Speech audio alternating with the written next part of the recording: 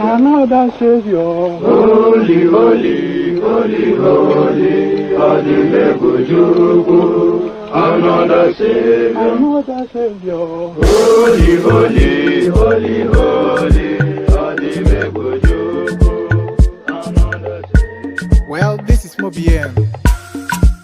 This is dedicated to the gallant heroes of the Nigerian Biafra War and IPOB families all over the world. I remember the Nigerian Biafran War, in the thickness of the Biafra genocide. Hey, one man revived the vanishing hope to life. Let the great Biafran army to fight, and they were singing out, holy, holy, holy, holy, Olumewojuku is another Savior. They were singing out, holy, holy, holy, holy, Olumewojuku is another Savior. Holy, holy, holy, holy, Olumewojuku is another Savior. Many years after the genocide, whoa, yet another great leader has risen up now. Oh, and he's leading the Biafrans to victory. In your madika, yabika kokwa namno wow. Hey, ana mekele mazuche mefo. Manemo, it's an honor having you on board. When I'm singing along, holy, holy, holy, holy, Nandekano is another Savior. Just sing along, holy, holy, holy, holy, Nandekano is another Savior. When I sing along, holy, holy, holy, holy, holy, holy, holy, is another Savior. Getting moving right and getting moving faster now. Holy, holy, holy, holy, is another Savior. Holy, holy, getting moving right, moving faster, get the freedom. Is another Savior. Yeah, for freedom. Holy, holy, holy, holy, Nandekano is another Savior.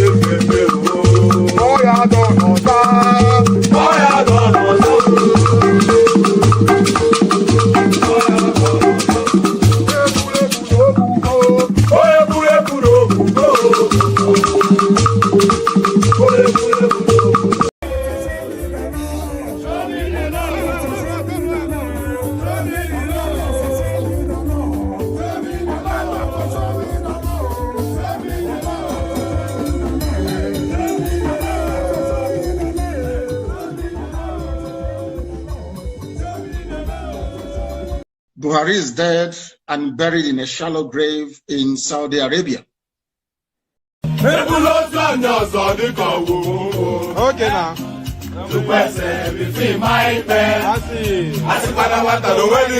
now.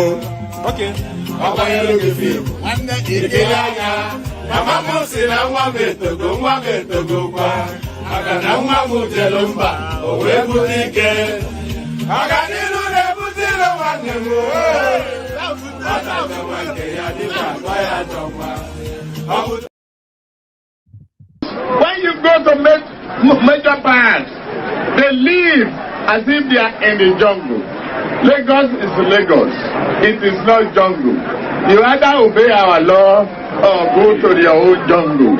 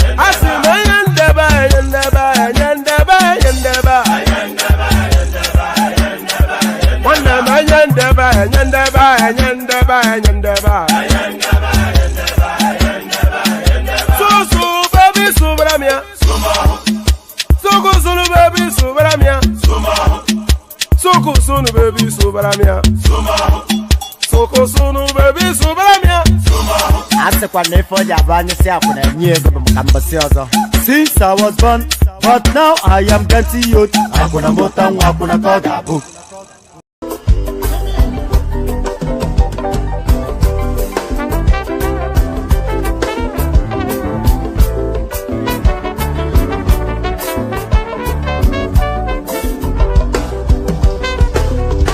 I don't suffer, no be small. But say I get sense. Poverty no good at all. Now it make I join this business. For one night you don't be cheap. It's once again, everybody can pay out. If anybody follow move, my brother, I go chop back. National airport, National stadium, President, my sister, brother, we be Mogo, I be the master. Oh, man, I go chop your dollar, I go take your money, disappear. For one time in love, we be Mogo, I be the master. The refinery, the contract, now you are. But you won't pay me some more money, they can't bring up. We move, I pay the master.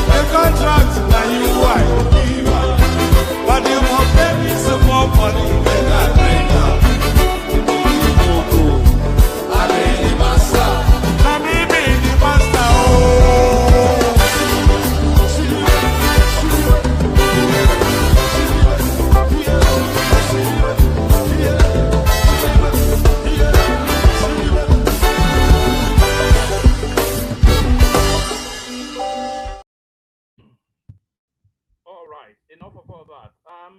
Hopefully, the streaming is coming across okay. There's somewhat of it's a bit grainy and a bit tilty that the way it's coming across my end. But hopefully, you can hear me okay. Tell me if you can't hear me okay, or you need me to make adjustments to the audio or to the audio.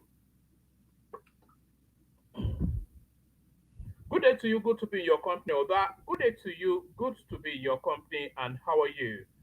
Good day to you. Hope you're having a gloriously wonderful day so far. You know, where I am, it's nearly 2 a.m. in the morning. Wherever it is that you are, it's probably midday, late evening. So, because we cover the vast expanse of the globe, I'm not loud. What do I need to make it louder? Hold on. Let me see if I can make some. Oh, hold on. I think I may. Oh, right. Is it better now? Is it better now? Tell me about Dorian if it's better now. Is the volume? Is there an improvement in the volume? Let me know. All right. If you don't let me know, then I'll assume that it is better. Um. Oh, all right, thank you. So good day to you and all that. So good day to you. The protocol remains the same. Click on the like button just as soon as I invite you to do so. Please do so. Click on the like button. If you are not already subscribed, please subscribe. If you want to come and join us on the screen, come in via the hyperlink that says StreamYard. Share the links just as widely as you can, and of course, you know that dollar sign at the bottom of the comment section is there for a purpose. It's there for you to super chat to us to stream. We don't quite see sufficient enough of that happening anymore. We don't see sufficient enough people super chatting to us to stream, which is always a concern. The super chat is the engine oil that lubricates the wheels of commerce. So lubricate the wheels of commerce via the super chat. And more importantly, say hello in the comment section so I can acknowledge your presence and say hello back. So like, share, subscribe. Click on the hyperlink that says StreamYard to come and join me on the screen. Super chat towards the stream and say hello in the comment section. So the early birds, the people joining us earliest, as ever and always, Agbadorian Omotinubu, there he is right there, saying hello to Agbadorian. John, aka Nigerman, there he is right there, the elegant man. Now, this name now, Suraju. Let me just call you Suraju because the way you spell Suraj, let me call you Suraj. So that's Suraj right there telling us then is joining us all the way from God's own country, which is of course Dublin, Ireland. So one of these days I'll have to pop round to that Dublin, see what goes on there. So good to see you, my guy. That is Ajani right there saying hello, actually acknowledging that the volume has improved. So thank you, Ajani right there. That is JJ Laye right there. So that's JJ. So good to see you, JJ. So that's Kenny Almighty, a superstar on TikTok. So just note that name, Kenny Mighty. So anytime you're bored, go on TikTok and you'll see him putting the words to right there. So that's Kenny Almighty right there, spending time with us. That's Safety Domain of Dallas, Texas. So yes, they did the World Cup draw. I wasn't even paying any attention to the. It was in the as I was driving, it was on the radio, so it wasn't like I made a special effort to find out. Nigeria, of course, not qualified for the World Cup, so I don't really feel invested. I probably watch a little bit of England, but I don't really like watching England because there's too much. There's too much sort of nationalistic jingoism. Anytime England plays, or anytime England is involved in sports, it's always an ugliness. So I don't really follow them, and I'm not really sure that I care that they progress. I actually enjoy the World Cup better when England has been knocked out because for as long as England is in there, it's just like a nightmare. So, but if Nigeria is not playing, I automatically default to Brazil. So I'll just watch Brazil. That should be my World Cup. So, but they did the World Cup draw today. That's really what I'm talking about. All that. That's Taylor Abayomi right there. Good to see you, Taylor. Of course, favor right there, otherwise known as Princess Rosie. That's the elegant lady. So as you are coming in, say hello in the comment section. Acknowledge your presence. Say hello back. So say hello, like, share, subscribe on the hyperlink that says you have to come and join me on the screen. Super chat towards the stream. Say hello in the comment section. So that's the going on that goes on around here. That's how we usually start, and that's how we're starting in this instance. So that's how we're starting. Just get into the just the tackling. You know, there's a particular phrase that we used to use back in the day when I was younger. We used to call it tireless tattlers. So enough of the tireless tackling. So now, oh, let me bring this up. So now, a lot of people speculate as to why. We're starting with this one. A lot of people speculate as to why Reno Omokri was nominated to be an ambassador for Nigeria. So a lot of people, they query what qualifies Reno Omokri to be a Nigerian ambassador. So I came across this clip, which I'm going to share with you in a moment. And this clip, it tells you to the dot exactly what qualifies Reno Omokri to be an ambassador for Nigeria. So let's watch this. If you isolate Lagos, for example, Nigeria is one of the fastest. So this is somewhere in the United Kingdom, by the way, Institute of Trade or something, and that's Reno holding court. And you know, Reno is on a mission promoting everything Nigerian, especially African, not even African, but especially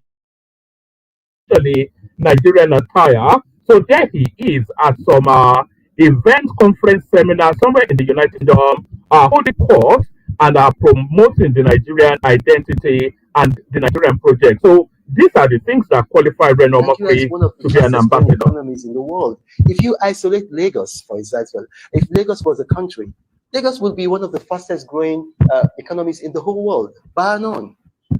So we need to lift these obstacles, and then that Commonwealth advantage, we need to grow it from 21% to even 50%. If you allow people from the Commonwealth open bank accounts in the United Kingdom, so they have a credit score, they've got a relationship.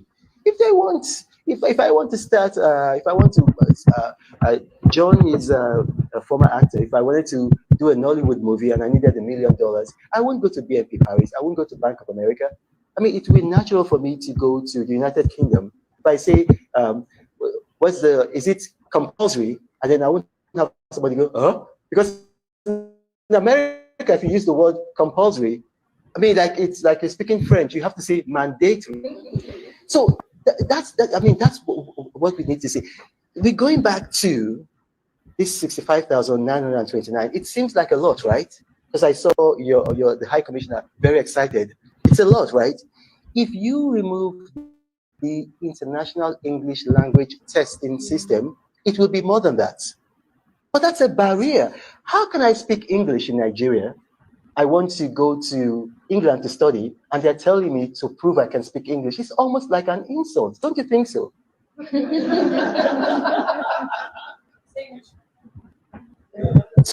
You know, I've always queried that as well. It's not so much an English test. When they're asking you to sit, I've never experienced it, of course, because, you know, I'm built differently. But when they're asking people to sit English test, somebody coming from a Commonwealth country, especially a place like Nigeria or Ghana or Sierra Leone, when they're asking them to sit an English test to prove that they can speak English, they are not actually querying their ability to speak or comprehend English. They are actually querying their accent. It's more of an accent than an English test. All that thing is just it's discriminate. Why don't they tell the Americans to sit an English test, or the Australians or the Canadians?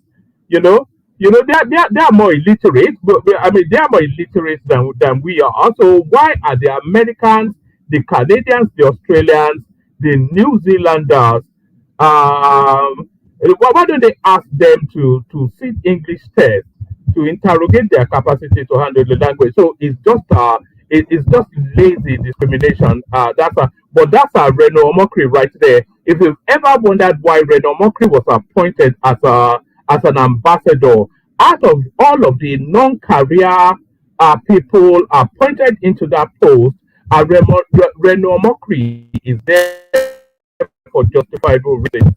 So it's almost like an insult. So remove all the barriers. You have too many barriers already. Now I mean, you have, so to say, your independence back. There are a lot of things that you can do.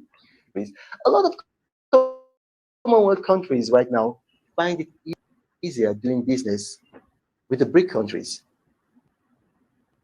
Russia, you guys in the United Kingdom think Russia has such a bad name. They've invaded Ukraine and all of that. A lot of these countries, some of them are even Commonwealth countries.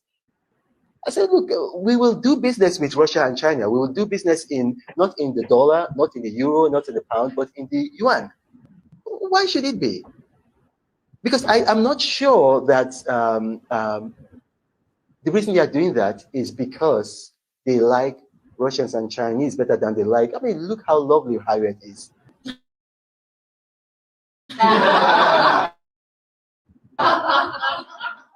The reason they're doing that is because of, I'm going to put it in Nigerian language. I think you get the point. So, in terms of the people, the non-career nominees for ambassadorial posts are the most justifiable one is Reno Omokri, because that guy has been for the last at least 3-4 years now. He has been advocating and promoting quite fervently for that country. So if there was anybody that is a non-career person, a non-career diplomat that should be appointed as an ambassador, I would say that person should be Reno Omokri. So that's Reno Omokri right there, putting the world to right in its own inimitable fashion. So that's Reno Omokri. Oh no, I didn't want this one on. Oh, okay, all right, okay. I don't want you on just now. So what's wrong with this guy? Oh, all right. So that's enough of that. So now let's go on from that to the headline piece. Let's go on from that to the headline piece. So now it looks as though now the government is starting to get serious about all of these narratives around this banditry, insurgency, or even terror, to give it its proper definition, its proper description. So it looks as though the government are starting to get serious. The appointment of what's it called?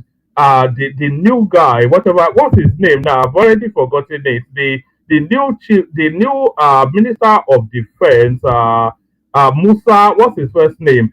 So the appointment of Christopher Musa is the first indication then that the government is actually taking this banditry, insurgency, terrorism seriously. So now on from there, it looks as though now they are now starting to narrow down to the people actually sponsoring those spaces. And of course, no surprise, Abubakar Malami, one of the names being looked at as a possible sponsor of terrorism in Nigeria. Terror suspects, alleged financiers, were linked to powerful Nigerians, including ex-AGF Malami, former army chiefs, others. Major General Ali Kafi retired. So this is coming at them from a retired soldier who is now pointing fingers in several directions. Pardon me.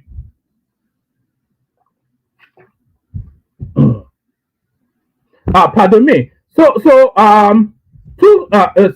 let's take that from the top again. Actually, terror suspects alleged financiers were linked to powerful Nigerians, including ex-AGF Malami, former army chiefs, others, and this is coming out of Major General Ali Kafi. Two suspects were linked to former chief of army staff, Lieutenant General Tuka Buratai. Two others were linked to former Attorney General of the Federation, Abubakar Malami. while one suspect was linked to former central bank governor Godwin Emefiele. Whatever happened to Emefiele, by the way, is been. I think the fate of Emefiele would be very much the same as it was for Sambo Dasuki under Buhari. I don't think Emefiele is coming out of that prison cell for as long as Tinubu is president. We don't even discuss him anymore.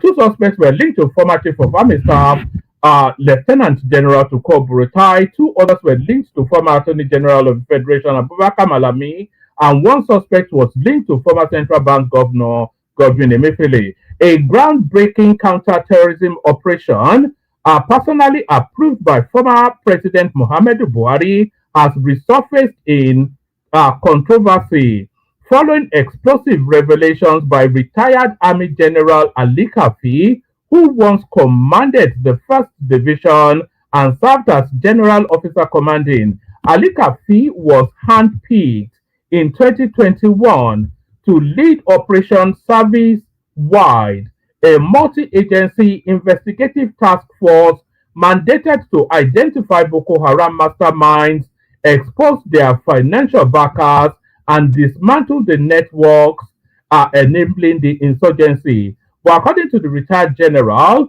the operation unearthed far more than expected. It exposed a sprawling network of financiers allegedly tied to senior government officials, influential military officers, and top financial institutions. According to him, what followed was a systematic effort to neutralize the investigation, protect powerful individuals, and silence those behind the probe. Information obtained by correspondents confirmed that the OSW, working with the Nigerian Financial Intelligence Unit, arrested several high-profile suspects in March 2021. The arrests were based on detailed financial intelligence that tracked flow of money linked to terrorism financing. These findings were formally presented to President Muhammadu Buhari September 2021 under the auspices of the NFIU. According to Ali Kafi, former Chief of Army Staff Farouk Yahaya featured prominently in the briefing, though information later linked him to one of the arrested suspects. Ali Kafi said the very month he was suddenly summoned to the headquarters, he presented himself only to be detained for several hours after intensive interrogation. He was held for 64 days, never charged, never queried, and never tried by any military or civilian court before being compulsorily retired. So the name Abubakar Malami very much links to that insurgency right there.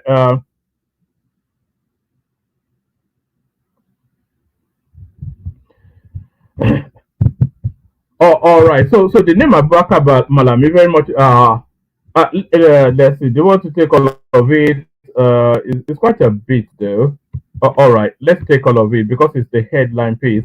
Oh, all right, let's take it from top again. Actually, this time we go at speed. Let me bring that up.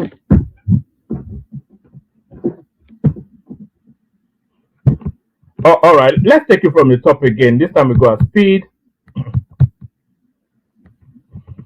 Oh, all right. Two suspects were linked to former Chief of Army Staff Lieutenant General Tukur Buratai. Two others were linked to former Attorney General of the Federation Abubakar Malami, while one suspect was linked to former Central Bank Governor Godwin Emefiele. A groundbreaking counter-terrorism operation, personally approved by former President Muhammadu Buhari, has resurfaced in controversy following explosive revelations by retired Army General Ali Kafi, who once commanded the 1st Division and served as General Officer Commanding. Ali Kafi was handpicked in 2021 to lead Operation Service Wide, a multi-agency investigative task force mandated to identify Boko Haram masterminds, expose their financial backers, and dismantle the networks enabling insurgency. But according to the retired general, the operation unearthed far more than expected. It exposed a sprawling network of financiers or financiers, however you choose to pronounce that, allegedly tied to senior government officials, influential military officers, and top financial institutions. According to him, what followed was a systematic effort to neutralize the investigation, protect powerful individuals, and silence those behind the probe. Information obtained by correspondents confirmed that OSW, working with the Nigerian Financial Intelligence Unit, arrested several high profile suspects in March 2021. The arrests were based on detailed financial intelligence that tracked flows of money linked to terrorism financing. These findings were formally presented to President Buhari in September 2021 under the auspices of the NFIU. According to Ali Kafi, former Chief of Army Staff Farouk Yahaya featured prominently in the briefing, though information later linked him to one of the arrested suspects. Ali Kafi said the very next month he was suddenly summoned to the military headquarters October the 18th, 2021. He presented himself only to be detained for several hours after an extensive interrogation. He was then held for 64 days, never charged, never queried, and never tried by any military or civilian court before being compulsorily retired. Till today, I don't know my offense, he said, adding that his arrest was a coordinated attempt to halt the terrorism financing probe.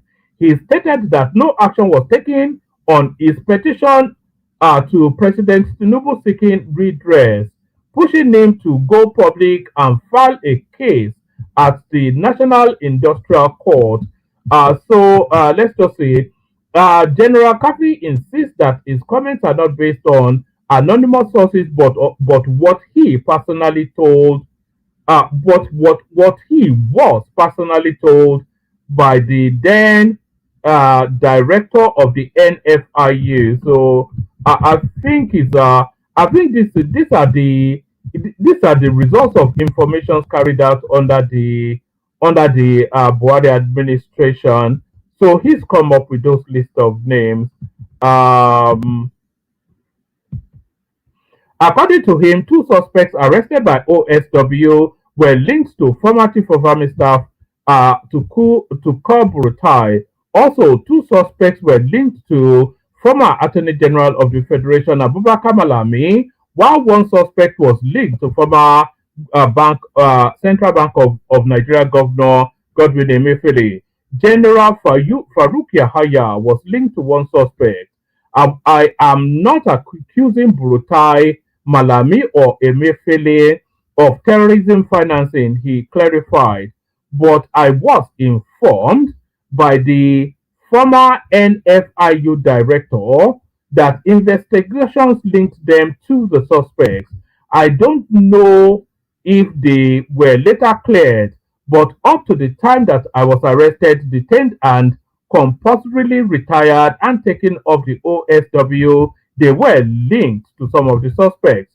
He also revealed that Burutai reportedly asked the then NFIU boss to prevail on me to release two suspects. Ali Kafi said, so there it is right there. So if Burutai was in charge of the Burutai, who was the chief of army staff then, if he was also a sponsor of Boko Haram, then or insurgency, then we are in bigger problems than I thought.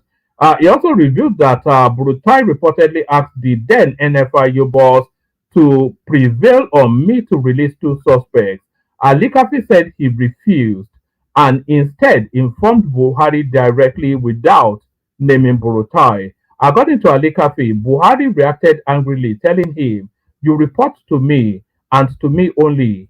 He further clarified that none of the powerful individuals were directly found to be involved in terrorism.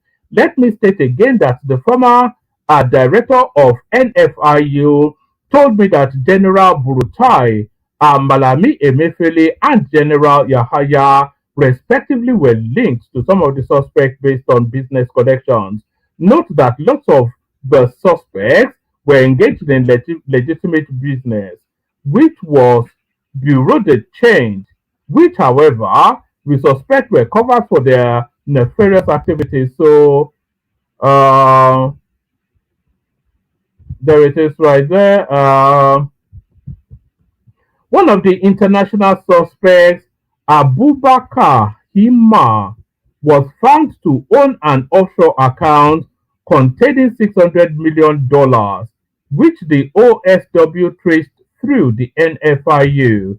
The Nigerian team alerted the United States, whose financial intelligence unit subsequently froze the account. Ali Kafi said it later to, so it goes on and on, but I think we get the drift of it. So this is somebody that under the Buhari administration was commissioned to investigate the banditry insurgency, and the name that he came up with was Abubakar Malami, Yahaya something or the other, and Burutai, who was the chief of army staff then. So that's that.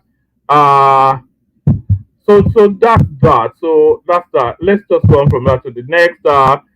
Young man who accused Senator Ned Nwoko of plotting to harm Regina Daniels breaks down in new video as he says it was just content. So this is the abuse of that social media space now. The one person that you don't want to go after is Ned Nwoko. He has lawyers and he knows how to use them. Let's just watch this and then we'll move on. Can we?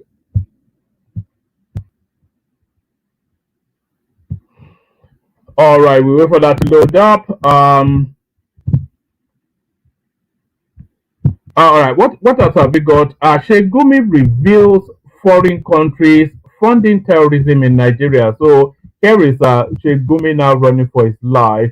A prominent Islamic cleric Sheikh Ahmed Mohammed Gumi has alleged that some powerful foreign governments are secretly backing terrorist networks tormenting the country. The controversial cleric made the claim during a recent BBC Hausa program monitored by correspondents.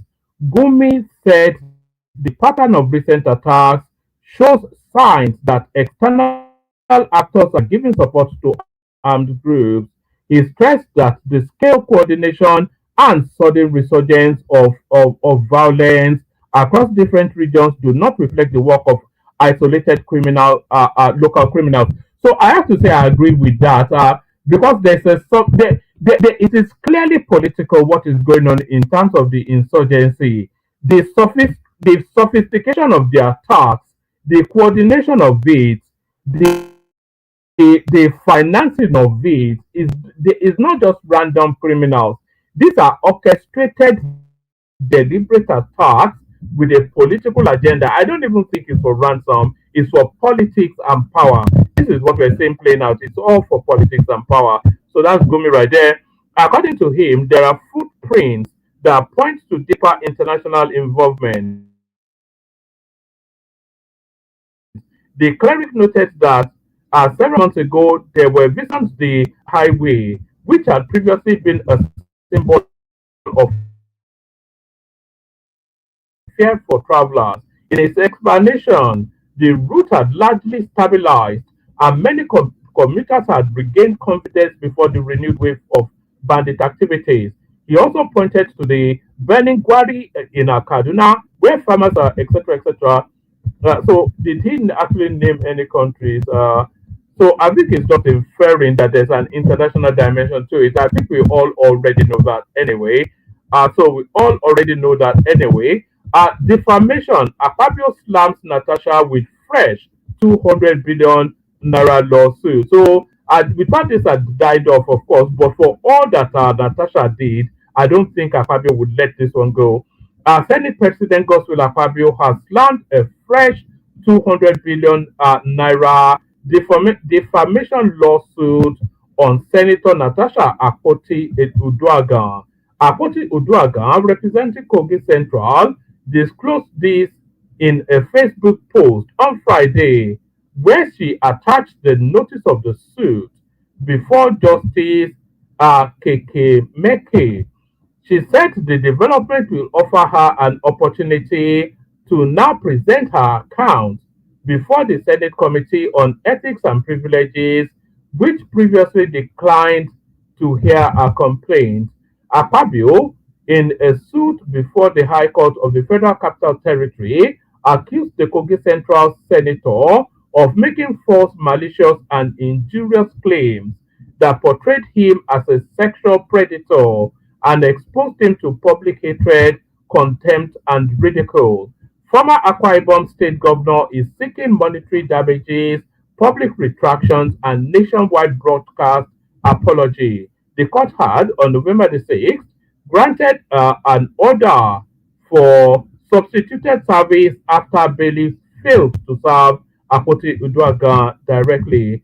The documents were subsequently routed through the clerk of the National Assembly.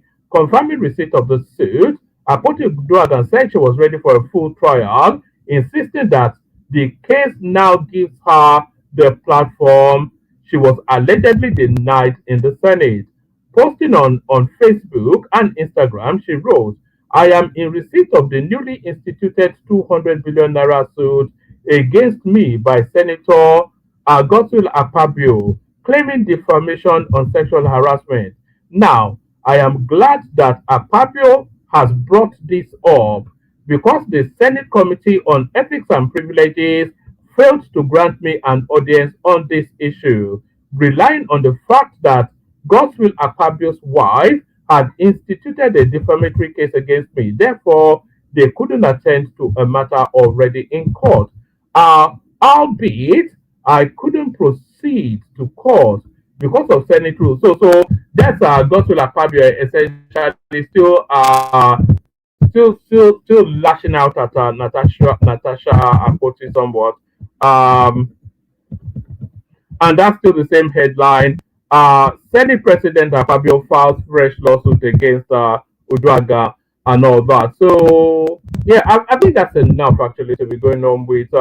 Let me send the link. If anybody wants to come in. If nobody wants to come in, then we just will knock it on the head. I'll send the link one more time. I'm not quite sure if I'm even fully motivated anyway. So I'll send the link and then we'll see if anybody does come in.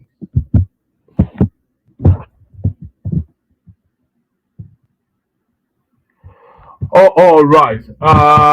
Let me play you some clips and then we'll see what happens after that.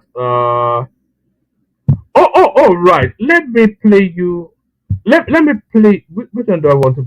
Let me play you this one. This is Dangote advocating for Nigeria. Government for bringing out these policies, and I'm sure there are so many other policies that they are going to roll this in. But one advice that I have is that most of our own entrepreneurs, please invest at home. What attracts some of us is a good governance, rule of law, good policies that the government has actually put down right there. And you can see that there's actually nothing that is impossible. So our job is to keep investing at home.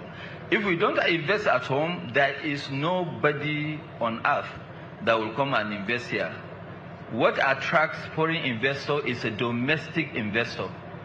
And that's what we are doing. I mean, it's just like what I said even yesterday. I was being sort of interviewed by CNN and they asked me, so, I mean, you have actually been investing. Why did you announce to double up your refinery to make it the largest refinery in the world by doubling already what you have, which is 650,000? I said, well, I don't have anywhere to go and invest but at home. When I say at home, I mean Nigeria and Africa. There are so many potentials that we have, mineral sources. You heard that Africa has actually about 30% of the world's minerals. So there are a lot of people that are fighting, trying to get these minerals. All right, so that's Dangote advocating for Nigeria somewhat. And here is, let me play you a clip of Fulani Headsman. Where's my Fulani Headsman clip? All right, let me play you this one. This is what the Fulanis are up to in Plateau State or in the Middle Belt. Fellow Nigerians, this is what is happening on the plateau. This is what is happening. You can see. Now I brought in the securities and the Fulanis are running away. Instead, they should stand and answer questions. This is my rice farm, and the Fulani just invaded the farm, ate everything on the farm. You can see, as you can see. You can see. This is this. These are over 300 cows. Now that they are seeing securities, they are moving their cows away. They are running away. They don't want to talk. You can see. Over 400 cows. Over 400 cows. This is what is happening. This is in Kasabar Kinladi, local government of Plateau State. This is what is happening. You know, for my life, I could never really understand the rationale, just exactly why they are doing it. I don't get it, you know. So why would you just go onto somebody's farm and just destroy the whole thing? To what? And they do it just so maliciously as well. So I mean, what in their mind tells them that that is something that they can't do? It's just a real mystery. Some of the things that these people do. But that's the Fulani bandit. Well, you can't even call them headsmen because that's not heading anything. That's just wanton destruction, just for the sake of. Is it to assert power and dominance over? I'm not sure. What's the? You know, I wish I could get a Fulani person to come on board one of these days, and then to come and explain to us just what the rationale is, what the thinking is. But you know, there's a narrative to tell us that these Fulanis that are doing this, they're not actually even indigenous to Nigeria, because there's always been an indigenous Fulani stock in Nigeria, and we've never had this. You know, but this is to tell us that I'm talking slowly because I'm uploading something I want to play to you now. So this is to suggest to us that these people are not indigenous to Nigeria. Is this coming up? Are you coming up? And by the way, did you see that clip of Trump telling us about all the deals that he has signed with Congo and all of these places where the rare earth mineral is? Do you know that the rare earth minerals, which is what people are after these days, the one of the largest deposits is in South Africa, Congo, and Nigeria. Apart from the ones in China, outside of China, the largest deposits of these rare earth minerals, as they describe them, is found in places like South Africa, Congo, and Nigeria. So that then gives you somewhat an indication in the direction of why Trump is so keen to come and blow that. He's not actually even going to. They call it a shakedown in America, isn't it? It's not. He has no intentions of coming to blow up Nigeria. He's just doing that to rattle the space so that they can concede their rare earth minerals to him. So that's that. So now we saw the Fulani headsmen destroying somebody's farm in Plateau State right there. But now here is an interview with a Fulani person that gives us a greater insight into that particular space. So what's this? Good morning, Malam. Oh, sir. Morning. Yes, sir. I met you here on my side this morning, and your cow was running up and down. Yeah. We are afraid of you people. Yeah. Now, we are very, very much afraid of you people. Yeah. In this situation now, that you see that many Hausas, now not like you. Yeah. You in this environment now, we know you very well. Yeah. We know if anything happens here, we know where to go and meet you. Yeah. But all these people that are coming, that you people are inviting to come and join people, yeah, destroying people's farm. Yeah. Is it a good thing for this country? Thank you for that question. But for my God, I have religion. I am a Muslim. Okay. No any Fulani man we can call from another place to come and join us so that we will destroy where we are living. Okay. We are not doing that. Okay. But everybody know that Okay, let me talk my own now. I'm in the FCT. Are you getting me? I'm with you. So they bomb me here. Yes, in I grew Abuja. here. Yes, I Okay. grew here. Okay. I can speak Bugbagi Okay. from A to Z. Okay. I school with them. So how manage? I will go get another human being from another outside. country to come and join me. Okay. To me, make problem where I'm living. Is it possible? It's not possible. It's not good. Eh? It's not good. If I use that way, where to be the difference between me and the animals? Are you serious? I'm telling you, So- no differences. No differences. It's good that me make I join them. They use grass. Okay. I have children and all of them they are going school. The whole people where they with me, where they follow my cow, they are workers. They are workers. They are working for you. They are working for me. Okay. And most of things where you people have, let's say land, building, I have it too. But Okay. it's not my way that make I You just come and buy sit- motor. yes, they drive. No be wetty I study in my life. Okay. I like this my business. To enter bush. Yes. To Okay. be drive car, begin the Do buga. I'm not going that way. Okay. So me now, for this issue, everybody, we have religion, let us fear our God. Okay. This problem is government problem. But you just make a point that these people that they are coming, that is not people that are bringing them. It's government. It's people that go school. And then go bring them. Okay, let me ask you a question. We have border, we will not have border. We get border. Eh? We get border. Through that border. Where are they? Where are If any Fulani, the Fulani way you know for Nigeria, they get difference. Yes. Even for face. Yes. Yes. If you look them, you can know them. You have a very good So point. Okay. from there, why government? I hear that all those custom soldiers, where they our border, Yeah. let them stop to allow those kind of nonsense people to come and enter our country and those kind of weapons with arms. Let the government stop to allow all those kind of things where they came from Libya, Niger, Chad. Let that stupid things not be free to enter our Nigeria. One, and then secondly, I know that now for my artists, I know that we Fulani, the way our children used to follow cow now, government supposed to look at our youngers. Yes. You know why I say that? It not make sense. Okay. Okay, like you now, I'm supposed to respect you. Yes. You go school. You they communicate with big men. Yes. Are you getting me? What you used to learn through them. I know to Sabia. Yes. But if you see me in the bush, you would think that it give it to God bless you. Me I no get. Yes. I supposed to. Yes. Yes. So yes, how yes. manage which way where you can enter me to Bring make you. me understand? You are what you are saying now. Let me just make it point for you. You want government to help your children. Yes. Let them educate them Yes. on what to do, what is good and what is not good. So that all those nonsense Will we stop. came You have to a very teach them how to yes, do yes. bad That's what thing. we need to. They will not go to that nonsense. Yes. But They- look at for today now, all our people know any the whole Nigeria know any like now FCT in FCT.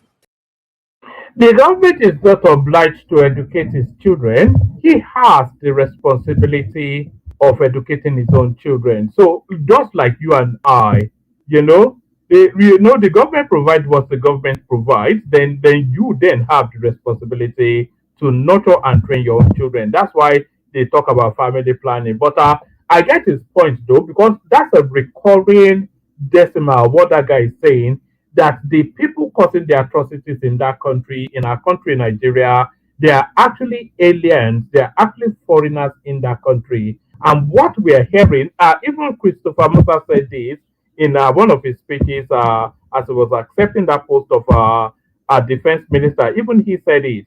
He said when they are chasing the bandits, as soon as they cross the borders from Sokoto into Chad or whichever country Sokoto borders, then the chase stops because they cannot go into a foreign country in continued pursuit of the bandits.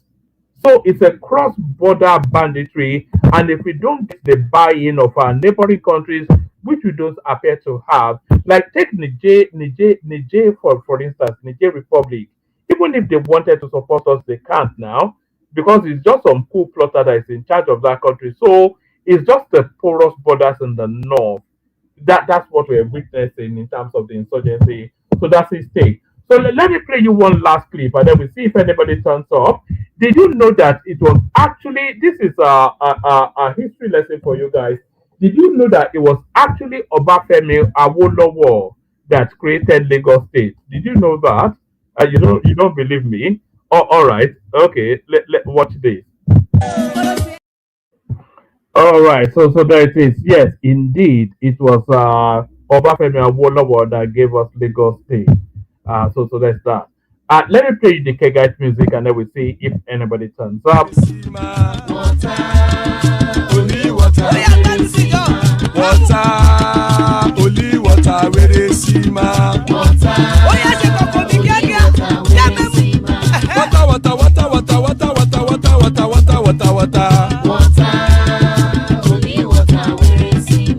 Hapa o naido.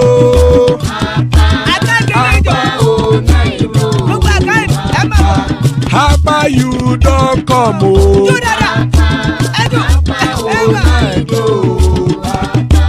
Hapa o naido.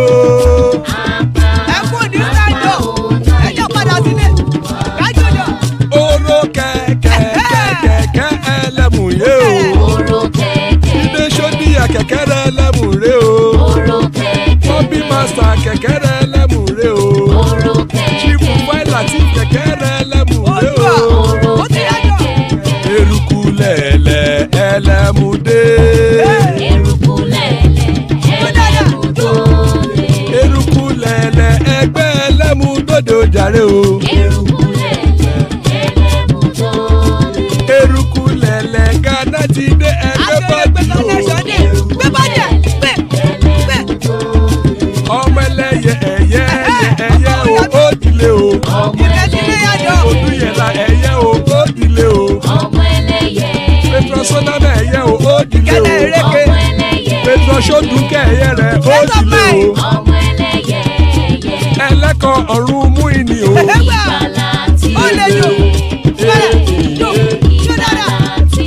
Àkùkọ ọ̀run méjìkọ.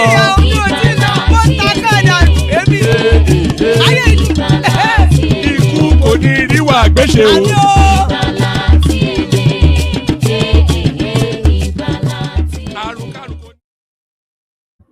All right, so there it is right there.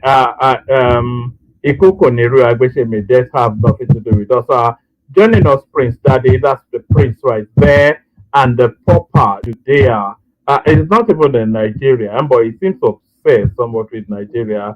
But those are the assembles so far. So gentlemen, we're feeding off scraps today. Actually, there's not anything really of excitement in the news cycle. So we're eating leftover somewhat with this particular stream, but nevertheless, always a delight to be in your company. So who wants to go first? Knock knock. Let the other guy go first, Wilmer. Yes, it's not a Nigerian though, and you know you have to hold your nose because they can be a bit. It's a Cameroonian. And their country is being governed by a vegetable, not a human, a 96-year-old vegetable, and he has the temerity to come here to lampoon and lambast. Oh, that's Jude, right? Yeah, it's Jude. Yes, you know, we should have him in a cage and throw food at him, really, with the sort of. Are you there, Jude?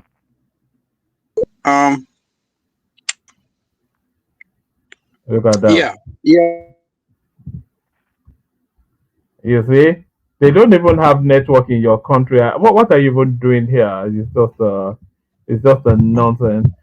Oh, come on! I have network. What are you talking about? Or why am I went to more? Where are you now? Are you in the US now, or are you in Cameroon? Where are you? No, I'm in the US. I came back last month, so I was in Cameroon for over 6-7 months. Oh, all right, but you tried to escape ICE. Were you on the run from ICE, or is the coast clear now? Come on, I've been a U.S. citizen for over 10 years, brother. What are you saying? U.S. citizen? I doubt that exactly. Very much. Show me your ID. Bro, I came to the U.S. in 2008. What are you talking about? like during Obama, when Obama was getting elected. Are So you are do you your are part. you French? Are you French Cameroonian or English Cameroonian? Because they No, have French and yeah, that's why I'm from Bakassi. I'm from the English side, Bakassi. all right. Is that why you hate Nigerians because of the Bakassi Peninsula, the way we rough you up? It's not hate. It's just that a country like Nigeria that you feel they could take care of their own problems, but they are instead causing problems to neighboring countries. That's the thing. It's not hate. I mean, I'm coming here to preach the No, truth, the same thing that your it's own more people are telling you. no, but today it's more the neighboring countries causing trouble for us, because the Fulanis No, that they're no, the people actually causing trouble in that country. They are not even indigenous Nigerians.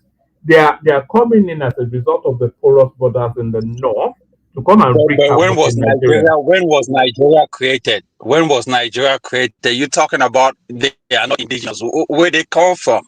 I mean, if you go deep into where most Nigerians came from, they came from somewhere. You know what I'm saying? When you say Nigeria was created in 1960, most African countries, they were given the name Cameroon, Nigeria. People were separated from both sides. So you're not just gonna tell me that the Europeans choose a whole country and just said it was just meant for Fulanis. No, there were Fulanis everywhere before countries were named. Those are the realities. But now you, as a superpower, that you claim yourself African or giant, make things happen, man. So that other countries, your neighboring countries, can look at you and respect you. Listen, if we are having this sort of cross-border insurgency, like I can play you a clip from the new defense minister that was just appointed over the course of the week. He was explaining to us then that when they have these insurgents, terrorist bandits on the run, as soon as they cross the borders from Nigeria into Chad or Niger, then the pursuit stops because they cannot go into a foreign territory in continuing pursuit of these bandits. So that's what the new defense chief told us. So what that then tells us is that these people coming from all of those countries to come and wreak havoc in Nigeria, and because of the porous borders, as soon as they escape the borders of Nigeria back into those countries, so now if they are escaping from Nigeria back into those countries, then the expectation is that they should meet also the same offensive at that borderline from those countries. But we don't get the support of those countries. They just open their borders for their No, citizens to come no, and the no, Cameroonians, no, one man, etc., one they man. open their borders for their citizens to come and wreak havoc in See this guy, Nigeria. one man. One man, your chief of defense or your minister of defense, Musa or Christopher or whatever you call him. This is a one-sided story, right? So he's telling you what he wants Nigerians to believe. And that is what you guys are believing, right? Now, because you don't follow news in other African countries like Niger, Cameroon, and Chad, you don't know what they're talking about. But they also have the same ideologies. I came on your panel the other day and told you that the president of Chad was killed at the war front when he went to fight the terrorists right in Lake Chad. And based on what is happening in Chad, it says that the people are fleeing into Nigeria and Nigeria is not taking care of these people. It's the same ideology. So it's a back and forward. That's why if you come here, you are listening to your minister of defense, things wouldn't work. Because these other people are doing the same thing. I will tell you a number of times how Cameroon military have even entered into Maduguri. There's a place called Gamboru, Ala Gamboru. It's in Borno State, closer to Fotokol, right by Lake Chad. Cameroonian military have entered into these places and even captured certain terrorists. But Nigerians gave them an ultimatum not for foreign troops to enter into their own territory, that they can handle it. But yet your military cannot handle it. They are instead fleeing from their own part of Nigeria into Cameroon. You could go on YouTube and type Nigerian military that flee into.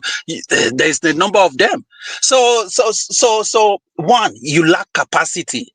You have a huge population, but there's no capacity. Your military is weak. Even if you have the population to enter into the military, there is no training. They don't have training. They don't have gun calibrations. There is nothing that, I mean, come on. One man, you have the population. Oh, hold on. Would you just it's weak. Guy, it's not just talking fast and talking loud now. That doesn't make you right. You know, the whole of the Sahelian countries, all of their militaries are trained in Nigeria. The Nigerian Defense Academy has a global reputation. What do you mean there's no, you cannot. Because let me tell you something. Where in Nigeria are they trained at? All over Nigeria, Kaduna, Enugu, all over Nigeria. Have you not heard of the Nigerian Defense? What are you talking about? Have you not heard of the Nigerian Defense Academy? But other countries also have their own defense. No, they don't. Yeah, Defense Academy has nothing to do with what is happening. No, guy, you said they have no training. But I'm telling you now that even your Cameroonian military, the echelons of your military, they get their training in Nigeria. If everyone was having their training in Nigeria, they will never succeed. I can go and get you clips now of the passing out parade of people from your country being trained in the NDA. What do you mean? Nigeria has one of the best trained militaries in the world. Do you know the reputation of Nigeria in Kosovo? They might have an academy, right? I'm talking about. In all of the peacekeeping, do you know that Nigeria is the first port of call for peacekeeping missions? Do you know they came back decorated from Kosovo? The way you talk, it seems like. Do you know they came back decorated from Kosovo? Do you know they came back decorated from Liberia, Sierra Leone? Kosovo is a small. Sierra Leone. One man, where is Kosovo? Kosovo is not up to a town the in Nigerian army, the Nigerian just a battalion of the Nigerian army stabilized the entire Sierra Leonean country, Liberia, all of those things. And don't say daft things. Don't say daft things, my guy. One man. Your Nigerian military do not even have the physicality to even fight. When you see their appearance, it seems like some of them have not eaten for this guy physically. I don't know what he's smoking. They are so lanky. My army, they are at war. I won't allow anybody to talk down on them. They are working very hard to protect the country. I don't know what this guy is smoking. He should just shut his mouth and focus on other topics. You cannot. No, I don't even think he's smoking. I think he's sniffing something. He must be sniffing. You can't be talking to an army at war. You want to demoralize them because you are being ruled by a vegetable, a centurion, over 100 years old. Your country has a 96-year-old president. Wasn't your country part of Nigeria? Before one man, can I conclude? What idiotic pronouncement you are making about an army, the third best army in Africa and 31st in the world, because they are fighting a symmetrical war and they are finding it difficult. Come on. Go check, go figure, fact check me and stop it, you drug addict. Hold on, if I can chime in, one man, you call me a drug addict because I have a You can't talk to my army like that. In a country where I'm at war, you demoralizing my soldiers who are protecting my country. You are still tied to the influence string of the French, and that makes you happy. You are slave to the French. You spend their currency. What's your GDP? The best GRA area in Yaoundé is just like Alabiagba market in Nigeria. You come here and spew rubbish because our people don't go there. What's in Cameroon that will attract anybody? Will you stop it, please? Talk of any other thing. Don't talk about the soldiers, the Nigerian soldiers. I won't allow you to demoralize my soldiers. What is this Stop these idiotic things you come here to do. 80% of your population is living below the poverty line. What are you talking about? and still live better than you, still live cheaper than you. This guy How much called a me a bottle of drug addict Coca-Cola in your country? because he couldn't How put much his a point bottle of together. a tin of milk in your country? A crate of egg. Bring the prices and let's compare. Nonsense. Okay, My guy, well, if I nobody can is chime fleeing in. Nigeria. Hold on, Nigerians Jude. are Hold on, fleeing to Jude. neighboring See, countries. What are you saying? All right, Jude, Go ahead. just for a moment. You see, you can't come here and run down Nigeria and expect people to tolerate it. But Prince, you want to one man, if I may come here, I don't think he's running out of Nigeria. He has his own opinion.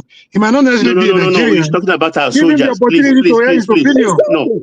Why you castigating him and call him a drug addict as if he has no right to air his opinion? If he talks to my soldiers anyhow, I will call him anything I wish. You don't talk to a country soldiers like that. No, the problem with The country he is, can you talk about the derogatory? Paradise. If you hate Nigeria, then quit. If you carry Nigerian passport, you're no more Nigerian than I am. You're no more loyal to Nigeria than I am. Then you don't allow anybody to put down your house. If you believe Nigeria is your house. Just let it talk. A foreigner hold on, guys. telling me there's a way to go about it. There's a way to go about it and talk about it. See, when Judith talks about Nigeria, allow outsiders to come in and spit on you. What difference does that even make? Just let him talk.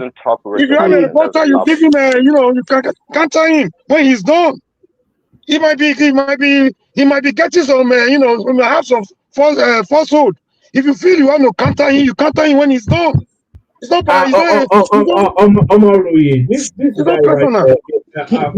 Am I surprised? Wherever you people are in the US now, you have to choose one citizenship. They will say send all of you out. No, you want everybody to lie. You want everybody to lie to make Nigeria look like a paradise. It's not. Who is saying that? Do you understand what you are saying at all? Your country soldiers who protect you. Have you been fired at before in your life? Just an armed robber firing at you alone. You shit in your pants. How much more a man fire every day on your behalf, and you come here to allow anybody to just talk down on them? Can you carry gun? Have you been fired at in your life? Can you just hold on? When I say hold on, please hold on. Omori, this guy right here today is a known quantity, so it's not. The platform is not responding to him off the back of the commentaries that is running here. He comes here essentially to troll Nigerians. He's a Cameroonian who thinks his country is excellently being governed by the 96-year-old man that is in charge, and he just comes here. I think he comes here just to gas people up, to rile them up, gas them up, and wind them up. So it's a wind-up merchant. So it's a known quantity here. So it's not that he's running honest commentaries. He's just here to troll Nigerians. That's just what he does. Okay, I'm just judging by what I'm hearing right now. I was even waiting to counter him on what it doesn't matter to them. There's somebody that does not know his environment, that cannot recognize where he is.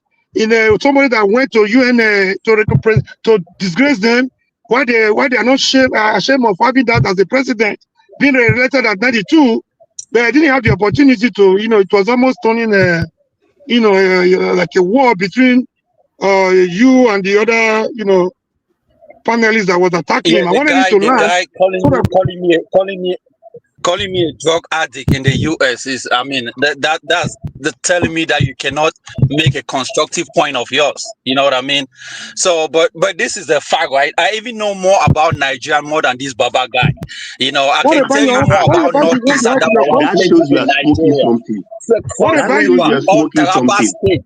Benue and all of these places. You might be know more about your country. Your country wasn't your country part of Nigeria? Wasn't it a German colony? Just because you are from Nigeria doesn't give you an ample view of with a centurion 102-year-old man, vegetable ruling you, and you are proud of that.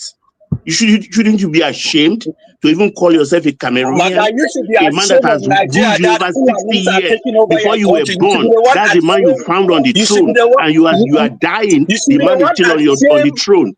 And you come here to lampoon my soldiers. You are spending paper. You can't even print your own currency. You are being controlled from France. You are a slave to France. You are tied to the head. Leave that boy for me. You are too big for this boy. You should be the one ashamed that Fulanis are You are colonizing your tied to own the people, apron string, taking over. a string That's what you should be of France, ashamed and you of. are proud of yourself. Baba, please. You can't do anything Baba. without France.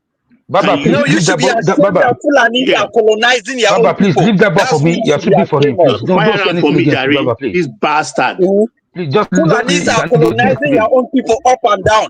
They are hitting Hey, you with Mr. a Man, stick on Mr. your Man, back, Mr. and you Man, cannot do Mr. Man, anything. can you have respect the gall to yourself? talk only to Hello, Southerners. hello, Mr. You don't have Can the you gall listen? to talk to Fulanis.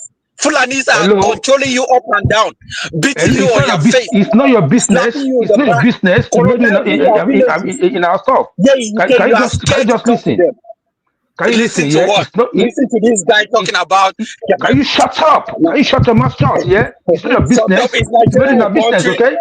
You It's can't talk. Nigeria. You can't talk to him like Nigeria that. is a shitty country. What are you talking about? Shut up! Nigeria should be put in the garbage and throw the key somewhere. That Your country father, has no your right to fatherland exist in should be the Africa. where my this man need to go. You know, this guy you're just a stupid idiot that talk rubbish. A country where criminals are walking all over the place. President, I mean, it's like a vegetable. You're not ashamed of that. Your president was doing on yourself. You're not ashamed. And you're opening your mouth to talk And rubbish. you're talking about, oh, we are Nigeria, oh, we are military, oh, we have the strongest military. What have your strongest military done in Africa or in Nigeria that Fulanis are taking over your place? What have they done? Oh, Niger people are opening their border. You know, you are just a stupid idiot that don't respect yourself.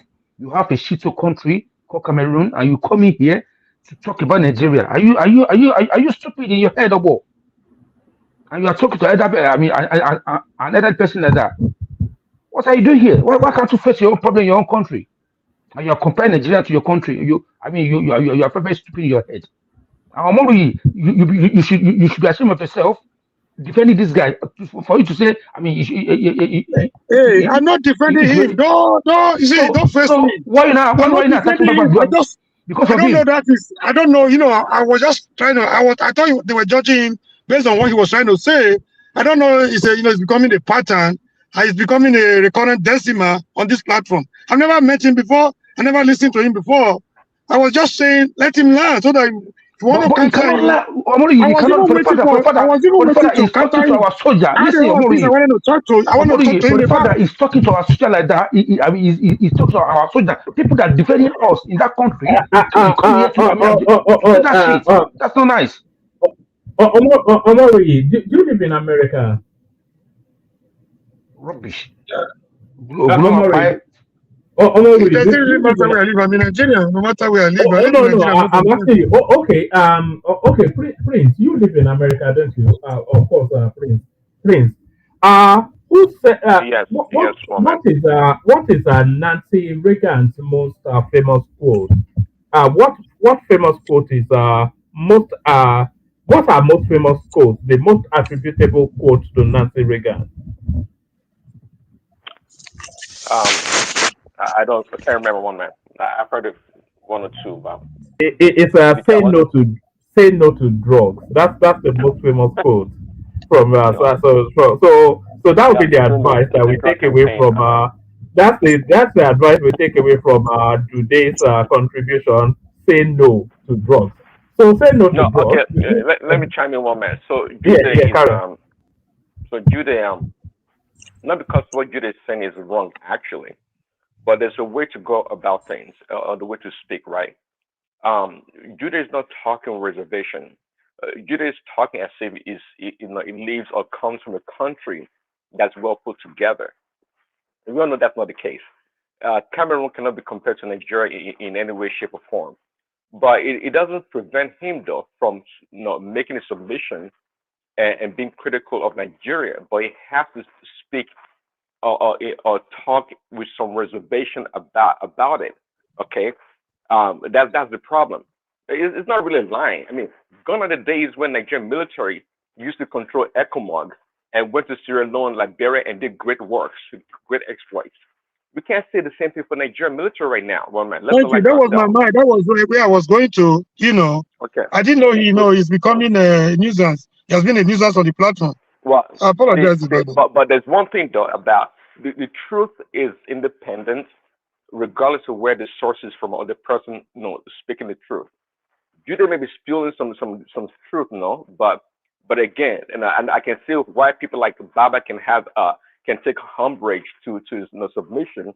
I can see that. Only if you can only do a submission with reservations. Say, hey, I know I come from a country that's a shithole, but nonetheless, I can still talk about Nigeria in this way and that way. But no big deal. Nothing broken. All right. Let's just move on from Jude, who just comes here to. I think he'll be giggling to himself now. He's achieved his purpose to rile up the space. You see one man. You see this Yeah. practice of Nigerians trying to bring their country. That is why I will always be a Trump supporter any day, and I love whatever he's doing in terms of immigrants. Do they even know that in the Senate, a bill was presented that there will be no dual citizenship anymore? And I stand by that. I love it. And that you carry an immigrant passport, yes, an immigrant passport, a flag of convenience. They can take it from you anytime. Even ordinary, if you participate in a riot, that's the second bill in the Senate. If you participate in a protest or a riot, like the one that happened with the PLO, the Palestinian thing in Harvard and Yale. And I love those programs because they carry a flag of convenience and don't know you come from somewhere. I'm proudly Nigerian any day. It's my first claim. And I'm a Yoruba man, proudly so. So I will not stand for anybody to run down the space I call my own, where my umbilical cord is buried and the soldiers that protect me. If you have been shot at before by an armed robber, just alone, you know for years you will live with the trauma.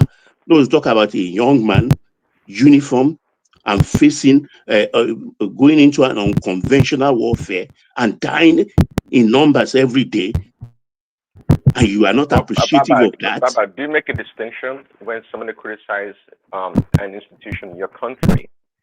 No, if you do it constructively and respectfully, I own things in other countries. I don't ride roughshod with my mouth on them because it's not my land, despite investment. You have to be respectful of other people's territory. When people speak, particularly what made me become Ixom is talking down on my soldiers. I remember in Jonathan against Shetima, when Shetima was Borno's governor during the Chibok girls debacle, and he was harassing, and Jonathan said, you think you are not covered by these soldiers? Let me withdraw the ones in Borno, and let's see what will happen to you. If these soldiers, we run them down and they refuse to fight on our behalf, are we safe? Baba, what do you have to say when you see the same soldiers, Nigerian soldiers, complaining of sending them to die without the necessary equipment, and allowing somebody giving them up for terrorists to kill them unnecessarily? How do you feel? We've talked about that here every time. We lampoon them, and we are trying to find out those who are responsible for their conditions. And I'm on record here to advocate for even doubling their salary, making their salary at least 150. Presently, entry point is 104,000 naira, and from 1,005 for feeding allowance, they've increased it to 5. There is corruption. No country is perfect. But don't come here and then put down my country when you come from a shithole worse country where things are expensive. My brother, ordinary akara you cannot buy. All Africa is a shithole. My brother, we are Africans, and I have the right to talk to any other country in Africa. You can talk about Cameroon. I can talk. You talk about your country first. That continent before you talk about anyone, tell me what your country is and how it's being run. If you don't talk about your country and talk about my country, I'm not going to live with that. I'm not going to accept that.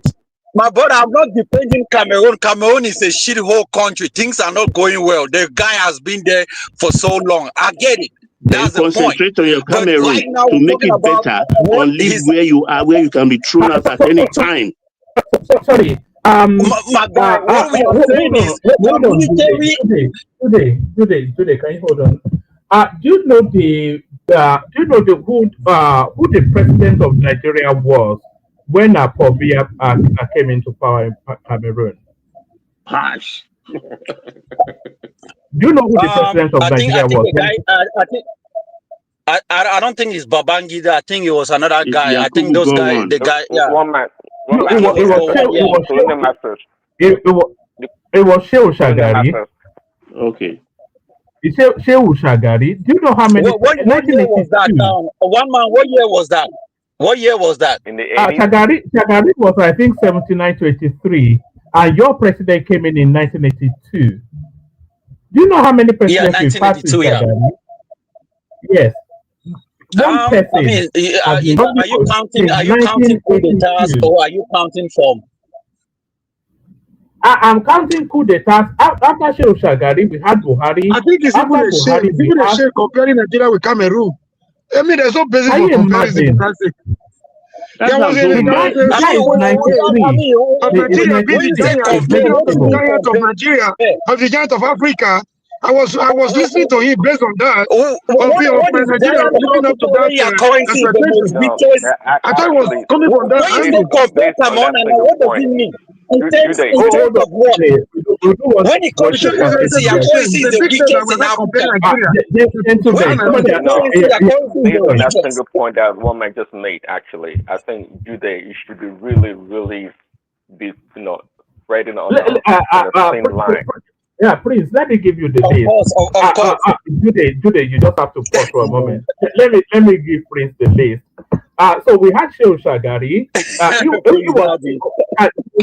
He was 79 to 83, and Paul Biya came in 82. So that was during Shagari. Then after Shagari, we had a coup, Buhari, and then that coup was a counter coup, Babangida, and then after Babangida, we had Ernest Shonekon. After Ernest Shonekon, we had Abacha. After Abacha, we had Abdul Salami. After Abdul Salami, we had Obasanjo. After Obasanjo, we had Yar'Adua. After Yar'Adua, we had Goodluck Jonathan. After Goodluck Jonathan, we had Buhari. After Buhari, we now have Tinubu. And in all of those 11, 12 presidents that we've had, Cameroon has only had one, Paul Biya. He's still the president till now, age 96, unable to take the spoon from his plate to his mouth. And he tells us that our country is all these presidents that Nigerians have gotten, it doesn't seem like anything have changed. It seems like they have instant move from frying pan to fire. With the Fulanis taking over with all this terrorism. It seems like things are instant. If only we follow the example of Cameroon. If only we follow the example of Cameroon. But let's just move on. It's just a bit of a lighter entertainment. All right, you guys have a good day, brother. I always say July. It's always join us. I'm gonna be leaving. You guys have a good day, though. Yeah, join us whenever you feel like. You're always welcome here. So that's Julie. But don't run Nigeria down. Baba doesn't like it. Thank you. And don't run the military down either. So that's Julie, of course. And now, you guys have a good day, brother. As exposed by Baba, partial to a bit of white powder. So that's our Julie right there. In what direction are we moving the conversation? Shall we go to Baba, and then we come back to Prince Daddy? So Baba, the name Abubakar Malami pops up as part of the terror. By Kefi. Kefi has done very well. Yes. Tinubu is sleeping, so somebody is giving him a pointing in the right direction for him right now. He has to take the lead, whether he likes it or not. They've given him one. It did surprise me. Did it surprise you that Malami? Haven't we been mentioning these names? Yes. We've been mentioning it. So now a retired Major General has come up with additional list of known people, even giving us what's his name, Emefiele, as a source. So what's Tinubu waiting for? I don't know. For the life of me, start yanking these people in and dealing with them and deal with them appropriately. Because this Major General, maybe like in the mood of what Very Dark Man told us that clip he made a few days ago, maybe the defense minister, Christopher Musa, will call him and try and tap his brain. Because these people should not be allowed to roam the street free. Buratai particularly. You don't even need to go for it. If you understand the psychology of new money, you know that this money Malami and the likes of Buratai have made in recent time is troubling them psychologically. They can think straight. You can see it in their eyes. Money they don't even know what to do with. Other than to use it to foment more trouble in a troubled environment. When you have many people, too much money in the hands of people like this, they will use it to trouble you. So Tinubu should be seen to be giving these people trouble. Should be giving them trouble. But he's keeping quiet about all of this. Is very disturbing. He should not be enveloped by the politics of 2027. No. But you know what surprised me, Baba, was that if Kefi told us, because Kefi came out and said that he presented some of this information to Buhari then. So if he presented the information linking Abubakar Malami to Koburutai, etc., to the terrorism space, so how come they were still retained in office unless, of course, Buhari was here? One man, sorry, apologies. I just put a link there from Sahara Reporters. They just posted a story about they released the names of the sponsors, 23 of them. You see that story now? It just came out now, Sahara Reporters. You see? This is what. They did their own fact finding. Yeah, that's the news. Is this Sahara's one or from government Aso Rock? I mean, they say they got some kind of leaked information for intel from government. That's what they reported. We want to see action, BT. We want to see action. Baba, shall we name and shame? Not only shame, put them in chain. Name, shame, and chain. So the local suspects, the local suspects are one Alhaji Saidu Ahmed. Identified as a key financier of Boko Haram, is connected to multiple associates and convicts through extensive financial transactions. And then there's Osaini Adamu. So he was born in Nigeria, etc., etc. He has been implicated in facilitating the procurement of weapons and other logistical support for terrorist activities. Number 3 is Mohammed Sani Adam. What's his accounts linked across 14 banks reveal inflow of 54.1 billion naira, outflow of 54.4 billion naira, primarily in transfers to and from known convicts. Abubakar Adamu, Yellow, Muritala Abdullahi Jega, Sadiq Gaba Abubakar, Husmani Adamu, Mustafa Ibrahim Yakubu, Ali Abdullahi Yusuf, Nasiru Shaibu.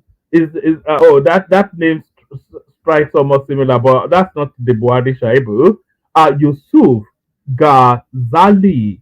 So these are all. He's from Kano.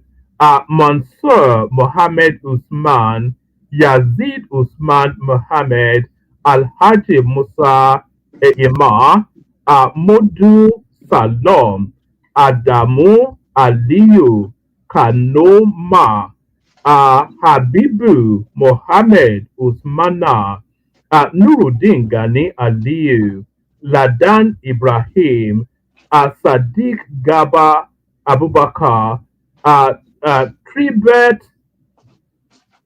something or the other, Tribet Rajugori Ayabatwa. This doesn't sound like a Nigerian name. Born March the 1st, 1984 in Rwanda. Ayabata, who died in April 2024, was a businessman and tobacco dealer with residence in Nigeria and South Africa. His 70 accounts across 13 banks shows inflow of 67 billion naira, outflow of 34 billion naira. He received funds from Alhaji Nura Ghani and facilitated offshore transfers to South Africa linked to convicted financial networks. And then there's a Paul Kwaya. He's a Rwandan. Abubakar Hima. Where is he from? He's from Niger. So those are the 20 something listed by Sahara. It says meanwhile the international suspects were listed as Tribert Rajugori Ayabatwa and his son Paul Nkwaya and Abubakar Hima.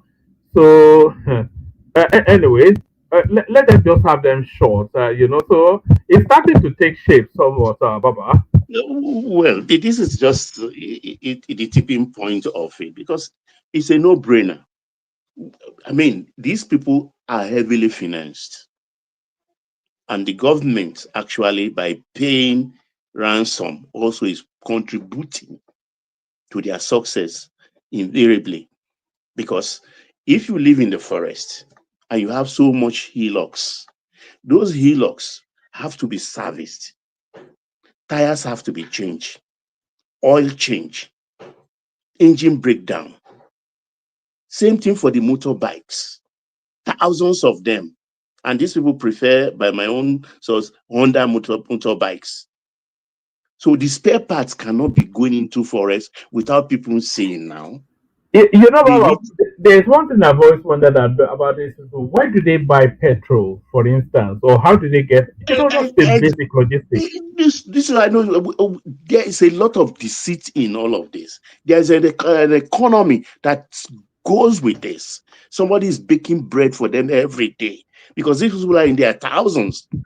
So which is the bakery doing bread in the nearest state possible, either in Borno, Adamawa, Axis, and taking this bread into the forest. Rice bags, oil, both red and the ururu and all the rest.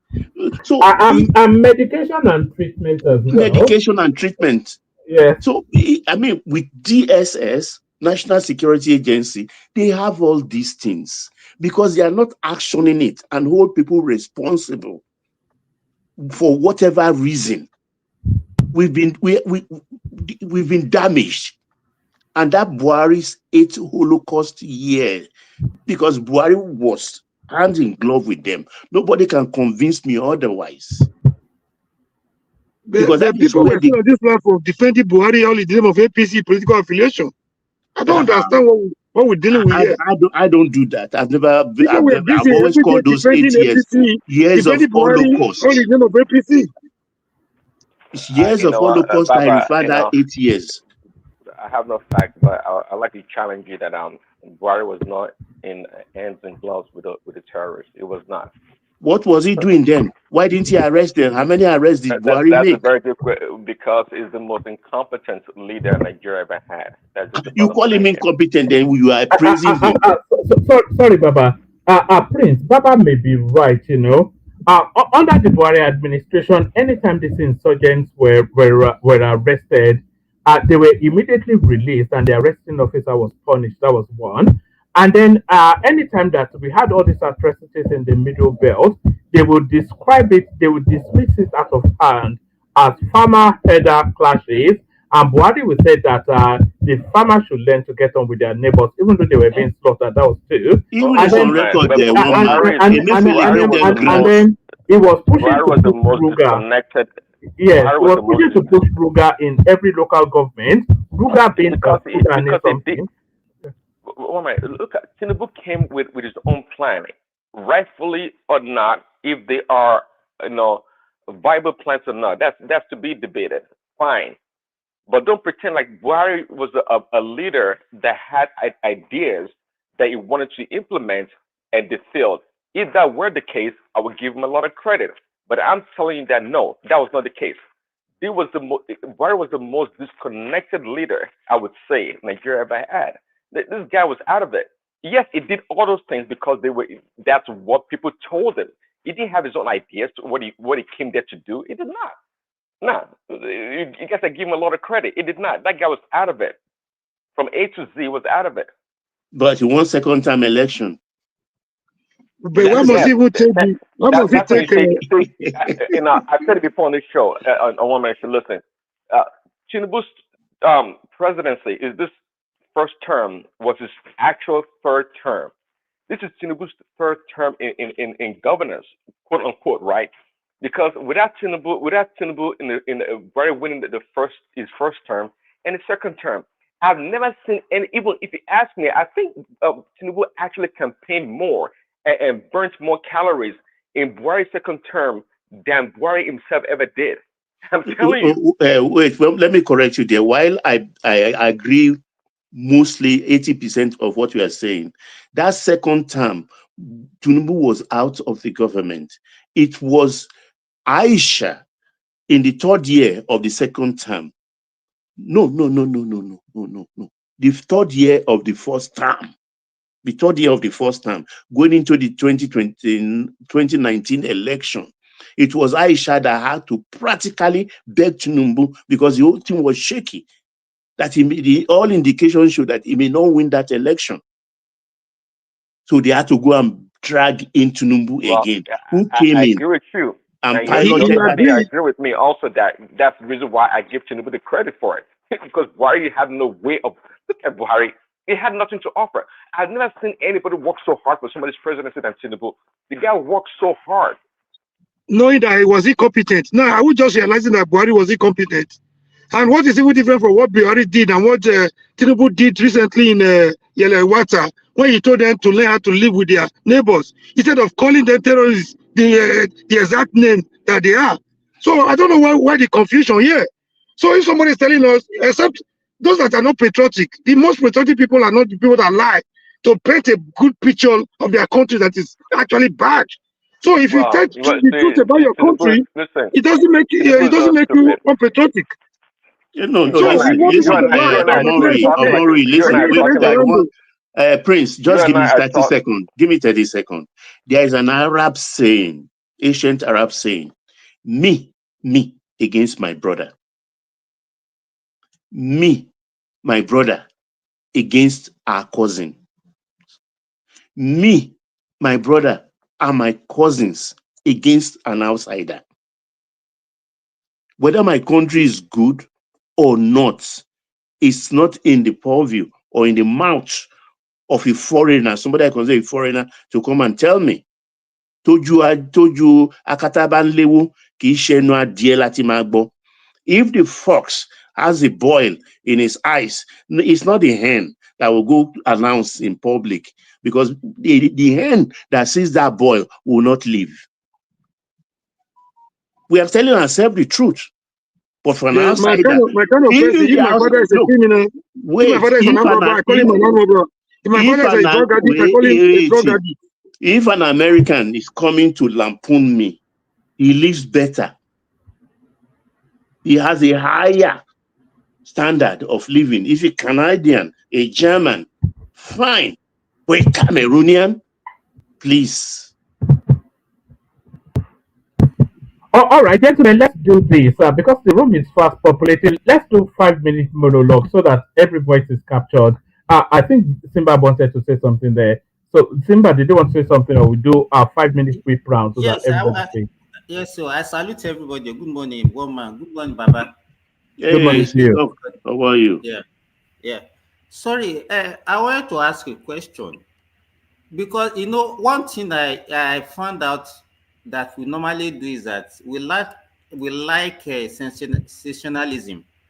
Once there is a topic, somebody just throws something out there, everybody will just get excited. They say, oh, okay, why are we not doing this? Why are we not doing this? The same thing happened when Trump threw something. Now, somebody say, okay, they have a name or this one. Let me ask you, the the name released by UAE sometimes ago, what is the difference between that name? So do we have a new sponsors now? Those ones are the name in 2021 by UAE. Is there a correlation? Then these people that we are talking about now, at what point did they become a sponsor? Because I could remember Malami became the Chief Justice of Federation, I mean, or what is Minister of or Attorney General or whatever during Buhari regime. So at what point these sponsors that we are talking about, were they there at the beginning or they just became a sponsor recently? Because I don't know, because when we talk about terrorism, they have multiple way of sponsors. It's not only politicians. They have international collaborators. They have the middlemen. They have what about the ones that are mining? What about the money that they are collecting from ransom? There are so many sources of money they get.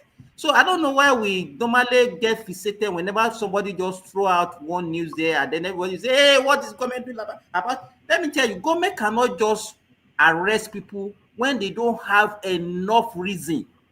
We are so eager in Nigeria that whenever we hear something, we behave like children. Anything we just say, oh, okay, go after them. Now, why are you doing this? If you don't have enough reason, by the time they arrest these people and they don't have any, if the government is see we cities that will say, hey, why did they arrest them? If it is in America, they will wait for years. They will track you. They will do this before they will not come and arrest you. The Nigerians, they will always be in a hurry to go and arrest somebody where they don't even have enough Simba,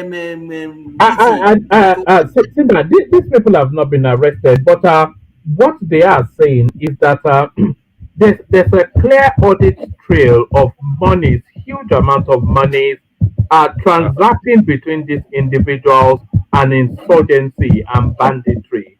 For a long time. Yeah. For a long time. Because 60 something billion naira, etc. They found $600 million in one of their accounts, all of it linked to transactions of known insurgency.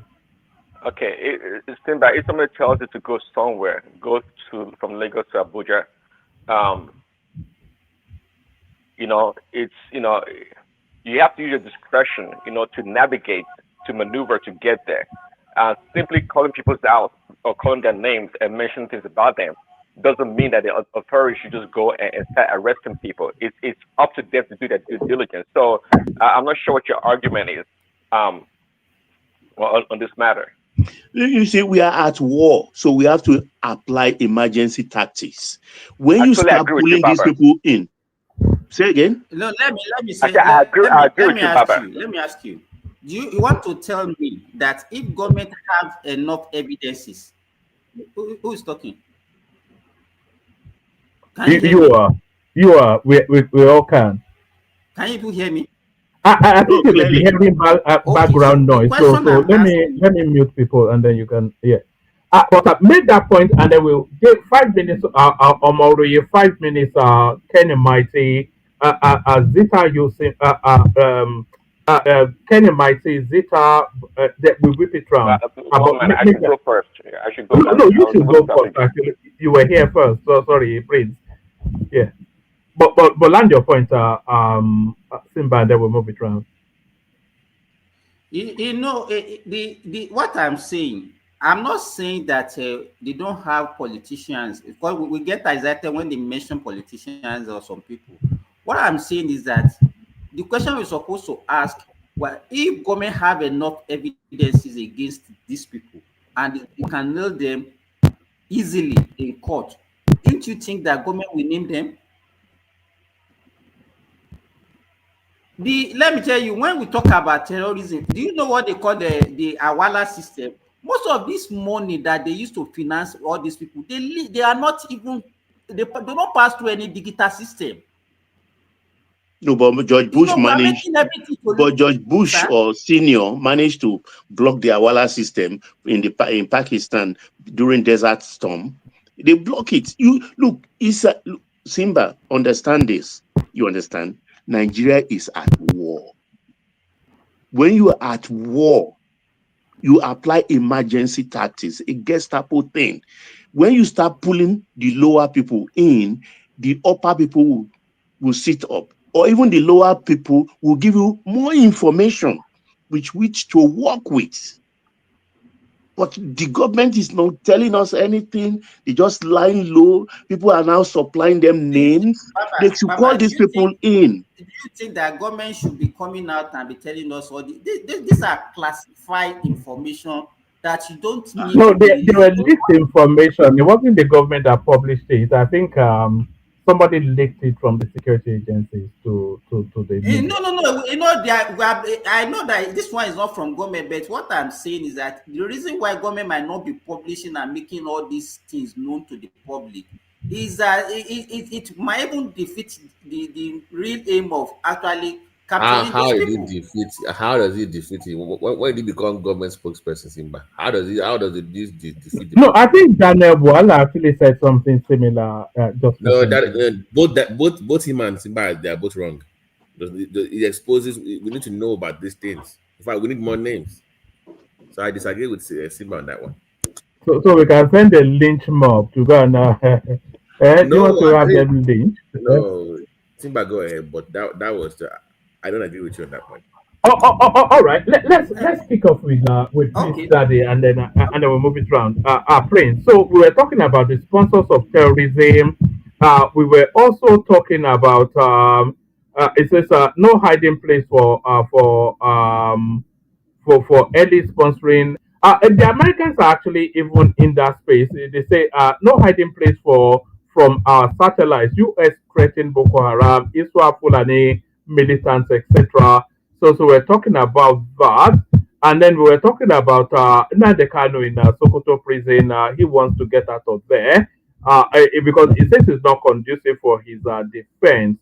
Either those or anything that interests you. So 5 minutes. And then we're also talking about a lawsuit instituted by Godswill Akpabio, 200 billion naira, and Natasha Akpoti. So that one will go all the way till Kingdom Come. So 5 minutes from you, Prince.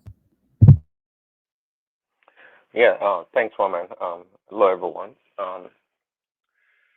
Yeah, on the issue of insecurity, I don't think Simba has the sense about urgency, really.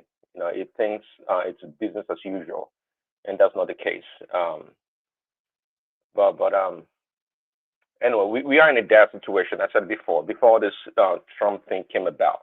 I said, we have to deal with this insecurity like fascism, in the sense that um, we marshal all the resources of the state, to combat this terrorism, and we're not doing that. Look, listen to Simba or people like Simba. It's like a child's play, they have that mentality of Michelle Obama and Barack Obama, bring back our girls. Such a joke. And we were saying earlier, one man. So those people from Niger or Mali or wherever, they can cross our borders freely. But when our military pursue them, we can't cross over to the other side to do anything. Well, now we know who's truly winning. We know who's truly winning. And there's always been a sense of the fear that we have when it comes to the Northerners. I've said it before. We're always afraid of them. The other day that Hassan was talking, and I think uh, Baba may have busted up his position that matter um, about it's like we should not agitate these people in the north because they might do something so radical and crazy and put everybody else in the country in jeopardy. It's quite comical, and that's why we are where we are. The fear to actually do something. Oh, we may descend into civil war and chaos, and Nigeria may be no more. Oh well, it's like trying to deal with a suicide bomber. What chance do you have against someone that's willing to explode or to strap themselves with bomb and explode it? You have no chance. And with that mentality that we have towards insecurity, we are not going to win it. They are winning, and they will continue to win at this pace that we're thinking or approaching the matter. They win. It's quite simple. They will win. Um, you know, if Trump had not said anything that people are calling him a bully about this situation.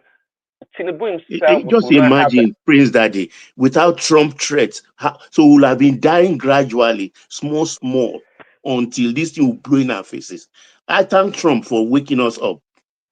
Exactly to the point. Yeah, if Trump had not said anything, it was going to be business as usual, the same status quo, and we're going to hurt people The like him cancer that will just be growing.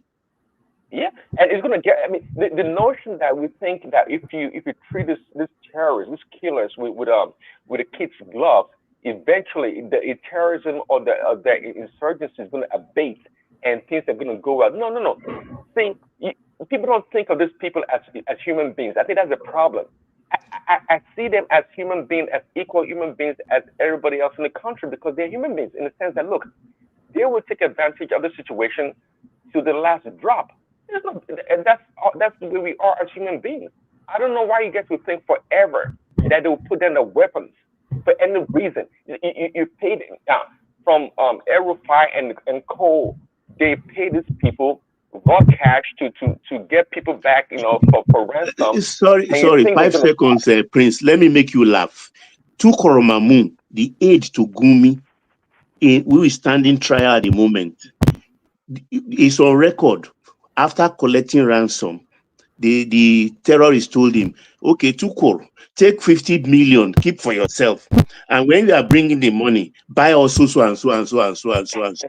Can you imagine? And that man is being taken to ordinary high court. There should be a tribunal for these people, military tribunal.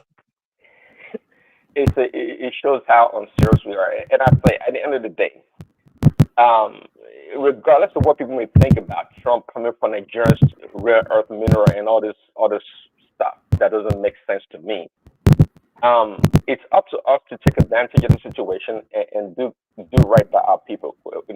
We have to do what is right. We can't say we have a country and some bandits, terrorists, or whatever you want to call them, can go into schools, go to villages, and kidnap little girls and children and take them for over 200 days or more. And all we do is carry placards and say, "Bring back our girls." We are retarded as a nation. If that been the case, that's so. I mean, I can't even fathom that reality. It's so far from reality in my world, but not to some other people. They think we should deal with them accordingly because we should deal with them with kids' gloves because we don't upset some people in the north. They have the propensity, the proclivity for violence. Therefore, we must tread carefully around them. Oh well.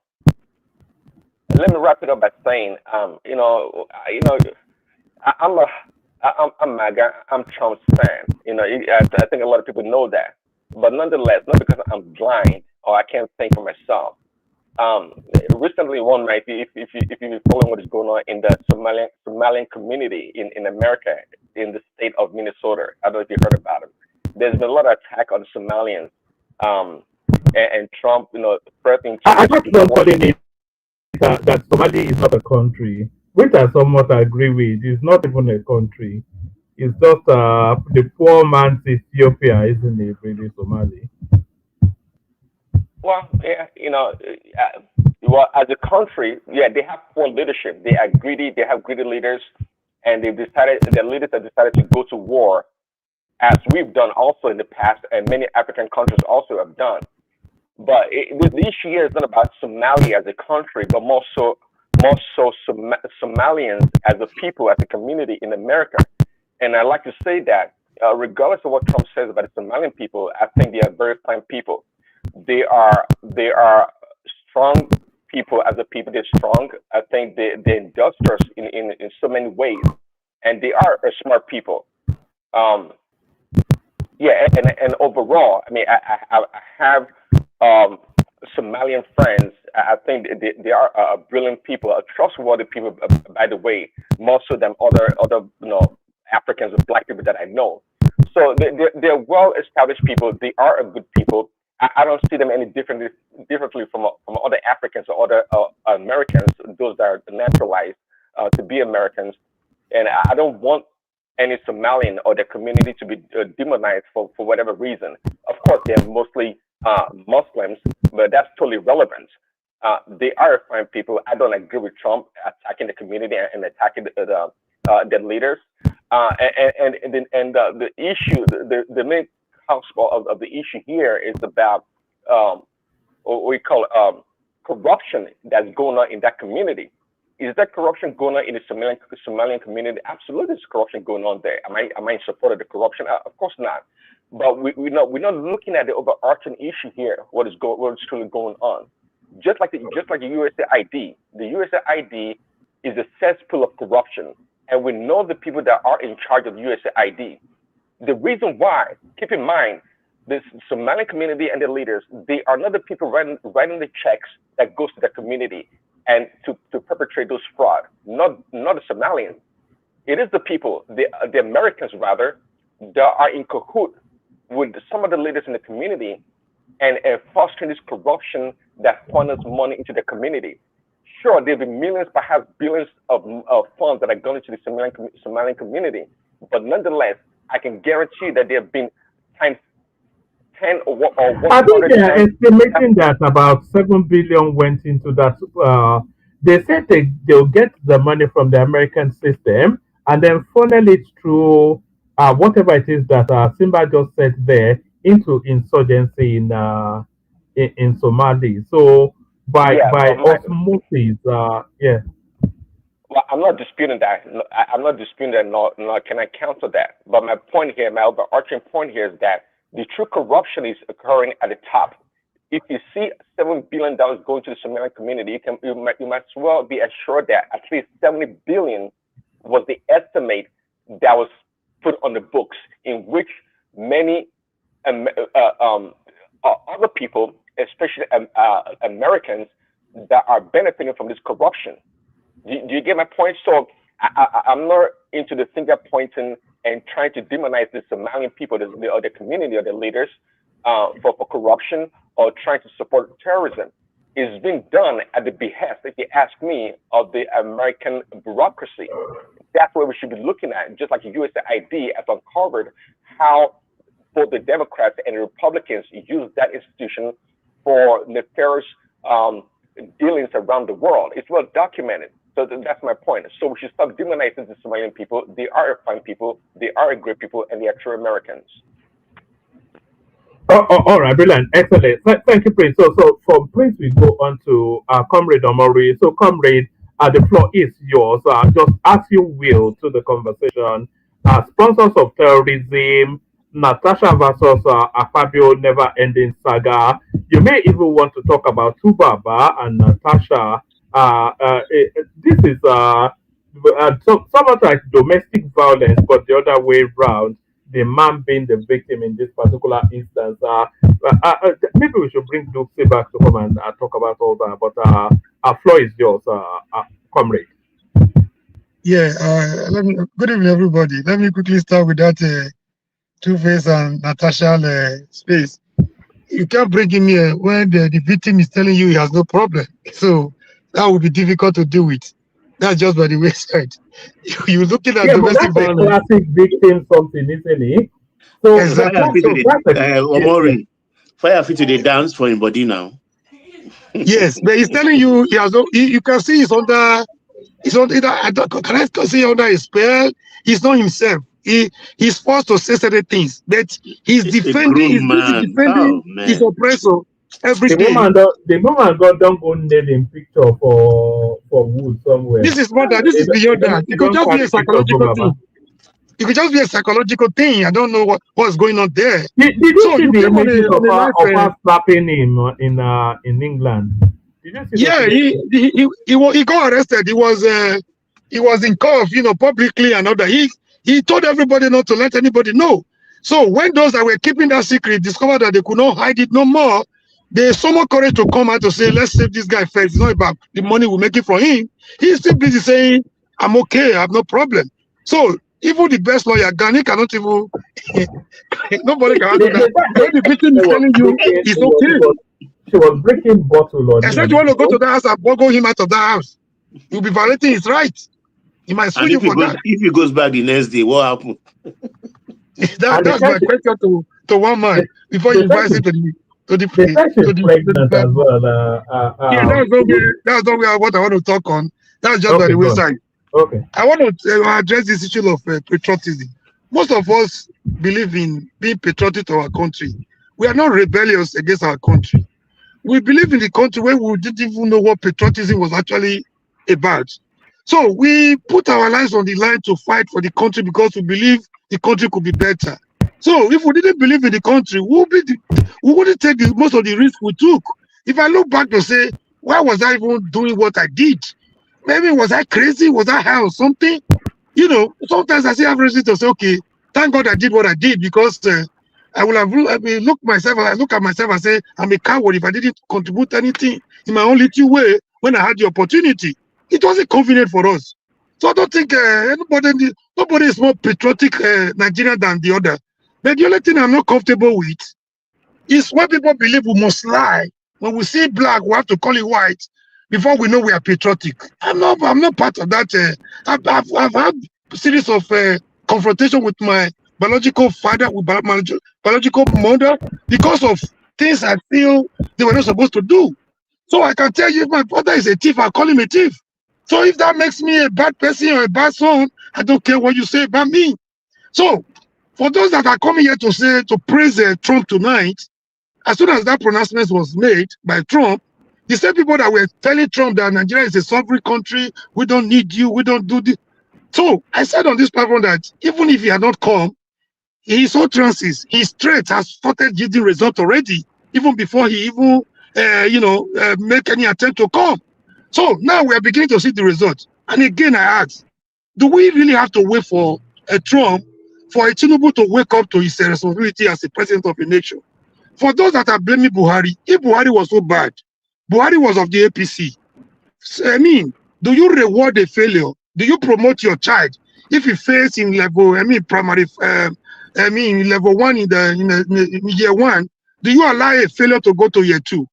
If he fails in year two, do you allow them to go to the next class? They have to repeat the class. So if we are busy today, if this was the same way we were busy defending APC and Tinubu, now we just realize that, and Buhari, we just realized Buhari was a failure.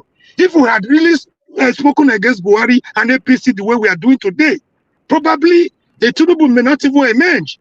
Now, you emerge, there were a series of foundations that were laid for you. I'm surprised somebody came here like Simba, asking us, you don't tackle security, terrorism like that. The same Simba were on this platform one day. I was asking Simba, I've been busy asking these questions. If we are not relying on our local intelligence under Buhari, we have foreign ones, the one from UAE and other. What are we doing? This has been my question. Simba one day told me he cannot do it because of political confidence of 2027. I'm like, it means we are helpless in this situation. Now, the same Simba telling us, you don't do things that way, you have to wait, you have to. Now, he has forgotten the Two more minutes, comrade. 2 more minutes. Yes, I'm almost done. I don't have much to say. But let nobody tell us how to be patriotic. Because nobody is more patriotic than us, that we're willing to lay down our lives even before we turn 20 years old. So patriotism, we believe in patriotism. But we must not be patriotic when the greatest form of unpatriotism is those that have broken their social contract with the people. Those that force themselves into office against the will of the people. If you want to look at people that are not patriotic, those that destabilize and balkanize the country and make the country a laughing stock, then you want us to start praising them for the sake of patriotism. I'm not part of that patriotism. Thank you. All right, excellent people. So we go from our comrades we go to Kenny Mighty. And as we're going to Kenny Mighty, can the people not already subscribe? Please subscribe. We need 10 new subscribers today. If you have not clicked on the like button, please do that as well. Like and subscribe if you would, please. On to you, Kenny Mighty. The floor is yours. All right. I think Kenny is in the fridge at the moment, looking for that chicken that was left over from the Chinese. So as Kenny searches for chicken, let's go in the direction of Zita. Zita, floor is yours. All right. Zita is in the cabinet looking for a shot of brandy. So as Zita looks for that shot of brandy, We know that Simba neither eats nor drinks. So Simba, floor is yours. All right, Otalo, I'm here. Anybody, can anybody hear me? I'm Am I here. still audible? I'm here. Oh, Baba, floor is yours. Yeah, Baba, floor is yours. Yes, I like always bringing up solution.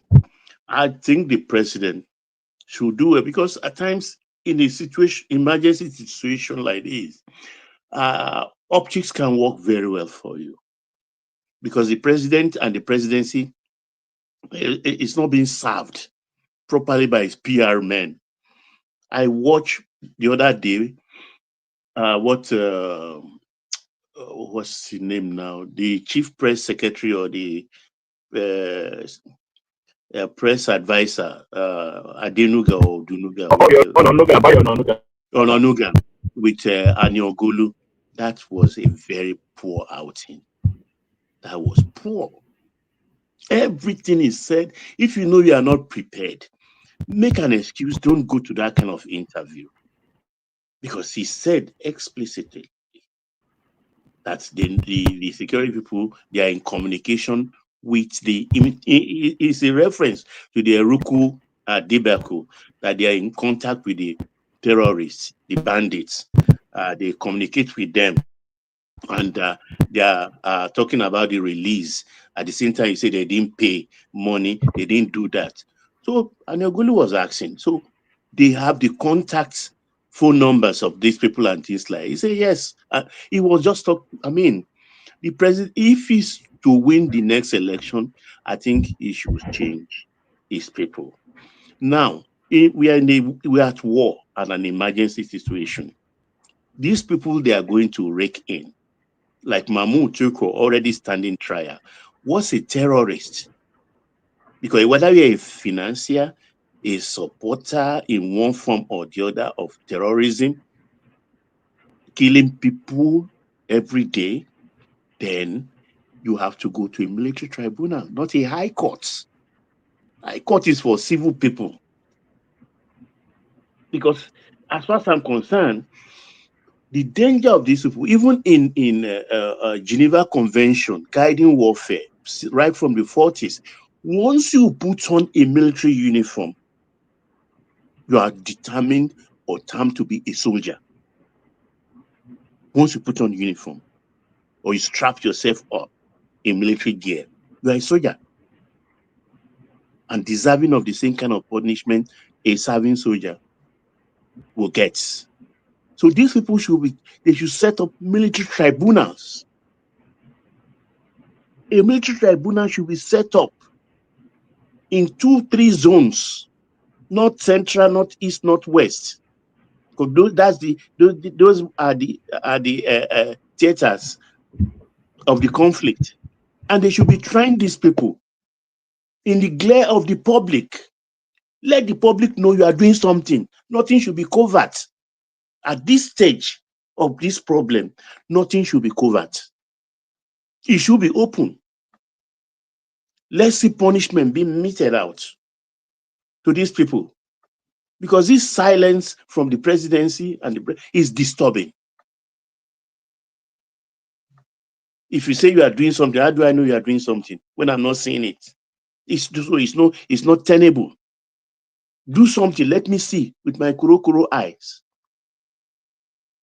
Now you've not bringing list, you brought the UAE list of COVID era. That's what you supplied. What of these new ones they just brought now? Like I said before, DSS cannot tell me they don't know who is the bread supplier or who is the fuel supplier. They know all of these things. Bring them out. Don't protect them. Don't protect them. The thousands of motorcycles they are using, how did they get into the forest? All these things need maintenance in that kind of terrain. So they must be having tires, motorcycle, vehicles somewhere. Even from the point of where they are making the orders. Look, it's like Baba, do you think these people are too powerful for the government to take on? Because that's what's coming across, that these people might be too powerful for the government to take on. I'm a little.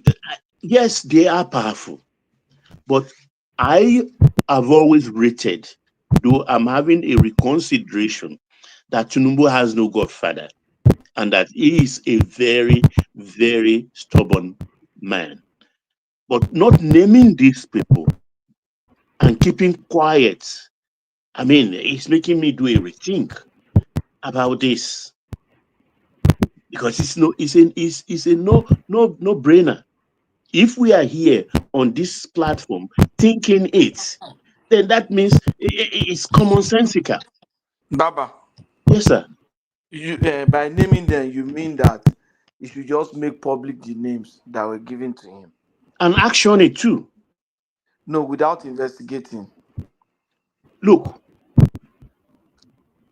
the doctrine. Do you know the implication of having an innocent person Wait. on This that is list? wait. In an emergency, Hmm. you apply emergency tactics. It's like we don't realize, maybe because we are in the southern part of the country, so we feel cool. But No, in the Baba, I north, still answer that question. no, let me The finish. implication of having You an ask the innocent question. person on that You list. you say? The implication of having an innocent person on that list, and then you made it public. What do you think? Look, when you yank him in, then you start to separate the guilty ones and the not too guilty ones and the But you have made innocent. it public already now. Yeah, you made it. Then you come out and say this thing. What about those people that are arrested that are languishing as awaiting trial men? When they release them, do they come to tell us? They've damaged No, their you have made reputation. their name a popular person who's a prominent politician has been Yeah, it's named. in Dume not coming out to say he's innocent after 6 years of No, trial. innocent. But you know, people still say that that guy is a Boko Haram person. Well, I Even still though, say that because I don't so believe the government. how do you now just put people now? If for example, you are coming for me and you say I'm a sponsor and you put me there, I'm an innocent person, and you say my trial should be public, I will say Tinubu was one of our leaders. Didn't they say that Obasanjo? Then you make a mess of the whole. Wait. You You make a have to mess of the apply whole the thing. low bar in a situation like you drop the bar. No. You drop the bar because that's the way. So if somebody is your family is innocently, I think I don't know. Look, it's like you've not lived in Nigeria before. Are children not being carted away as armed robbers and killed? Those are But that's collateral. wrong. Desperate That's wrong. situation demands desperate solution. We should realize we are at war. Because some people committed crime and innocent person should also No, be Baba, I punished. agree with you. I mean, Sorry, I think that I wanted to come in. Yeah. As expensive as American judicial system is, right? They make a lot of mistakes, a whole lot of mistakes. So, On daily basis. You are being overly protective of these people, and as much as we like to demonize Nigerian system, I guarantee that I have more confidence actually that if they name certain politicians, trust me, I believe that they have the books, they have the receipts on them. Trust me, they're not going to just open Because their if you mouth work and name people. anyhow, they'll do you anyhow. And if you defend yourself, you will be forced to defend yourself. Defend yourself. Yeah. So if they I think if they name them, they must have something on them. They must be linked somehow or some way. But again, let's have that mentality that we are at war. Patoski, we can't really be too sensitive about people's information. Baba, why do you think Tinubu is not naming them? It's a mystery to me. You understand? If I must confess, Could it be because he was? Could it be because he was Can I ask a involved? question? Or his close family Yeah, are go ahead, involved? Zita. You people are discussing about the list, right? Yeah. But I have been shouting about this list for almost a month now. See, Nigerian government know most of them. I agree with you. But the only surprise Tinubu have now. Apologies, Zeta. I'm going to drop. You guys can carry on. You've got Kenny there, Patoski is there, Simba is there, so either of them can shut it down. Just manage the conversation amongst yourself. The super chat of the day. So thank everyone. See you tomorrow. Sorry, carry on, Zita. The surprise, this is a global platform. The surprise Tinubu has is that there are some names they gave to him that he was surprised was there. You see, for those of you saying that most of them might be innocent, I don't know how you people got that kind of security information. It doesn't work that way. Before you are called a terrorist sponsor or a terrorist or you are a terrorist, you are the one that formed the terrorists. The word terrorist for governments of countries is not a joke. So for America to send that list, both their bank account, their phone calls, their travel, what do they call it? Their transcripts of their conversation is in their hands already. So that word that somebody is innocent and his name is in that list, I don't understand that. Unless the list is different from the one I know. But for their names to be there, it's not a today something. That list, those names were not just, they didn't just wake up and call those names and put them and say, these are, you don't do, nobody does that. Not on that level. So I don't know the basis of the argument. But if you think any of them is Sorry, innocent, Zita, let me ask you this question. Sorry. go ahead. Did America release any name? You see, Simba, that's why I don't really like having conversations with you.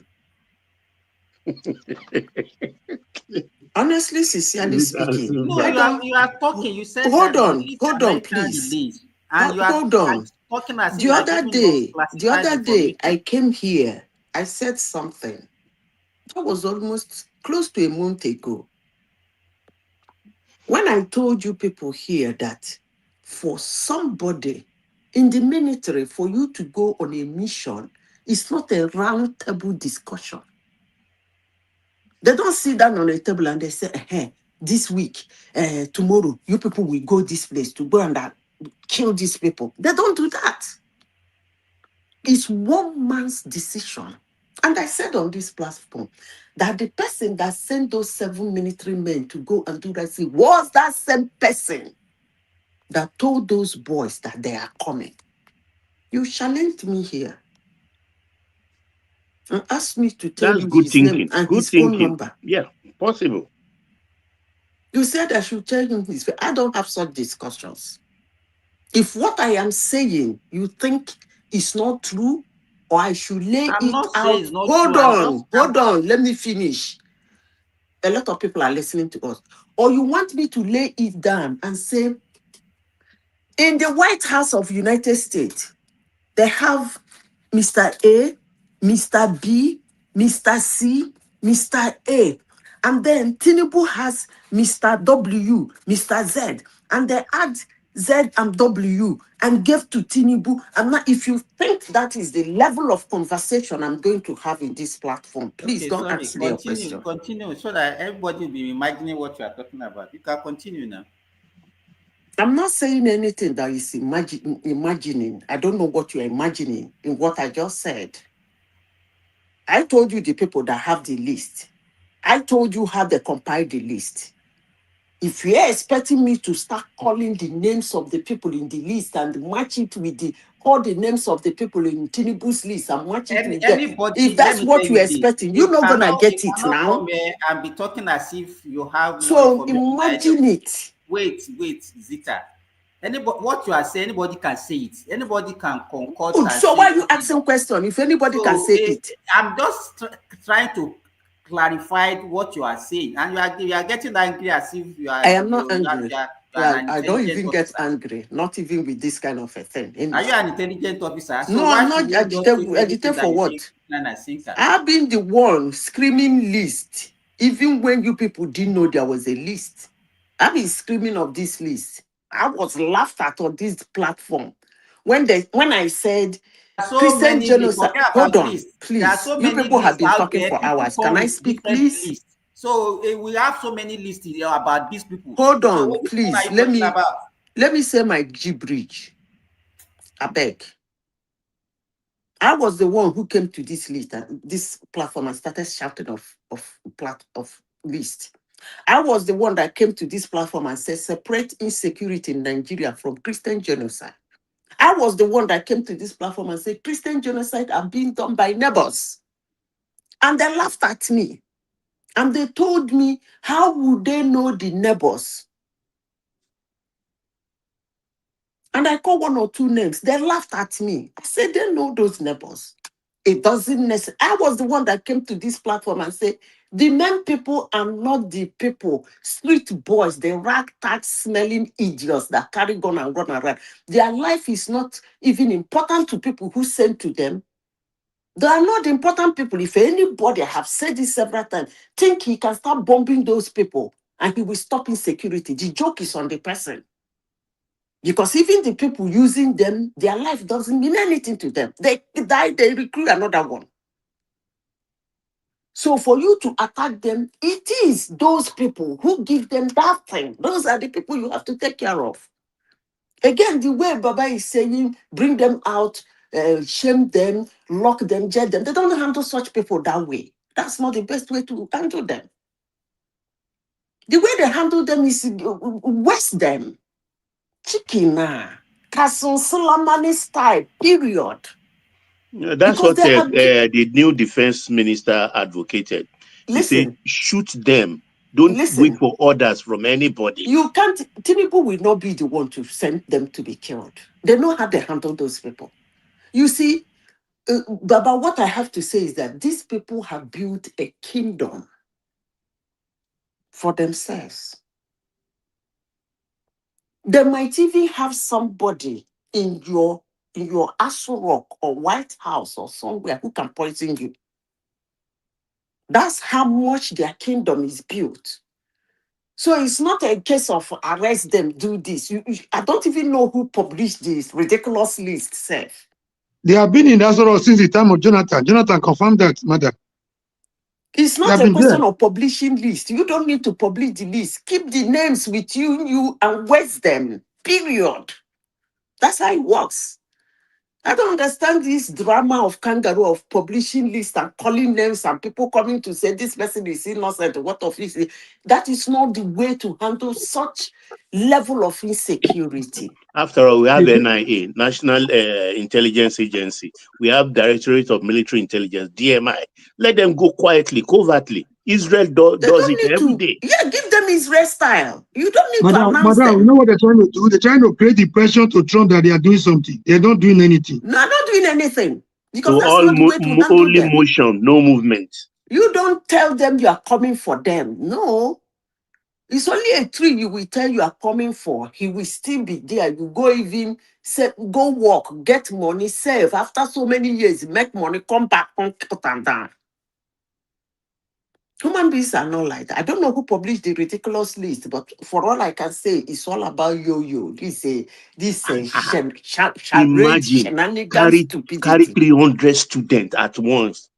How many buses? I mean, no. Ah, come on. Give them Israel style.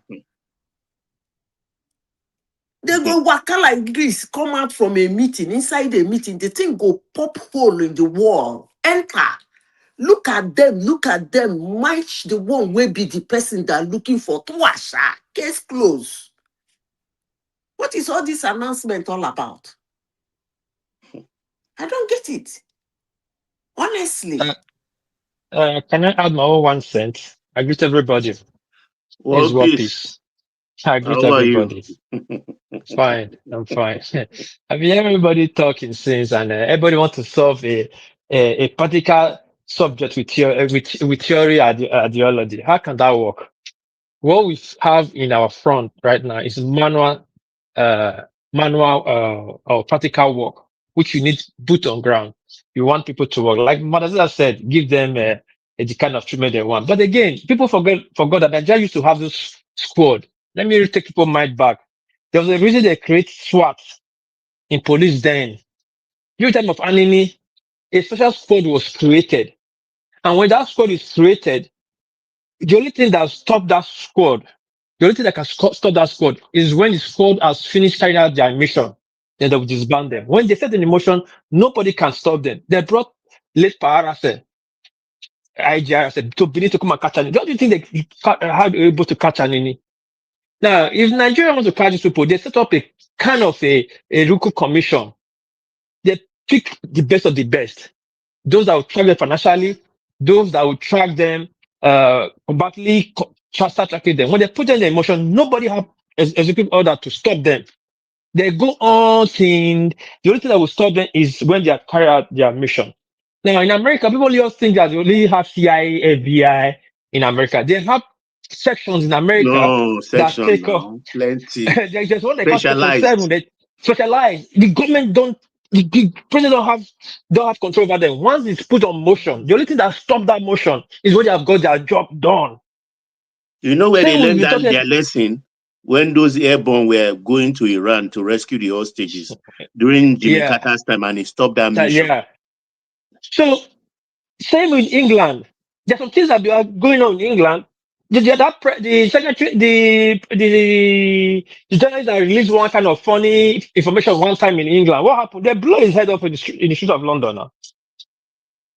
There are sections of government personnel that take off these things. But whatever is happening in Nigeria today is written is written on the wall now. We all know this thing. It's an open truth now. We all know the terrorist sponsors now. Now these terrorist sponsors, everybody's busy doing politics. Yeah, these terrorist sponsors. There are so many faces to it. There are those that sponsor unknowingly. There are those that are sponsoring some for their own benefit. There are those that are sponsoring for political gain. Now it has involved, mutated to so many forms that they have international interests, they have the local interests, they have the national interests, and so many other players' interests. But if you leave crime too long, it becomes a business. This is what's going on right now. You have iSwap, you have this, that. Who think is funny on this iSwap? Now, let me give you guys one simple information. Though this was not exposed. I'm not trying to bash my Southeastern people. There's a guy that gave contract to in the Southeast. Even when I challenged the guy, they gave the guy contract in the Southeast during Buhari, Jonathan time. During Buhari time, the guy now found a way to give excuse for his contract not being done. What was the way? The ESM, whatever that was going on, sit at home and the DSL, no government. The area the guy's supposed to have done, he's claiming he has done, nobody can go to that area to go and supervise it. The people they have sent 2 people 2 times, they sent auditors from the federal working housing, whatever, to go and supervise it. What happened? They unlived all of them. Who was sponsoring it? The same engineer that was collecting money every month for mobilization and everything. Meanwhile, he was for the ESN. That area was no-go area. Now, I don't know if people can draw a picture from that. Don't think this Tinubu inspiration, they now got him arrested. Now, since you see ESN, whatever that is going on, some people are funding it because of mining, some people are funding it because they want to destabilize the government. Everybody is funding it to get their own way. So many things is going on. But the only way to stop this matter is not difficult, it's not rocket science. Follow the money, like JBS we say. People are paying now. It's marketing ransom. And I said it before, the oil cartel people are not that powerful. We know they are powerful. That the arbitrage cartels, people that control dollars. Who think this is money, this currency, all this money that is moving up and down for this tourists, and who think is moving it for them? These are powerful elites that control institutions. Only the money. That's why the answer to them is Kasunsin money style. You don't fight Yes, so them. you eliminate them. One thing You they don't fight fear, them. one thing they fear and respect is destruction to learn from property. If they know you can take their life and their property, they will desist from the art. But now that they feel that they can challenge you, then you don't have so much money to cause civil war in your country. How do they bring this logistics in? You see, armored cars, you have drones, have cars, how do they bring these things into this country? You see Toyotas. Which border? People that are selling hunting rifle, and was bringing hunting rifle, 12 gauge, and a box shops to Nigeria to sell. He was intercepted because that was intercepted in Port Harcourt, claiming it was for ES and whatever. Meanwhile, machine guns and AMG, whatever, grenades will be entering this country. Then we cannot track that. How? Where? The weapon these people have, how is it coming? How do they have the technical know-how to operate such sophisticated weapon? Who is training them? Who is feeding them? How they moving from one place to the other? And Sambisa is not like a forest like the forest in the north is different from the forest in the south. There's a forest in the south that you will not even see sun. I don't know if it was a call for the forest I know during my time in Benin, when I was growing up, when we were do some nonsense, go into the bush, you will not see. I just see trees that is like 11 meters tall. You'll be in the center of a forest. You do not see sun. All you see is shade. Rainforest. It's called rainforest. But you are in the forest where you say you are seeing everybody and you cannot track these people. Low grass, desert land, and yet you say you cannot track them. They move with bicycle. A forest that is motorable, that the military cannot find these people. It's funny now. So we know our problem, but we don't want to solve it. The government is playing politics with policies with it. I don't know who said this, but they find out their friends are involved in it in different form or different shade. The one that is trying to push, even the militaries are making money from it. Because when the government give them money, just like what was happening in Ukraine one time before during Biden regime, that they have to call them out. It was not restricting. When you give these military people money, you cannot account for bullets. They say their bodies, they have shot it. How did you know audit it? The Even military it's people so are making funny, money from world it. peace. I think it was Patoski that told us a few weeks ago that some of these terrorists, when killed on the field, when our soldiers will search their pocket, they will find huge sums of money, dollars. Okay. They are paying them on the field. On the field. The military are making money from it. But the money that we give to the military, right now, is hot. Yeah, the government are pumping money to that zone. The military are siphonning the money. And shoot anti-blast bullet or shoot one or two people. There's a ambush. Yeah, government will allocate more money. It's now becoming money to the military, to the generals too. So that's why the money is this matter is lingering. The money should be taken to a different level. That will get to a point, we might not have a cure. It will not become like a entitlement to some people. Because it's become a business of some people's livelihood. Some people supply fuel now. Some people will supply corn that we eat. Some people will supply gari that we eat. They become a business. So I think it's a high time to lift up the boot. And I said it before, with the such money with the Malami, people that the Buhari regime, with some money they looted, and Tinubu leaves this money with them, he will have problem in time to come. Apart from Tinubu, if they don't stop these people, they don't check these people, the next government will be in their mercy because there's too much money, too much lose money. Too much Our money. local currency and dollars, that is these people's hands. People Mostly can cash. do anything. Cash. Mostly cash. 65% of our naira is with some few people. Our currency, 65% of our currency that we control, both Nigeria and abroad, is under the control of a few people. We keep borrowing money every day. If we borrow $10 billion today, it will leave the foreign exchange market tomorrow. They will buy it all. Two people can come and buy that money all. And they use our country to buy it. And you wonder where this money comes from. They're not new money. They're old startup money. So you imagine where they are bringing this money under from. Buhari, they were even printing money. They were busy printing money. For themselves. They were printing money for themselves. So the first thing is to mop those money out of the system. Follow their money trade, freeze all their money. These apples don't know where the money is. That's one thing I don't like about France. You sign a deal with Nigeria to put us in big problem to control our mind. Yet you don't assist such militarily and intelligently. You for control Interpol. You use Interpol to freeze their money that's in Europe, make their movement difficult. These people are moving money the way they like. They can bring in MRAP and everything. It's business negotiation. All these mercenaries will deliver anything to anywhere if you pay them the right money. So I think I would need to use the mic, but the truth is clear. The government is not ready to fold their hands up to deal with this matter. It will not take 24 hours to deal with these radical people that feel so untouchable. Like I would say, Fulani, they feel superior for the only Nigeria, not in Africa. All for political convenience. 2027. Yes, sir. That is why What everybody is must lend their voice and talk on to the government every day. Let's make it necessary noise so that he must act. We can carry this to 2027 or 24 hours is not going to take care of these people. You know, they've built capacity over time. Let's not deceive ourselves. We pamper them because we don't want to lose their vote. They've We built feel capacity over if time. we lose their vote, They probably have they more. They probably have more intelligence operating in that area.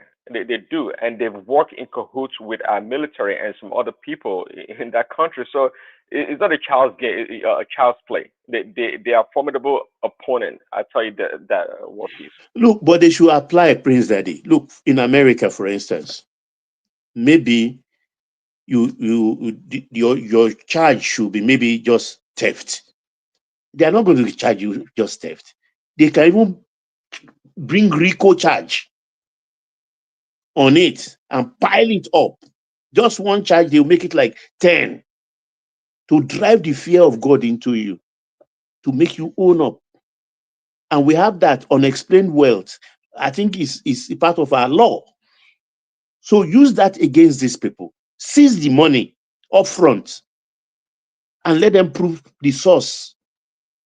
Let them prove the source. Prince Daddy, Baba. Prince Daddy, if Nigeria wants to deal with this for 24 hours, I don't really mean 24 hours have to be normal, but 24 hours, they would have hit the Achilles heel. They know all these military, they are cahoots, they are sympathizers, they are in the military, they are in government. The government knows everything. Now themselves. They are themselves. It's we that is thinking the government don't know. The government, they all know themselves what they do. If they want to pick themselves we are up, even back on the grey list, international money laundering, this thing. Exactly. So use that. It's very simple. They'll pick everybody up. And like Baba said, reform law. You create a law, those kind of commission, to start picking people up. But the list has been there before Trump's pressure. Without Trump's pressure, they were not willing. There was no political way to act on the list. So they are guilty of. They know what they are doing. They play games with us. It's all politics. Even one time, Dubai had to release the list for release like 6 people. Just during Buhari time, there's one that COVID time. Buhari didn't do anything. Yeah. He sat on it. He leaked before we all know about it. But he sat on it, and he could even have more. So you to know that they've handed it over to. Why are you still sitting on it? Why? I think during the end of Buhari regime, or I think the early stage of Tinubu, the one buried the chain that his wife was arrested. In that woman, one of her bank accounts, she had 436 billion naira. She was one of the managers, or top branch manager of Just call it Bank. $500 billion. That's all. $500 billion. That's a lot of money. Had one of her accounts. She was managing for her husband. I think her husband's name was something. She was one of the. It wasn't even the head of Beru the Chain. She was just one of Beru the Chain's members in Lagos. It's not an. One of his wife. One of her accounts, she had 430 billion naira. You imagine that? One, we don't know how much is the others. State budget a year. Account. State budget a year in the north. That one person have, one lady have in her account. So these people can undo, can bring up how did he get the money? What kind of question is that? I think it was you, Buhari time. The case went down. We didn't hear about anymore.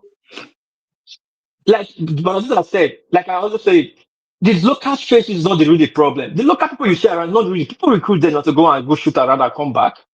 But who gets that? How did they get that weapon? Who recruit them? Who is funding them? Who is camping them in the bush? Make sure that they are well taken care of.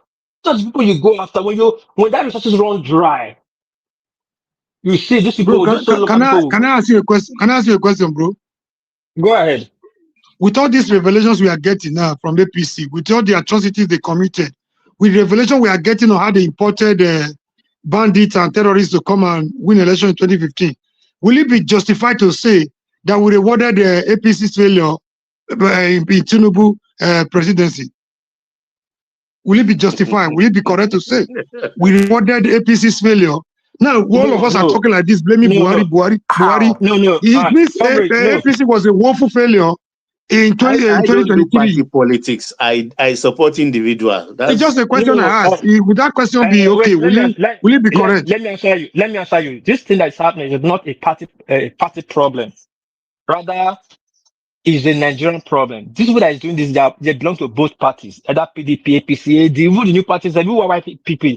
They Any are all there. government in power. What about the people they imported, all in the name of causing confusion? Hold on. The imported, banditry they imported deliberately just to win the election. I'm coming there now. You're supporting it. Are you saying that the southern politicians also are in cahoot with this stuff going on? Yes. It's not just this thing that is happening, not just the North. It's a Nigerian problem.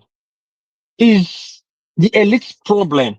Look, let me tell you today, if you want to buy between now in the next 5 hours, you want to buy $10 million, they will bring it to you in your house. $10 million cash. So you understand? So it's only in Nigeria that is possible. That's the only country I know in the world that can happen. It's a Nigerian problem, Prince Daddy and my comrade. Now, it's just unfortunate that the APC find themselves entangled and laced with it. Now, let me use R5 for example.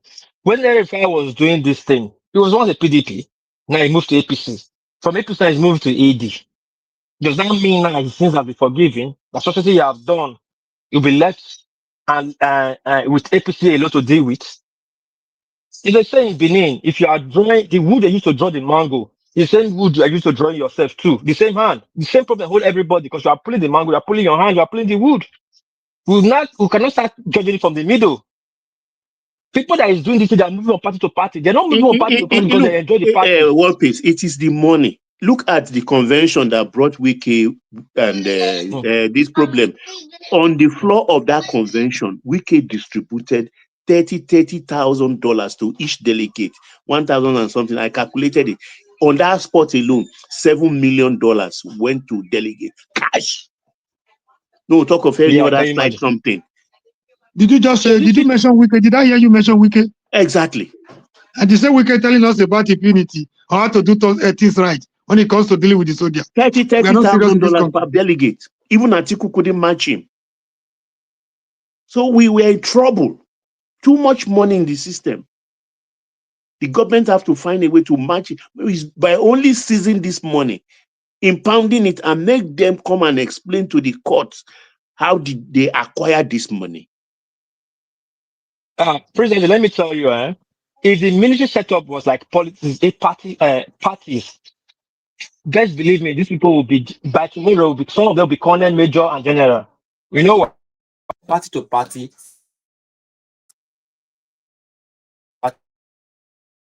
For power, for influence, and to cover their for protection.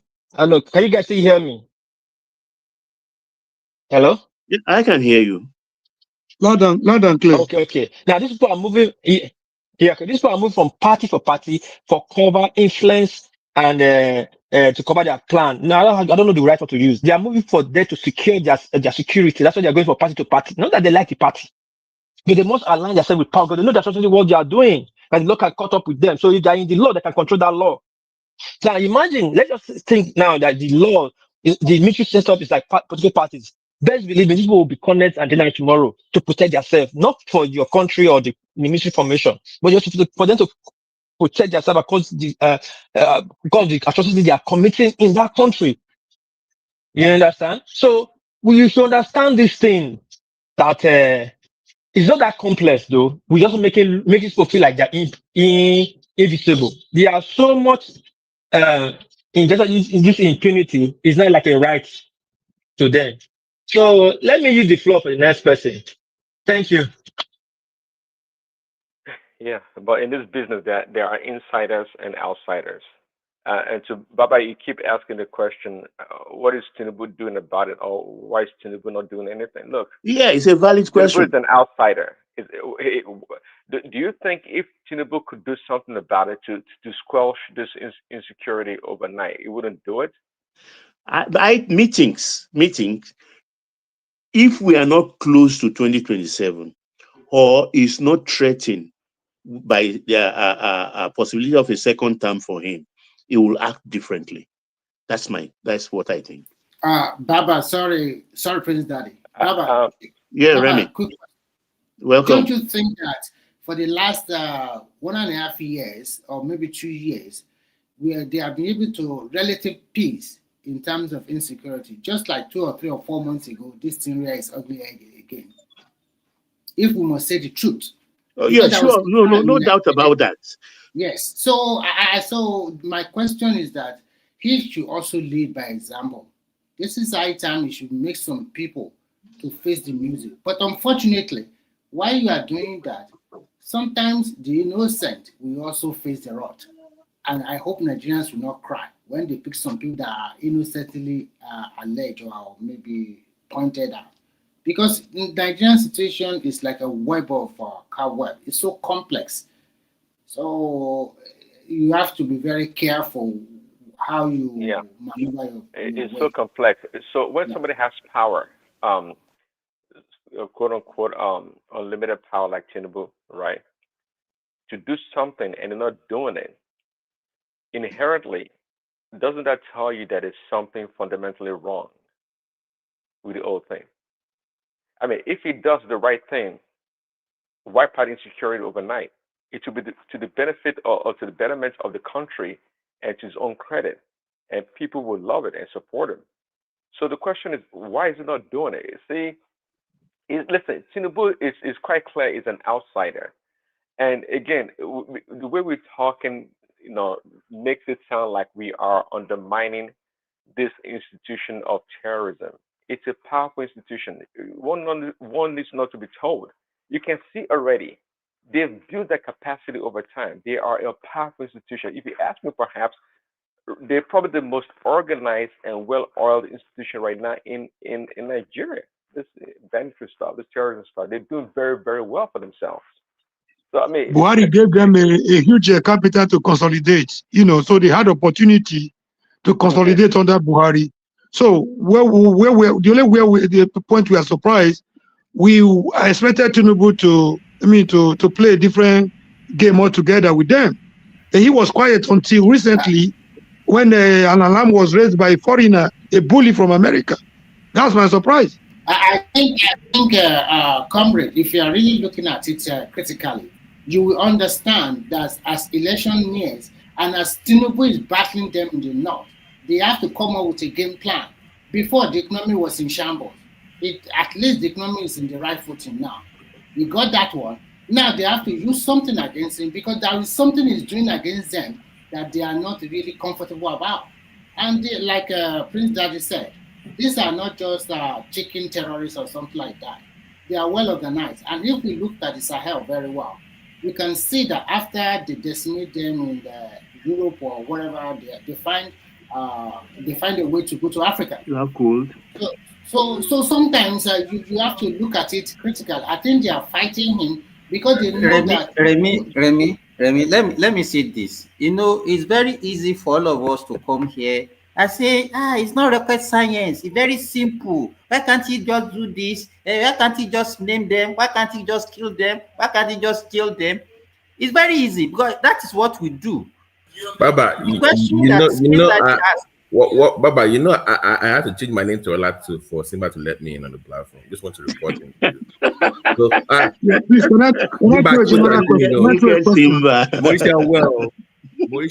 Please, I have a question for everybody. I've not finished my submission now. Yeah, you can answer. Okay, go ahead. Now, in the background, I'll be. Okay. You are not. It's not true what you are saying, Babati. Is not true now. Immediately you enter, I put you on this. I was here before Remy, but Remy got in. For some reason, I was talking. I had to go back and change my name to Olatu. Really, Simba. You know, I will not do that to you now. You know, I will not do that to you. Well, okay, what I'm saying, let me tell you, you know, Prince Daddy asked a vital question, very vital question, that if the way we are all, you know, the way we talk on the platform, as if this thing is not rocket science, I don't think there's any government that will want to tarnish his own government and ridicule his own government. If all this thing that people are saying is that very easy for Tinubu to do, he will have done it. He will have done it. Okay, But what we do are you not think asking is what do you think is stopping him from doing it? Baba, let me tell you, you won't want to, solve a problem and create another problem. And I will give you the reason. Let me tell you.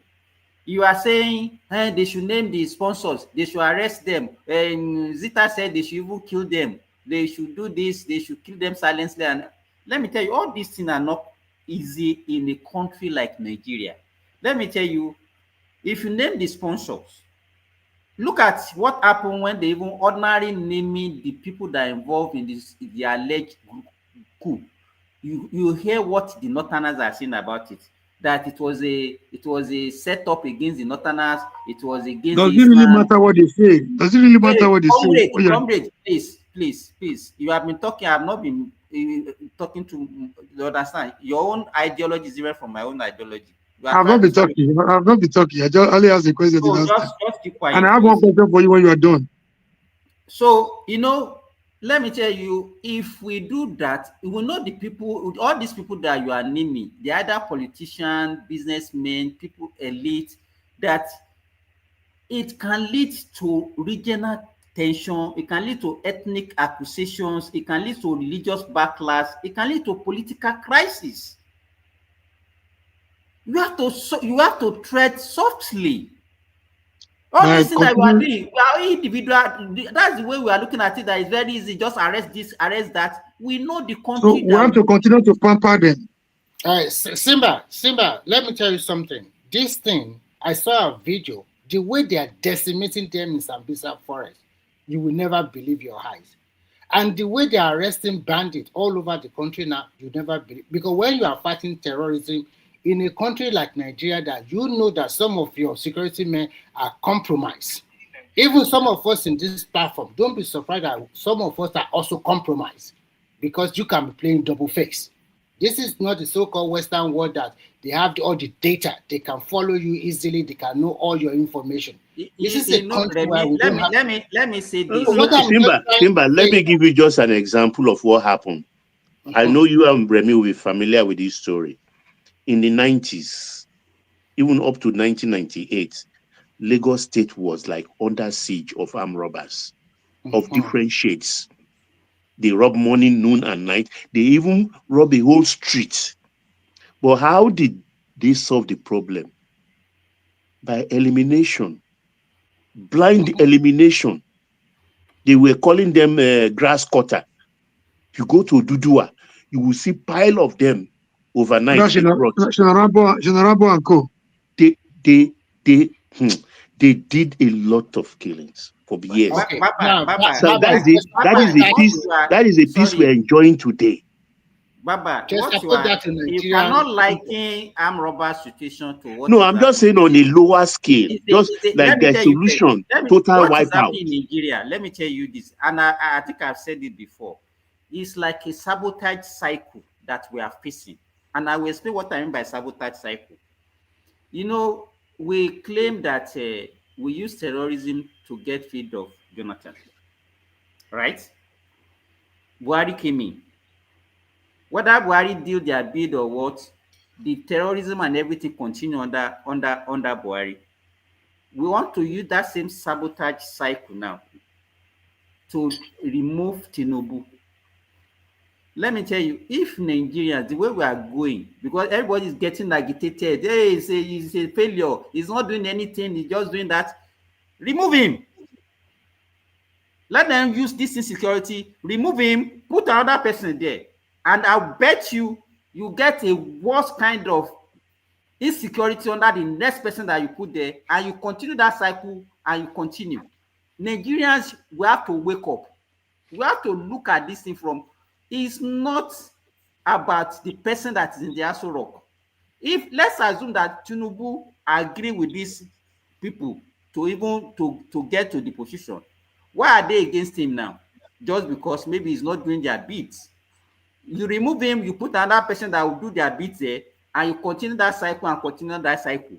That is what Nigeria is turning to. And we people Sorry, Simba, the new Minister of Defense, if you remember, says, "Are you for?" He said is for building a fence between us and some countries. I think it was Niger and Chad. Wars across the border. Wars across the border. Simba, are you for Nigeria building fence according to your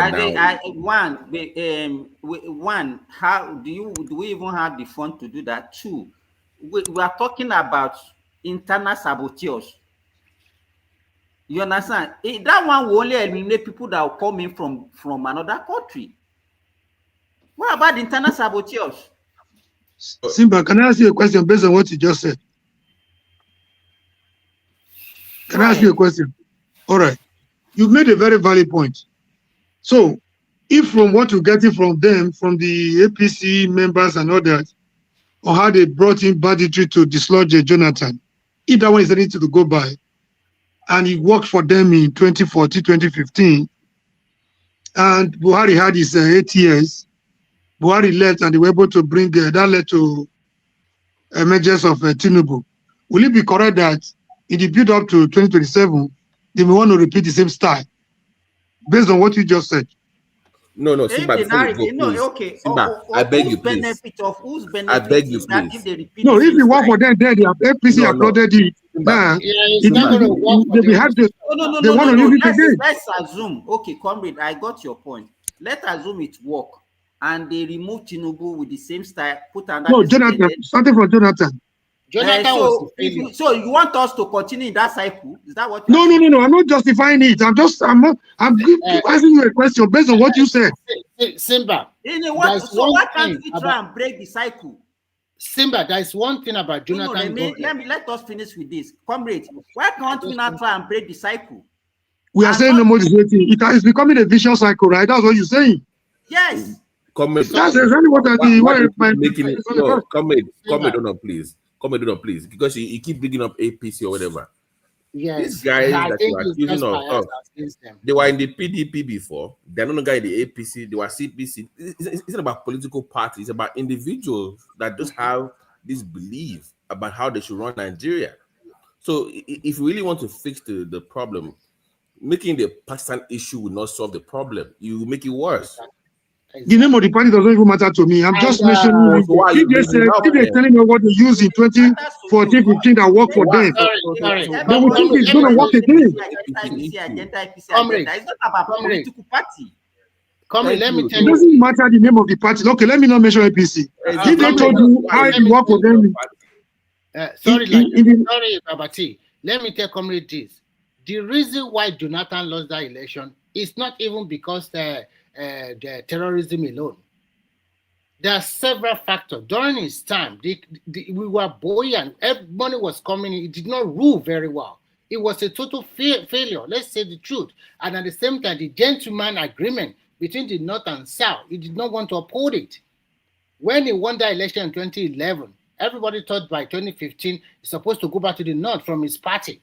He didn't want to. He didn't want to do that. So, and then secondly, he was not even ruling very well. Is it not the same man that does not know between a goat and a robber on national television? So sometimes when you guys talk, it's not only about terrorism alone. And if the opposition, if they get their heart very well, they still want to play the same playbook, let them go ahead and do it. Let's see whether they will win him or not. I think it's so easy. I don't think anybody should be coming here being gaslighting. I'm not saying Jonathan was a huge success. I'm not saying Jonathan was the perfect human being. No, I'm asking my question. I'm asking my question based on the revelation we're getting from the perpetrators of that evil.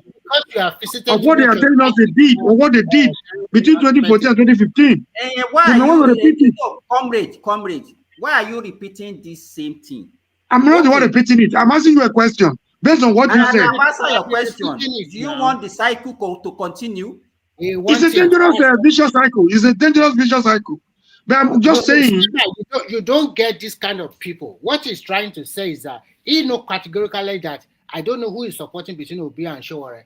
If he's supporting Showore, thinking that if this cycle continues to go ahead, then his candidate have a better chance of winning that. But that's a fact. No. Showore cycle pass. No. We won't be.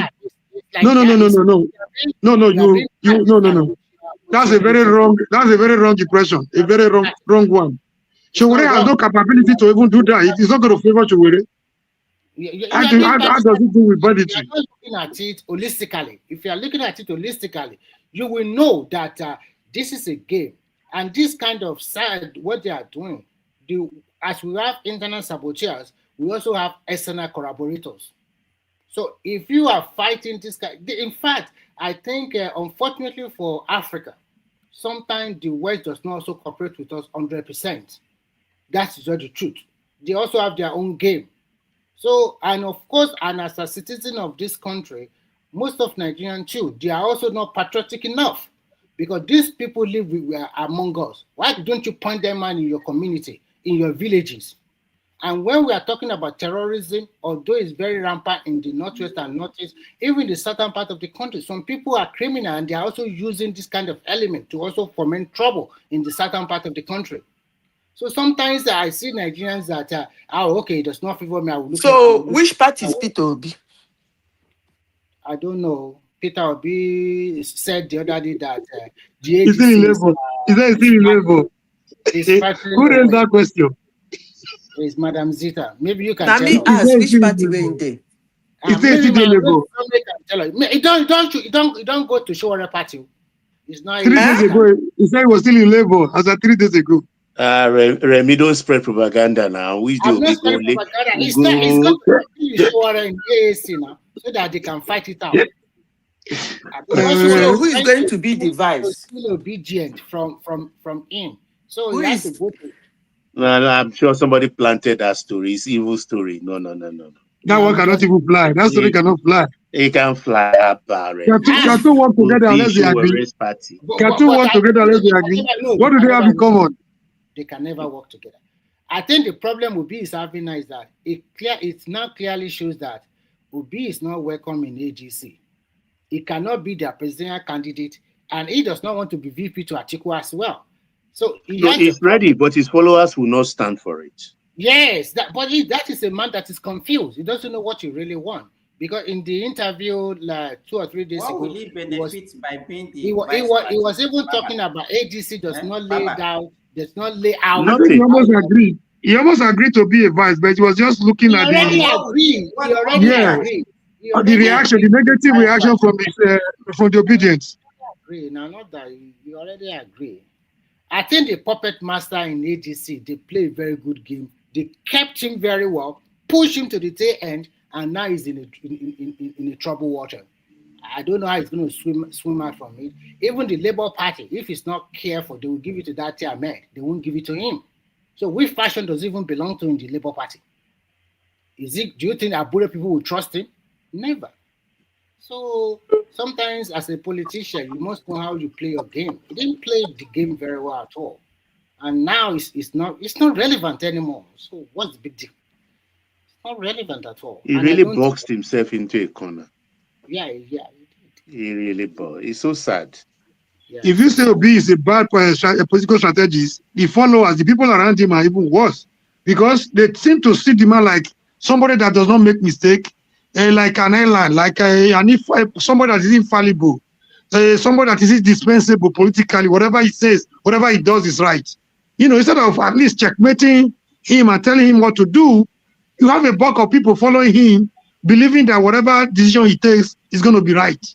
Even when they are going to Omori, one good may come out of this. If he refused to back Atiku, maybe he joins another political party, and Atiku failed. Atiku has set a precedent. Let's say Tinubu won the election. In 2030, a Southerner has the right to contest against a Northern candidate. And I can tell you for free If Tinubu perform well and won the hearts of the Southerners, they may vote for the Southern candidate. Because Atiku has proven now that North-South divide doesn't really matter in political electionary cycle. Baba, who will vote for the Southern candidate? The South will vote for him. The South will No, vote. no. With all this nonsense Fulanis have shown us, the North have shown us. Let us play To that. succeed, I will back the Southern candidate in 2031. Another Southern to succeed the In Tinubu. fairness, in 2031. Yes, to succeed Tinubu, that's what I mean. In 2031, that would be a wrong political permutation. Why? Why would Atiku contest this time around? Tell me. But what did he achieve? What could he achieve with it? We saw the result. But for contesting, then that a Southerner has the right to contest even after Tinubu. To what extent was the contest? Which contest? Atiku's contest.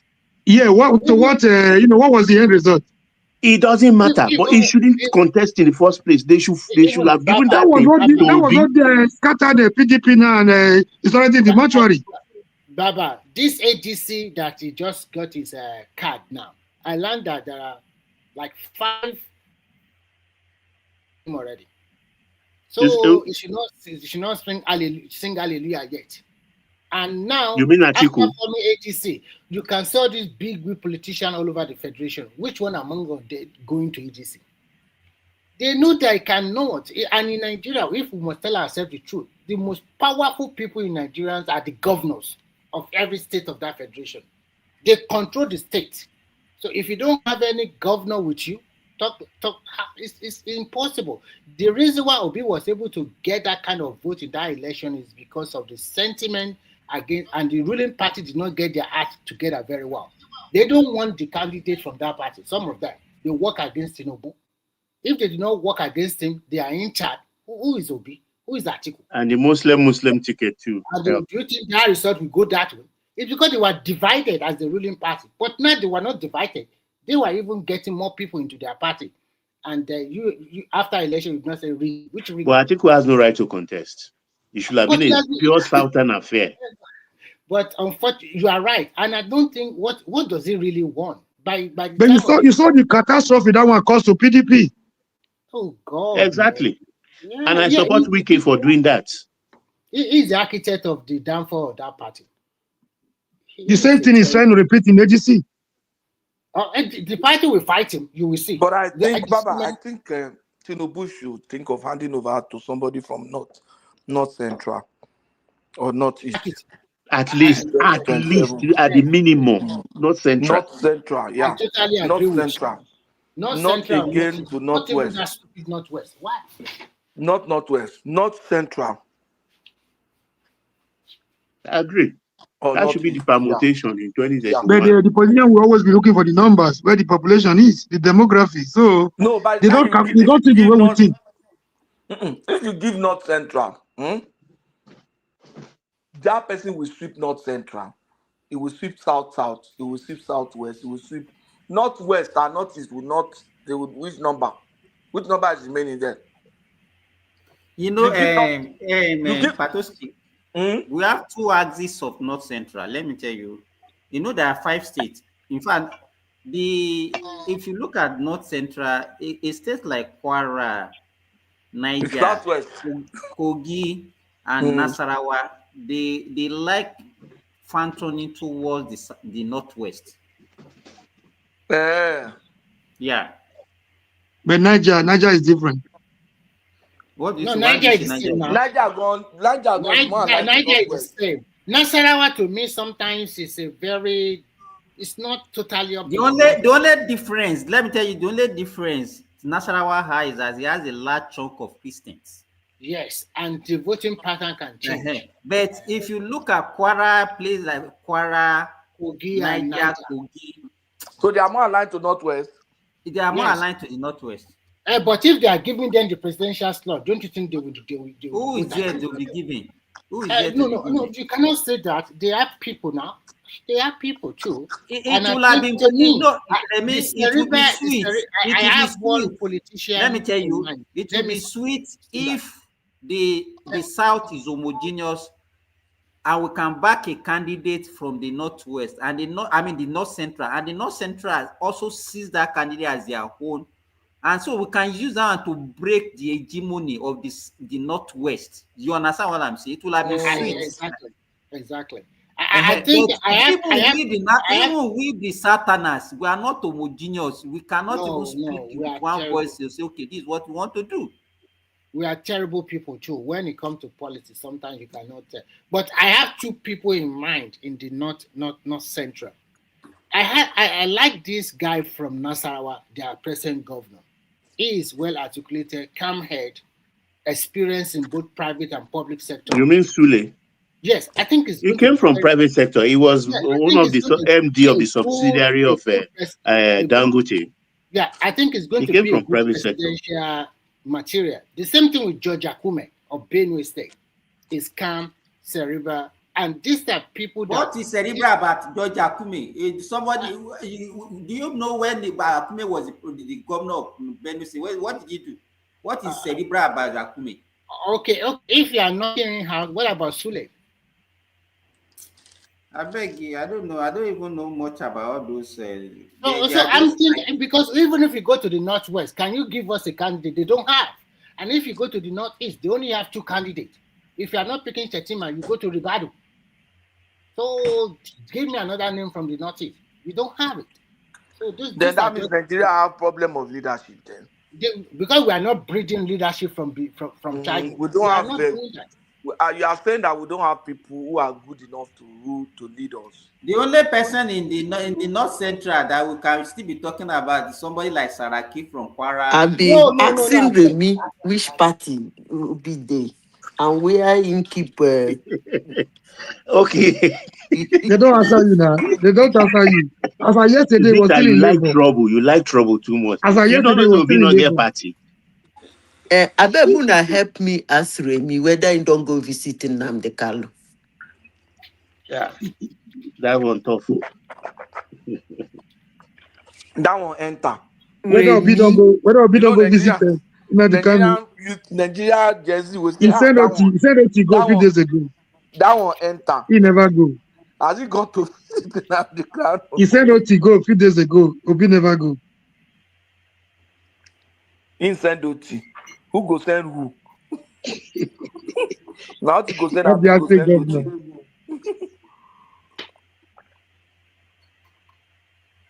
Even if they are saying Lawal, the governor of Sokoto, went with Oti. No, he was not even in the country. The governor did not go with him to Sokoto Correctional Center. Oti went alone. People said that Baba, let me ask you this question. Is it not a shame for the Southeasterner, as educated as they are, as docile as they claim to be, and somebody like Nnamdi Kanu will be their leader that everybody will be phantom towards? That thing is a little bit really disturbing, because I look at Igboho, for instance, as a war commander, useful, but I can't, for the life of me, Igboho cannot be my leader now. It's not possible. No.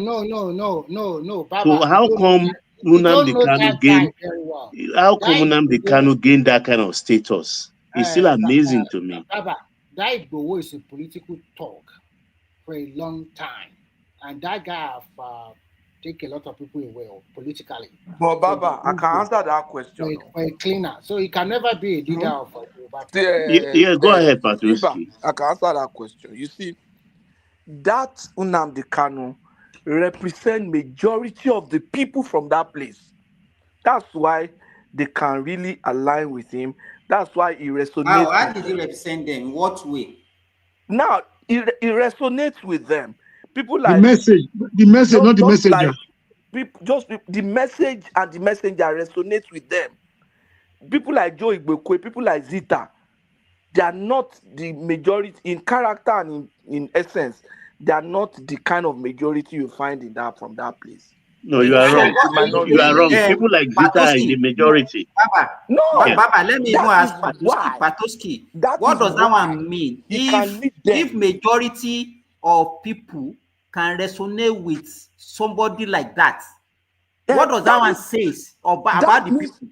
That means they are like that. That's what I'm trying to tell you. They are like Nnamdi Kanu. Can I chip in something? He's a savior. Oh, Nnamdi Kanu has said this. He has said this before. He has said it. Which educated people? Simba, can I chip in something there as per your question?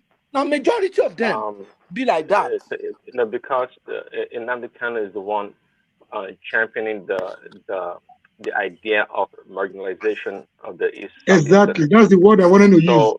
If people feel they have been unlike marginalized, the other leaders, people can follow any kind of leader. It don't matter. So, think about what you're saying. I think I understand, but at the same time, I don't fully understand in the sense that look, anyone that has a message can get followers, and Nnamdi Kanu is showing himself. Look, let me even answer Omori. When you talk of marginalization, even I, as a Lagosian, should be the one crying mostly. Ordinary ambassador list, the people listed there too, that they are from Lagos, they are not even Lagosians. So what do you want me to hang myself?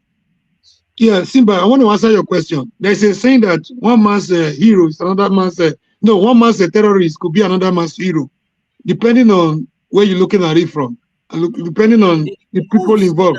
Let me ask you, Omori. Yeah, let me land with this one. The same way you are asking them now, how would they follow somebody like Nnamdi Kanu?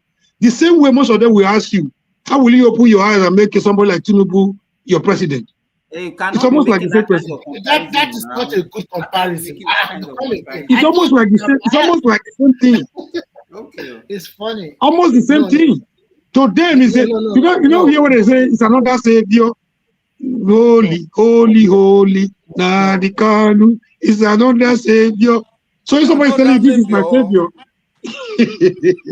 So if somebody is telling you this is my savior. I think Patoski is right, and I know why it's like that. When you look at Igbo land in the last 20 years, you will see a drift of people who goes into trading, and only fewer of them are really going to that. Maybe because they thought that if you are into trading, you can make more money. And if majority of people you see in trading, I'm sorry to say this, maybe they are not well oiled, or I think you guys should understand me. So they are not well oiled in terms of up there. So these are people that you can cajole easily using the 1966, 1970 coup to say we are still marginalized, we want our country, we have to go away, we are not. To be frank with you, the most luckiest Nigeria in this Nigerian state is the Igbo land, because they are the only one that dwell, that they accept them in all the regions of the federation to do business. They sell land to them, they build house, they prosper very well in other parts of the country. The other region, they seldom go out of their domain, their region, to look for success. So if you are talking about marginalization in Nigeria, you cannot even everybody is marginalized, but for them, they are not totally marginalized. They have everything. They have a ceremonial president. They have had Senate president several times. They have House of Rep leader several times. They have ministerial position. And when you talk about the land, which is about 5 states compared to other states like Niger State or the rest, so they are not totally marginalized. So I think because of that lack of education and that lack of clear-cut leadership, I mean elite, I'm not talking about people that make trouble. They don't have that kind of people. So it's an easy way, fertile land for you to recruit people. Just tell them what they want to hear, and everybody fall in line.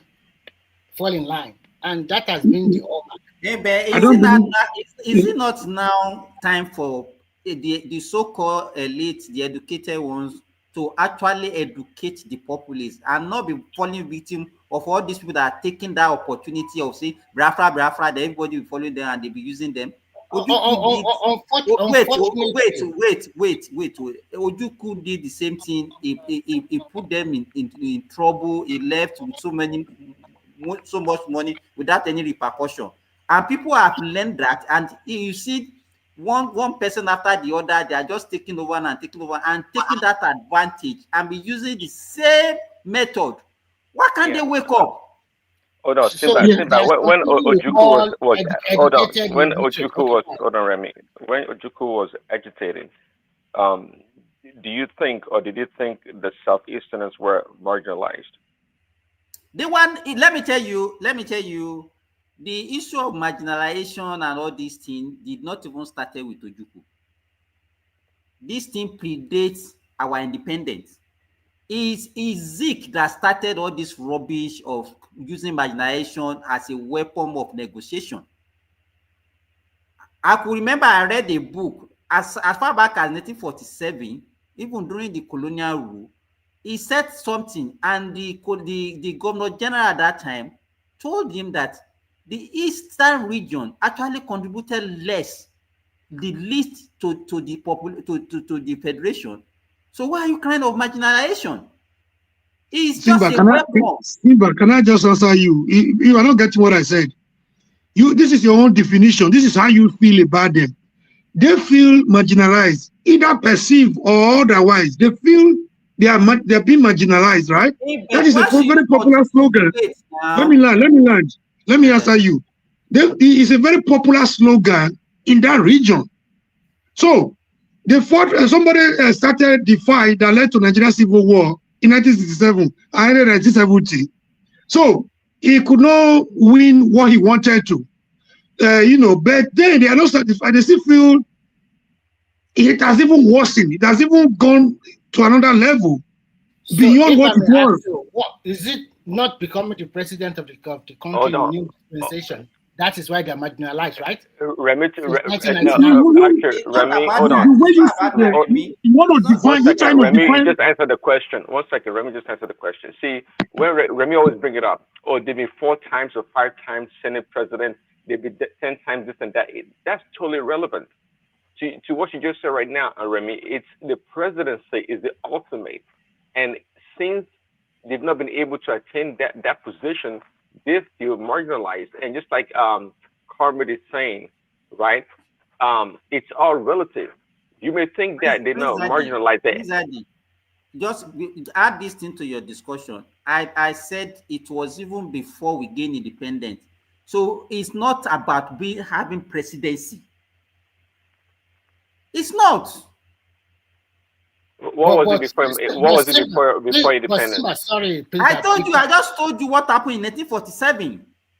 But when Zik was saying that the Eastern region was marginalized, and the governor general that time has to reply him that what kind of rubbish are you talking about? When they were not marginalized, I quite remember when we became. He said in 1947, Zik said what?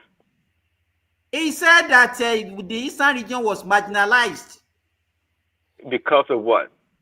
Maybe that is what I'm saying. They use it like a political, like a weapon of negotiation every time. Yeah, exactly, and that's what. And they, to be frank with you, they got whatever they want. When we have evidence recently, let me say this to let him know. When Goodluck Jonathan was there, they see Goodluck Jonathan as their own.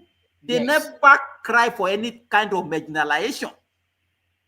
Because there were so many of them in government that time, and for history purposes. So let me tell you, they are very good at any time when something happens. Is that they say they are marginalized, they are victimized. They are the only people that use all those words in that country. And now to crown it up, in addition, Siba, I look at it this way: in the 1960s. The Igbos have most of their people in the civil service. I mean, the federal civil service. Even in the military. They control everything.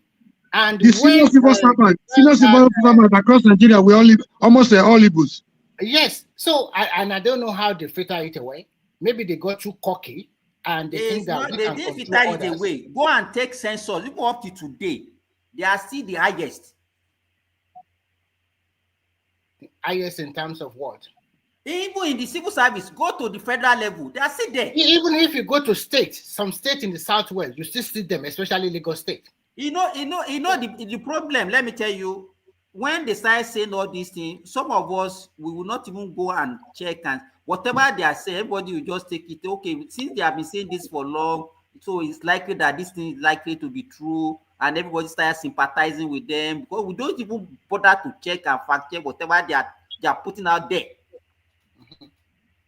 So, and I think Nigerians have risen. What kind of marginalization are you talking about? Even to be frank, if you are talking about marginalization in Nigeria, I think the minority track. I'm not talking about the three major track. The minority should cry more. The Niger Delta, yeah, with the Niger, the minority, yes. But you have your chance. You have your chance with Jonathan too. Jonathan too did not perform very well. So it's not that you are playing good politics in South South. Your politics, what you are doing in South South today, give you a better chance in probably in 2039 for the presidency to come from your side. And I think if you continue to play your politics, you will get it. That's one thing I know, because the politics you are playing today is the right politics, and you are doing everything right in that place compared to the Southeast. So it took Obasanjo a lot of political calculations and permutations to be able to produce. I don't want us to derail from the major problem that we are with, which is insecurity. Yeah. But we cannot just what I want to say, Mark made today, Nigerians, we are the one that have to break that cycle of using insecurity as a tool of politics. That is what insecurity has turned to in Nigeria. If we allow it, we continue that cycle, and it can never get out of it. I think it's not going to happen anymore, because the fight they are fighting. I know the Northwest is fighting to be relevant, and they know that if they cannot kick Tinubu out now, there is no chance to have it against the Northeast brothers and the North Central brothers in 2031, and they don't want to lose their relevance to them. But whatever name you want to paint it, Christian genocide, paint it, whatever. Insecurity is insecurity. Whatever they want to use it to do. Simba, it's like they come with their own agenda. Like, we don't care if people are dying. Let's start from there. That's to be the. No, you don't understand what I'm saying. But Simba, I want to ask you a question. With all this wahala they are forming from the Northwest and the Northeast, just because they want power back, who are they backing, for God's sake? Is it the Seko Atiku? And they expect all Nigerians to vote for him? Because sometimes I don't understand their ball game. Yeah, when I said something just now, like people didn't get me right. I was telling you, these people still have the impression that since it worked for them in the past, they want to use it again. So people were attacking me. It's not as if I'm comfortable with it. It's not as if I'm giving my blessings to it. It's not as if I subscribe to it. I just asked a question. People have this impression that it's our duty that will not allow it to work. Exactly. Now we're talking. Simba, Remy is missing the point. There will always be enablers in the South.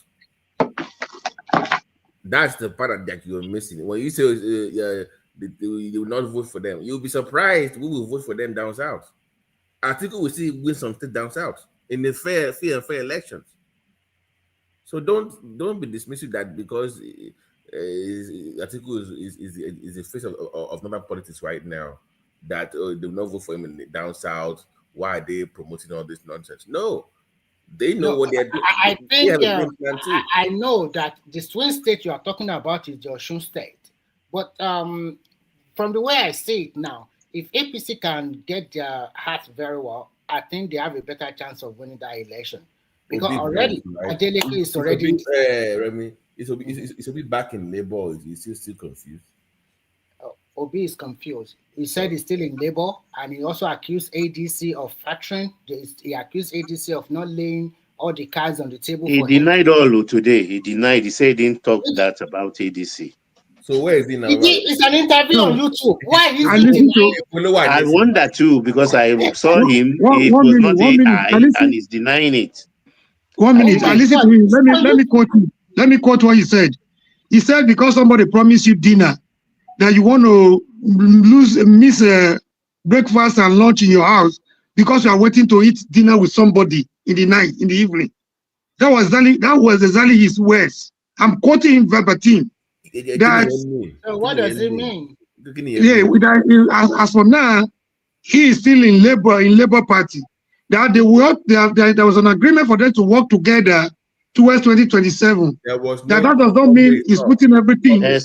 What it means, Omori, is that he's waiting for dinner, but that doesn't stop him from eating lunch and breakfast and lunch, right? With that was the part There was no. You cannot go on behalf of a political party to make a deal when nobody sends you make go do it. Labour doesn't make agreement for us. That was his own position, not Labour's. Another question is in which Labour? The Aburis Labour is not willing to welcome Obi back. The Aburis Labour does not want to eat dinner. He's doing it. What's it called? What's that fast called? The one. Is it like Omad? Is it Omad? Is it? Honestly, I don't like the way he's managing. Intermittent fasting. Yeah. I don't like the way he's managing his political leverage with the obedient movement. No, I'm not happy. Comrade, that is my point to you. Saying that you wanted to make a deal with Labour has never been a fan of ADC. They don't want to make a deal with anybody. Any deal that you're making is on behalf of yourself. So I don't know what game is playing. On one hand, you are a Labour Party member, allegedly. They don't want you back anyways. You also are also romancing ADC. How would you want your party to feel now? If you're in Labour, I think he's beginning to see the handwriting on the wall that ADC is an association of article supporters. They play. You know what they use for him? They use what I call a good baiting. It is Amishi that formed that started the whole show, and I think our Yoruba guy was also involved. That former governor of Ekiti. Later he denied his lying. Okay, so when they do that, they now sell El-Rufai. That El-Rufai is a known enemy. It's like you study personality of a politician, and these two puppets, they studied him very well, and they baited him. They invited him to Atiku place, and unfortunately for him, Obi is a sort of politician that sees Atiku as his leader. That is stupidity. No, you are competing for the same position, and you are saying the other one as your own leader. That means whatever that one said, you have to agree. That is the first elder brother. He doesn't call the leader, elder brother. So that is the first mistake in politics, because you are both going for the presidency. And you know that this man that have been contesting since 1992 for this same position will never step down for you. And you are going in agreement with an elder brother. Do you think it's so stupid? Yeah, when but, they are already here's the question. If you put yourself in Obi's shoe, what do you think his own political calculation is? Because I don't understand. I don't get it. I am saying something, although I might not be right. Maybe it'll be just in the hand of three puppets, and the third puppet, I won't give you the name now, but I will give you the name soon. When it's in 2026. Maybe I think he should be very careful, Remy. He has to be careful. I think that is the role is meant to play. If they reel him in, because they will not give him that ticket. And then when it comes to the vice presidency, no, they are not if he primary, wait, Remy. If he primary, then he can't go back to another party and primary there. Can you clarify? He said he wants it zoned. Did he say south or to the southeast? Because he wasn't. He said that ADC was supposed to zone into a particular. No, so that is the bit. That is the bit they gave. Yeah, because David Mark, as the chairman, is from North Central, so the presidential candidate cannot come from North again. It has to come from South. Okay. Well, that is the bit. Because the secretary, Arebe Shola, is from Southwest. Chairman is from North Central. So presidential candidate will come from South. In 2023, president candidate from the North. The chairman is also from the North. They are playing the same script with him. If I were him, it's not supposed to even mingle with them at all. Exactly my point. Judging by the circumstances and factors that led him act of PDP, I think it's disheartening and worrisome to see Obi repeating the same mistake, he made the last time. That was exactly the same pattern. They went for, what's this man? David Man was the chairman of that same committee that brought in Iyocha Ayu to be the chairman of PDP, the substantive chairman of PDP. And those men were working. It was obvious that they were all Atiku's boys. So the same trajectory, the same pattern. I don't know how people fall for that kind of trick for a second time. I think it's very appalling. I don't know, comrade, why are you people sympathizing with him? Do you want you to become president in the first place? We are analyzing politics. We are not nobody is sympathizing with anybody. And he has a very huge popularity. And then because we don't even want him. So I don't know why we discussing that is for you. That is for you. It doesn't stop me from saying what the little I know about the political equation as it stands right now. I think if you don't like him, that don't mean I'm going to hate him too for you.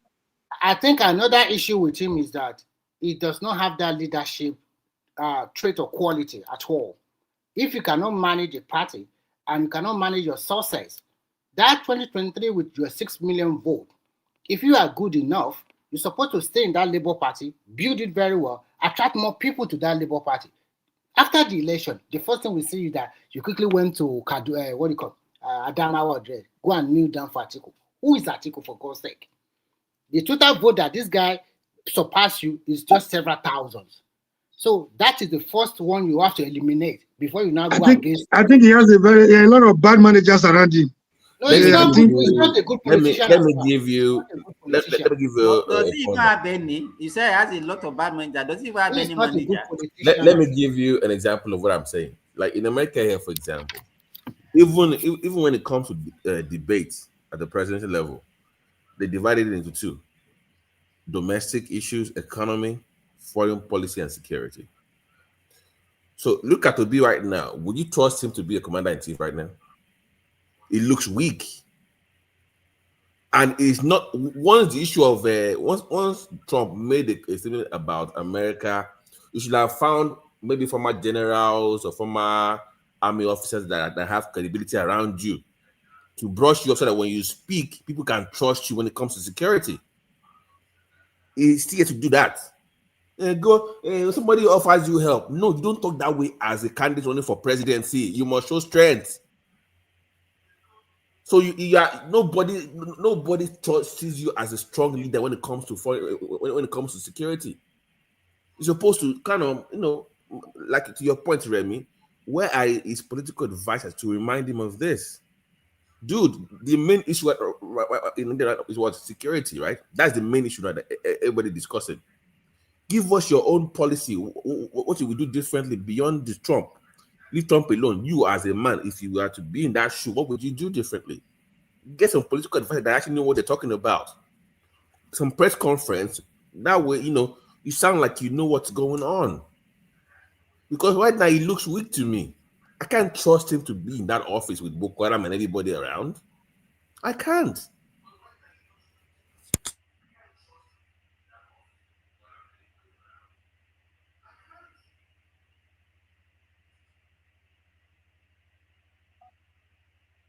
Yeah, I'm not comfortable the way Nigeria is becoming almost a one-party state. But we are multi-ethnic and if you had the opportunity, comrade, if you have a weak opposition, you can't blame the main party now. Is it APC's fault? I'm not blaming. I don't join the group that blame APC. I'm not just happy with the way opposition is going, because any system without opposition is bound to be weak and despotic. So I wanted a formidable opposition. The way APC tackled PDP that kicked them out of power, I want an opposition like that would be formidable enough to put the incumbent on their toes. That's what I'm saying. That statement of saying Nigeria becoming one party is just a political jargon. I say almost. It's never possible. I say almost. Oh, me okay. One binu. That's what they're doing. I can't defeat you. I don't like to temper tantrums. Like just rubbish. It's politics. No, it's dangerous for everybody. It's not even good for the incumbent. It's not even good for the party in power. Comrade, listen to me, my friend. We know what works when it comes to opposition in Nigeria. If you want to beat an incumbent in Nigeria, you must all come together. That is the only way you can be in Nigerian political system. If you want to defeat an incumbent in Nigeria, you must come together, number one, and also go into his own political party and peel away some people. That is the only way to. That's the reason I'm not blaming the incumbents for the failure of the opposition, for their inability to come together. That's exactly what I'm preaching to you. Now, I don't join the school of thought that blame Buhari, Tinubu and APC for causing their problem. You know, you are in the same game. They will do everything to destabilize you. What are you doing to make yourself formidable? That's my greatest concern. That was why I was disappointed in Obi when somebody has to be, if you cannot manage the crisis in labor. He was in a town hall meeting. He said he doesn't want psychophants around him. He wants somebody that could oppose him. They pointed to one guy. Was his name Emeka or something? I can't remember his name exactly.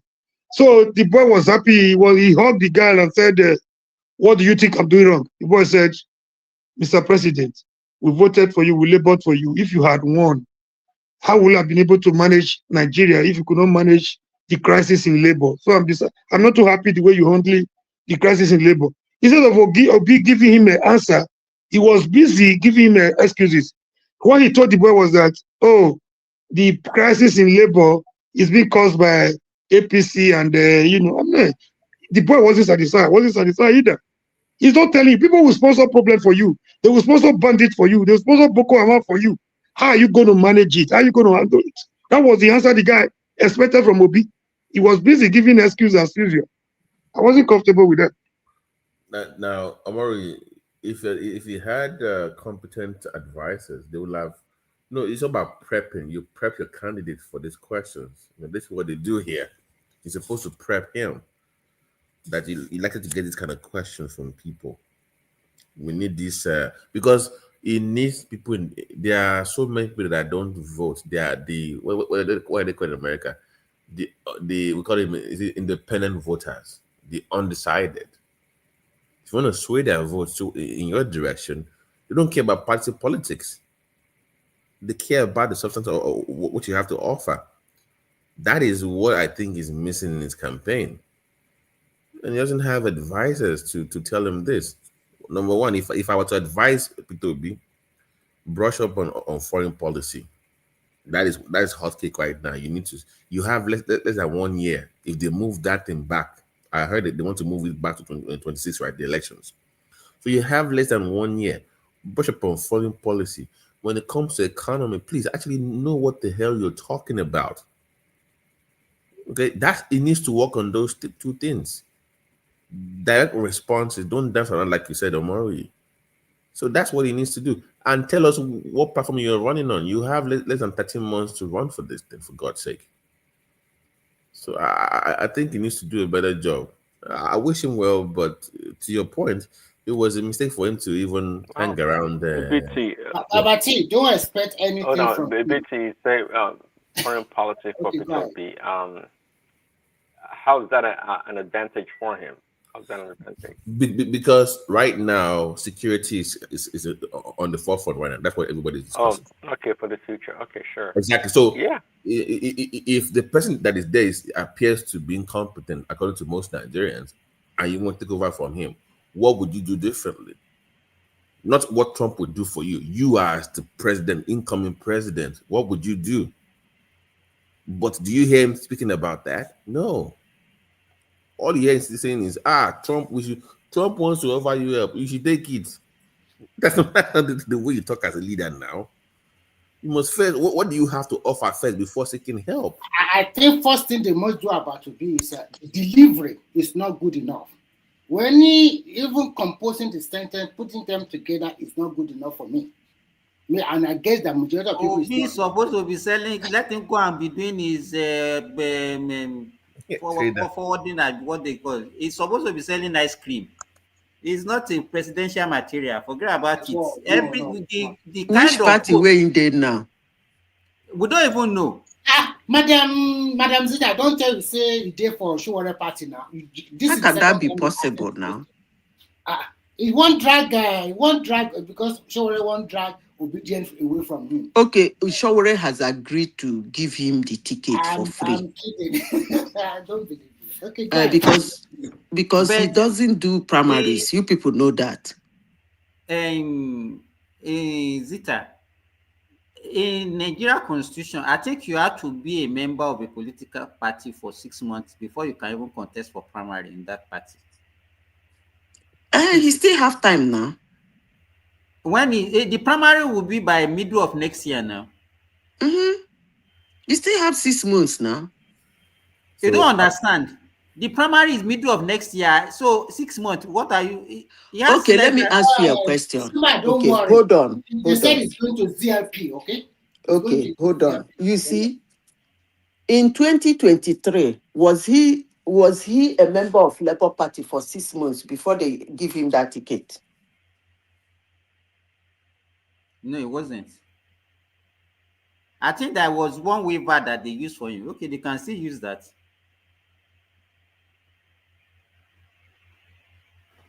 So the point that AI is making is that it's looking for a party that will guarantee him the ticket without any primaries, right? That's what he wants. So don't worry, it's going to use Z Party, ZLP, Zenith Labour Party.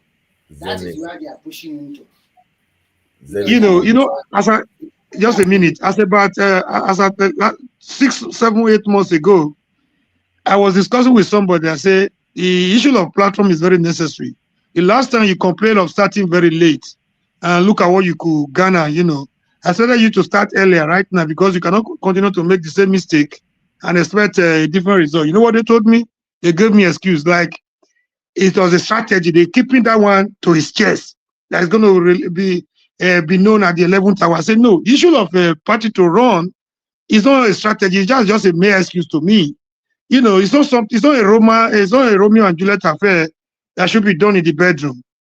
Issue of platform and political party you want to run on is something you want everybody to know. It's something you want to be as popular as any other thing, you know, across the length and breadth of Nigeria. He said no, he's holding that one to his chest. He doesn't want the incumbent to know. If they know, they will start destabilizing him. I said, you guys are not serious. That was a blatant excuse. They are still thinking it's coming again as new. That these are also structure of criminality. They have tested you before. They have known your depth. So there's nothing new you are bringing on the table anymore. So you are not a new face on the in the block. So nothing special. And you are not going to get ADC ticket. Everybody know the truth. And his performance in the last election wasn't bad, but I expected them to concentrate on that. In some areas, they couldn't even have agents. They couldn't have agents to protect their vote. Now you're making the same mistake because you didn't prepare on time. What should have expected you to learn from that? Amari. Now you're still keeping your platform to your chest until the 11th hour. I don't follow such politicians. If you leave Southeast out of it, is losing key supporters across the country. They are openly, not like they are just leaving. No, they will just put on Twitter, "I am done with the obedience space. I am done." Like the main, even like look at Akinto Gates now, one of the biggest in the Southwest, is out. There are many of them that have left him alone. So you are bleeding because you are bleeding left and you're not even taking care of home. What it should have done, to your point, Omori, is you battle it out in the Labour Party. You bring your obedient space into Labour. You make Labour their home part. That's what you should have done. Labour should have been the home of Labour of obedience. But yes. Under the Labour umbrella, where you then bring new voices in that might not necessarily be obedient, but they share the same values like you with you. So it becomes like a big tent of anti-establishment and your own obedient movement. Then you grow it from there. But you cannot make it just obedient only like that. They're only loyal to you.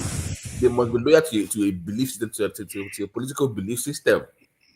That must be for everybody, just beyond just you. Good day, everyone. You said he has to be in the party for 6 months. Was he in Labour Party for 6 months before they give him that their Kalu ticket? It wasn't. I told you earlier. It wasn't. I think they. Why are you discussing OB?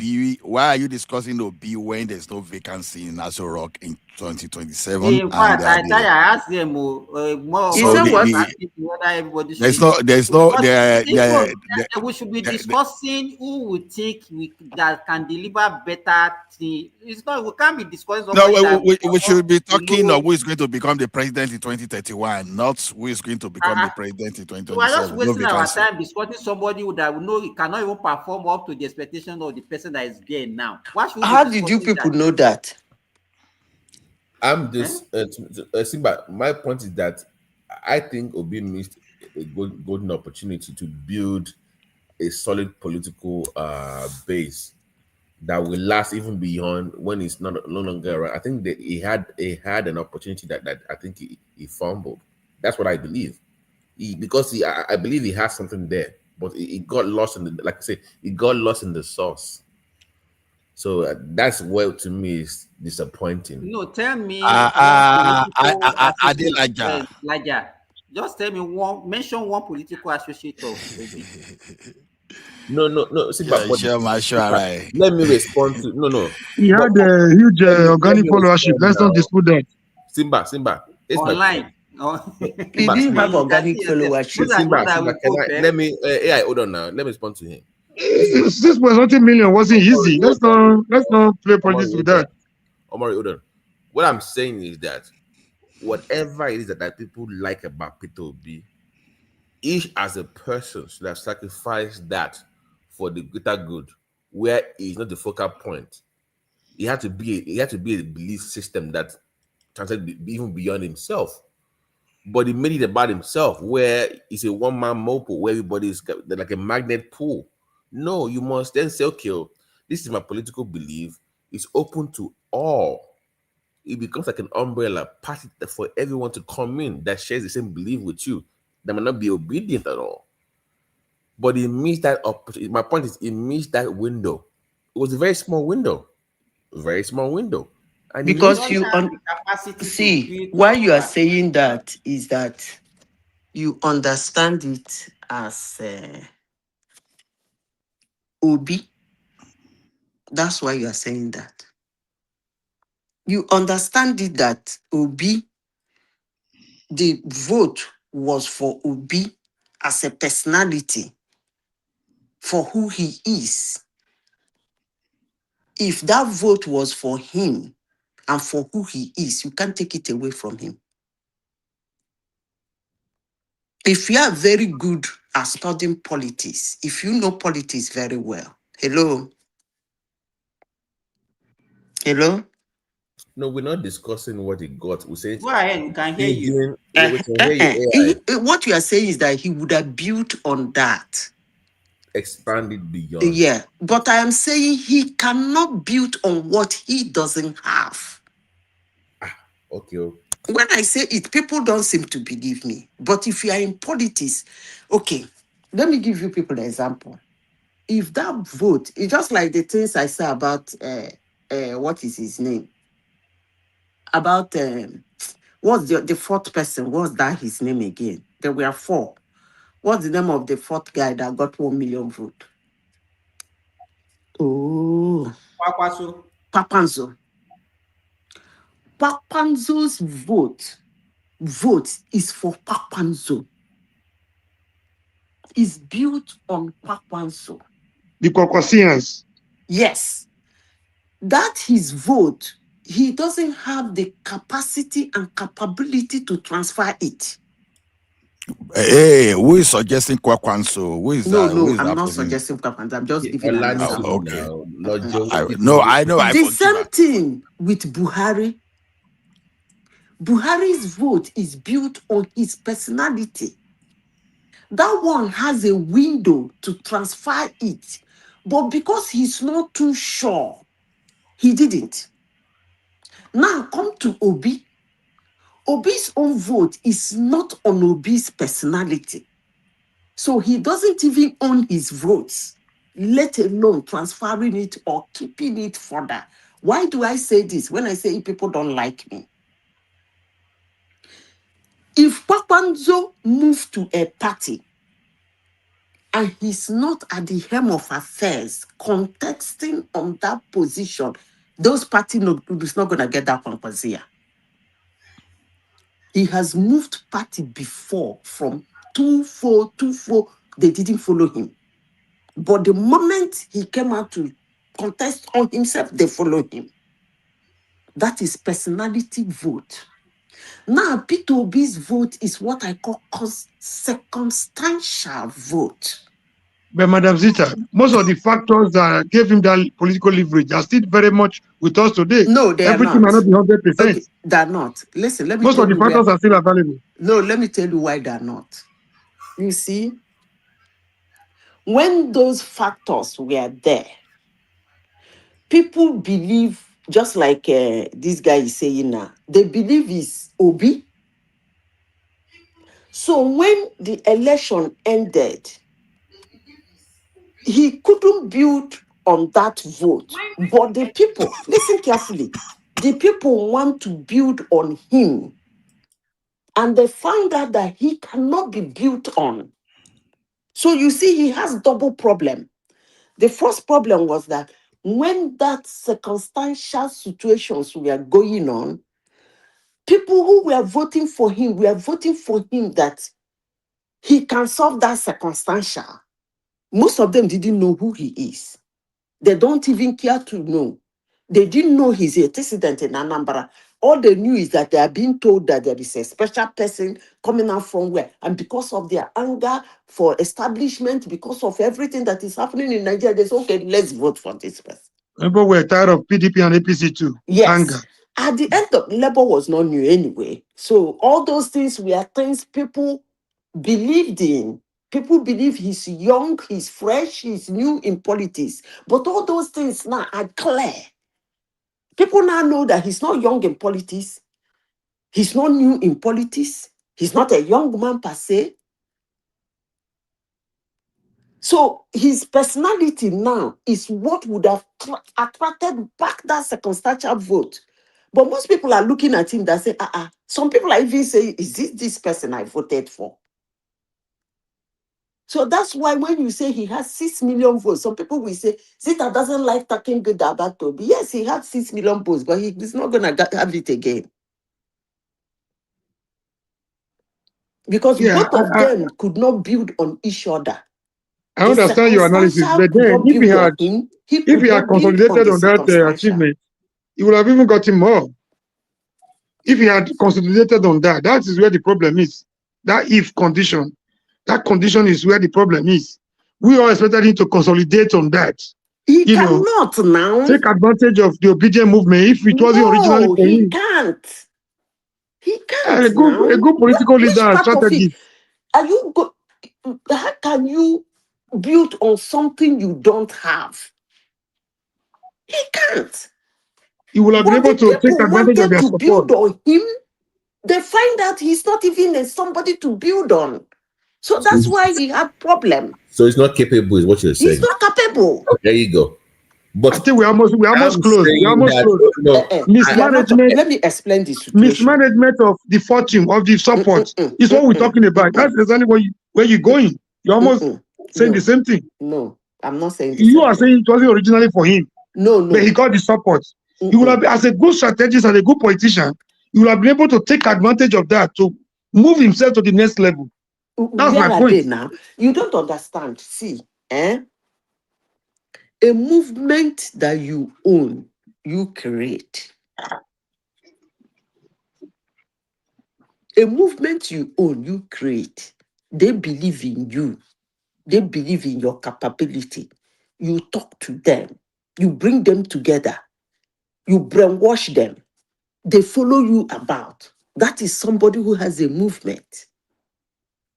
This guy doesn't even know where the heck the 6 million is. A kind of cult followership like Buhari had. It's not cult followership. Listen, it's not. It doesn't need to be used. You don't need to use the word cult. It's not cult followership. It's a movement. When you have a movement, the movement will have an ideology. The ideology will resonate on people who wants to follow that movement. And wherever that movement goes, they follow it. I'll give you an example, iPod. Most iPod believe in an ideology that is in cloud cuckoo land. Cloud cuckoo land is a cloud that doesn't exist. So no matter what you do, they believe in that cloud cuckoo land, they believe in that ideology, and you cannot convince them. Because somebody has told them something that is not existing, but they bought it. That is what is called a movement. This one did not tell anybody anything. He came out to contest, and then Benin people jumped at it and told him, I will keep calling Benin, because they started that madness. Moving from construction to production. And he's the biggest importer. No, no, AI. I see what you're coming from, but what I'm saying is that if you look at the Nigerian voting pattern, 1/3 historically votes for the past 25 years. Those in the middle, if you look at the exit polls, his own message actually resonates with them, but not enough for them to come out. So, in terms of those buzzwords like production, and if you look at the exit polling, people kind of liked what he was saying. I'm not discussing that people that voted for him. Those that did not vote were in the middle. They were not convinced enough. Remember, people got PVCs but did not show up. They did not show up. I'm saying those people, I believe, he got their attention but did not follow up based on what he was campaigning on. There was an opportunity. So I'm not discussing people that were there for him to get for who he is. Forget those ones. They will always be there regardless. I'm discussing that 40 million in the middle that did not show up to vote but had the PVC.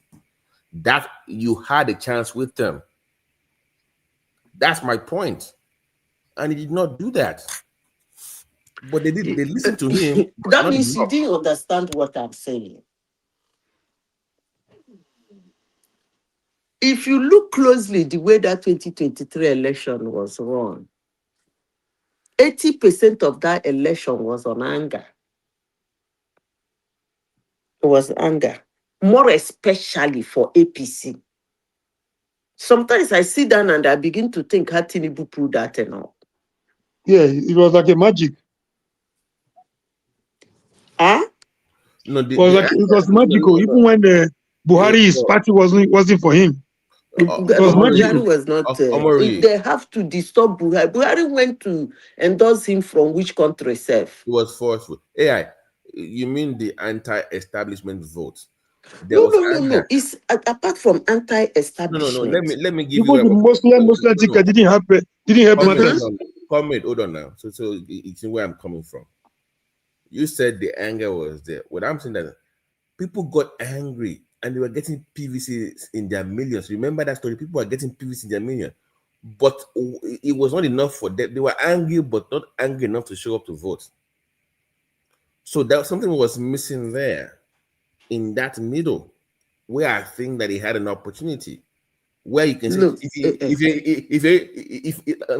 if you're really skilled politicians, people liking what you're saying is one thing. You for them to leave I don't know how to explain it to you. No, let me finish now. I'm saying that is one thing for somebody to support you in their bedroom and get PVC. It's another thing for them to wake up that morning and go to the polling booth and vote for you. That was the missing part of the whole thing, that they did not work on as a political party or whatever they call themselves, obedience, whatever. They did not do their due diligence with that part. How do I get you to the poll? You are angry, I'm angry too. How do I get you to come? That anger, let's use that. Let's do something there. Beyond what? No. The thing is that he won areas he needed to win, and then he won that place massively. The places the anger was high, he won very high that area. The problem is that the way the 2023 election went,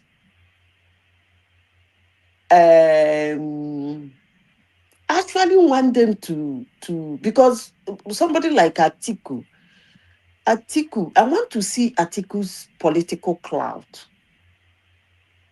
Yes, because he has always been, anytime he goes to another party, he doesn't make a headway. It will be as if he never contested.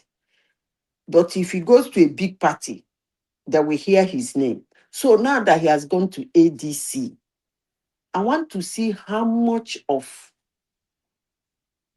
followers he has. Because he's been running around like a headless chicken from one party to the other. Now he has left PDP, which is, I would say, established party, though they are not really. What about PDP itself? What is going on there? Just forget those ones. That one is in ICU. They divided into how many? I hear say they expelled Wiki. There are four now. Wike Ito has suspended them, and they have suspended Wike, so we don't know. AI. We don't know who's the charge. We don't know who's the charge. Hold on. 1 year to the election, there are 4 factions now of PDP. This one's serious. How many? 4. 4. Yeah. See, as Tinubu don't care that party. Yeah, they don't. I want to be supporter. One doctor yesterday said PDP is still talking to Obi. I was like, I see which version of PDP are you talking about? He didn't answer me. He said PDP is still in touch. PDP is still in touch with Obi. I'm like, which PDP? Comrade, that PDP is what is causing the problem for my governor, because he's looking for a platform now for him to contest. Why didn't they want him back in PDP? And number 2, why doesn't APC want him back? APC or PDP? Simba, which state is that? No, Omori, hold on. PDP said they don't want him to contest. APC says they don't want him either. So what is going on between those two? What I mean, remember? You mean Adeleke? Yes. Normally, if you are incumbent, they beg you to make a party. But this one, nobody wants you. The two members don't want you. He overplayed his hands now. Oh, that's a cost. That LG Kotkin, Abby. That was the one I think. It's not. Let me tell you this. You know, if you look at the way the guy started, the guy is not really a politician. It's his brother that was a politician. You know, his brother was the governor in Third Republic in 1991, from 1991 to 1993 in Osun. That one was a member of APC. The late Adeleke. Yes. I'm saying that historically in Nigerian politics, nobody says no to an incumbent governor now. It's just he did not perform. The guy did not perform. You can even see when he was in PDP, the key stakeholders in PDP were leaving PDP for APC. You understand? You know, when you have a governor in the state, what normally happens is that people tend to gravitate towards that party. But in his own case, he was losing people, key personalities within the party. They were leaving because he was not doing what he's supposed to do as a politician. The way you see him on the social media, that is the same way he behaved as a governor. The guy is just enjoying his life, just like that. Do you think they are going to throw him out? The best dancing governor. It's the best dancer. The best Do you think they will throw him out, Remy? No. The thing that surprises me is that Babati and Remy, they are avoiding what is happening in the states, and they are all bashing Simba. And Simba is helpless too. He's supporting. Let's be, come on. Nobody's bashing it. He brought it up. And I'm saying that historically, last 25 years in Nigeria. No, but the incumbent is like a hot cake. This Ola that is talking is not the same Ola that we know. Leave him. State. But I'm saying that APC and Ola, PDP. This voice, Ola, where are you coming from, Seth? Hold on. No. What happened to the voice? Very too loud, too clear. But that like guy, a new mic or something. Babati, yeah. That guy's going to run. That guy's going to No, run. I know. Okay. Ola, Okay, Ola, you're very vocal. What's going on with Ola? It's very. No. Are you saying my mic is very loud? No, I'm saying that you are kind of like little Simba. Maybe Ola needs maybe like Xanax or something to calm down. It's very like little hyper. No. I just got a studio mic. So if you hear differently, so maybe that my mic is playing trick on you. It's not the voice. It's not even the content of the voice. Yeah, you sound very like nervous, rushed or something. I'm not nervous. Why should I be nervous? Why should I? Oh, okay, Ola, we are ready. Just stay like that. Sonia Abacha, you are saying something earlier. Sonia Abacha. No, Simba, I'm saying that APC and PDP don't want him, which to me is odd in Nigerian politics. No, I'm saying very that. Weird. I'm saying that it stands a better chance running in ADC. Really? Now? Yeah. Are you talking now? Yeah. No. He rejected him now. ADC. No, he cannot go to ADC. I think you know it's why? I think it's Accord that is going. Why I think ADC is better for him is that he can leverage on Do you think he will lose? He can leverage on Arab. Yes, so he's going to lose. He will lose. He will win. He will lose. He will lose at this rate. He will win. He might lose. In Osun State. If he goes to ADC, he might win. He might win. So and when he win now, working with Aregbesola, because of Aregbesola's factor. I know they call that Afufonu man. Like, waiting, that's only that featherweight. The guy is a featherweight now. To me, that's the best option for him. He should go to Abga. Which Abga?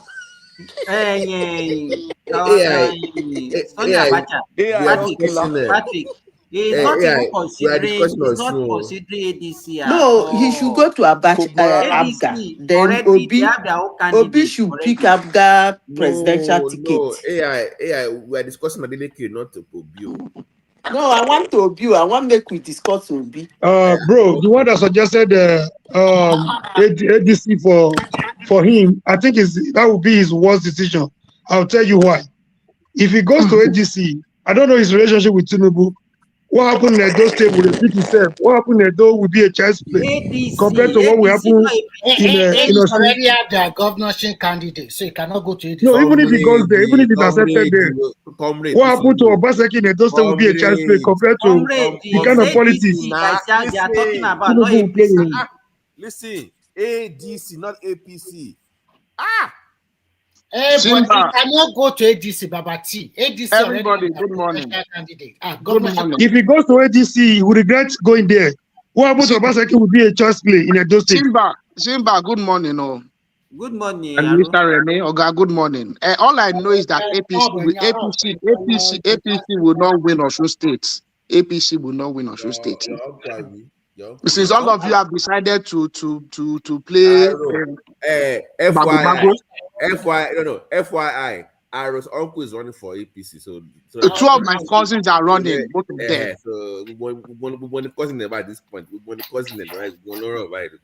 Since you have disqualified our people, we will disqualify APC in Osun State. Anybody can win. They will win. They know their method, the rigging method, Abuja machinery, rigging machine. They did it in Edo. They will repeat it in the Osun State. Don't just vote. It's not about rigging, Jare. If you are not popular, you cannot win an election. It's about rigging. It's about rigging. All I know is if Elisha has the biggest, APC was not popular in Edo. What they did in Edo was a daylight robbery. If Elisha doesn't have voting block, we have the biggest voting block, and we will show Tinubu and his people in Abuja that we mean business. Forget about that. What is your Can you put your money where your mouth? Can you put your money where your mouth is? That one. We go show them. We go show them. How many governors have you produced? Okay, it's easier said than done. Those people are there. That is why we deserve to produce one this time. Those people have no mercy. They have no mercy. You never produce anything. We never allow you. The other we are more than you people. So what are you talking about? Their rigging machine is strong. Comrade now. Aro, who is your man from Ife that you want us to vote for? Can you give us a two of them? We have two impeccable characters. Go ahead. Who are they? Obishore and Omo Urare. Impeccable. Really? Really, Aro? That's it. That's what. Who did they? Okay, who is the person APC is pushing now? That ambassador, that Bode, what's his name? That guy from Waterworks, Inland Waterways. You see that Inland Waterways guy that is former commissioner to what's the that they are pushing? That's the person they want. That's the person they want to put forward now. No, it's not the commissioner. I think it's that guy was famous. Banji or something like that. That's it. And now, Banji now. Yeah, that's him now. He's the Inland Waterways person at the moment now. Is he not the one in charge of Inland Waterways? He's just a former commissioner now. No. It's like that guy is only Ikire. How many votes can Ikire give them? That's small Ikire over there. We will show them. I think it's popular in Osun. Is not which kind of popularity? More popular than Omishore? More popular than something now. They know they cannot sell his candidacy like that. More popular than Omo Urare. Senator, senator. Go and float your own party and put your candidates there. No way for you. We will show them we mean business. I don't even know what you wanted to show. He's fighting for his cousins. Kilo gbogile o ki o fogun so kilo gbogile to fi so be confidence ba so I'm not know what now. Don't nonsense here now. At least let them go to primary. APC does not believe in popularity. They believe in rigging. Let them go to primaries and lose fairly now. Why would you not be using Okonikoni to disqualify them? It's just the state. They said they can appeal to the national party. So they are that's just cunning now. Why don't let them go to primaries? Let them contest the primaries. It's clear. So you want an ex-convict to become a governor in Osun State, yeah? Is that what it doesn't matter? It doesn't matter. You know what, Simba? If I'm dancing to prison, I mean, upgrade. That's upgrade now. Upgrade.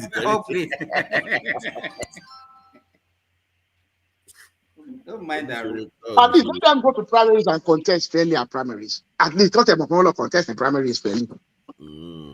Let them go to primaries and contest. They know that at primaries they cannot win. Let me ask you a good question. Because according to them, they said for you to be a gubernatorial candidate in Osun for APC, you have to bring 5 signatures from members in all these local governments. What happened to your mission? I cannot get it. The signatures, they are just using Koni underhand, Joe. You know the argument. You know the argument they said. You know their argument. They said that some of those signatories that they are not up to date on their dues. No, they said financial member. Go and get 5 candidates. Financial member. That's what they mean now. Let Commissioner go and get that. That is easy thing for him to do. Why cannot get that? He has people. They are just using Koni. They are just using underhand. Arrow. See, I'm surprised though. You know, it was a deputy of the APC campaign. I think doing Tinubu. And now. So you can't he was deputy. So you can't get those. You can't get. He has it, Joe. They are just using underhand dealing. Already. I want to congratulate you. I know your mom is from Ijebu. The head Kwamwan is your new Awujale. Congratulations.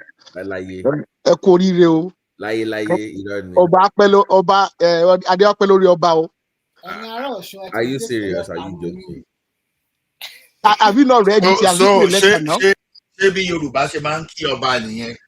It doesn't matter.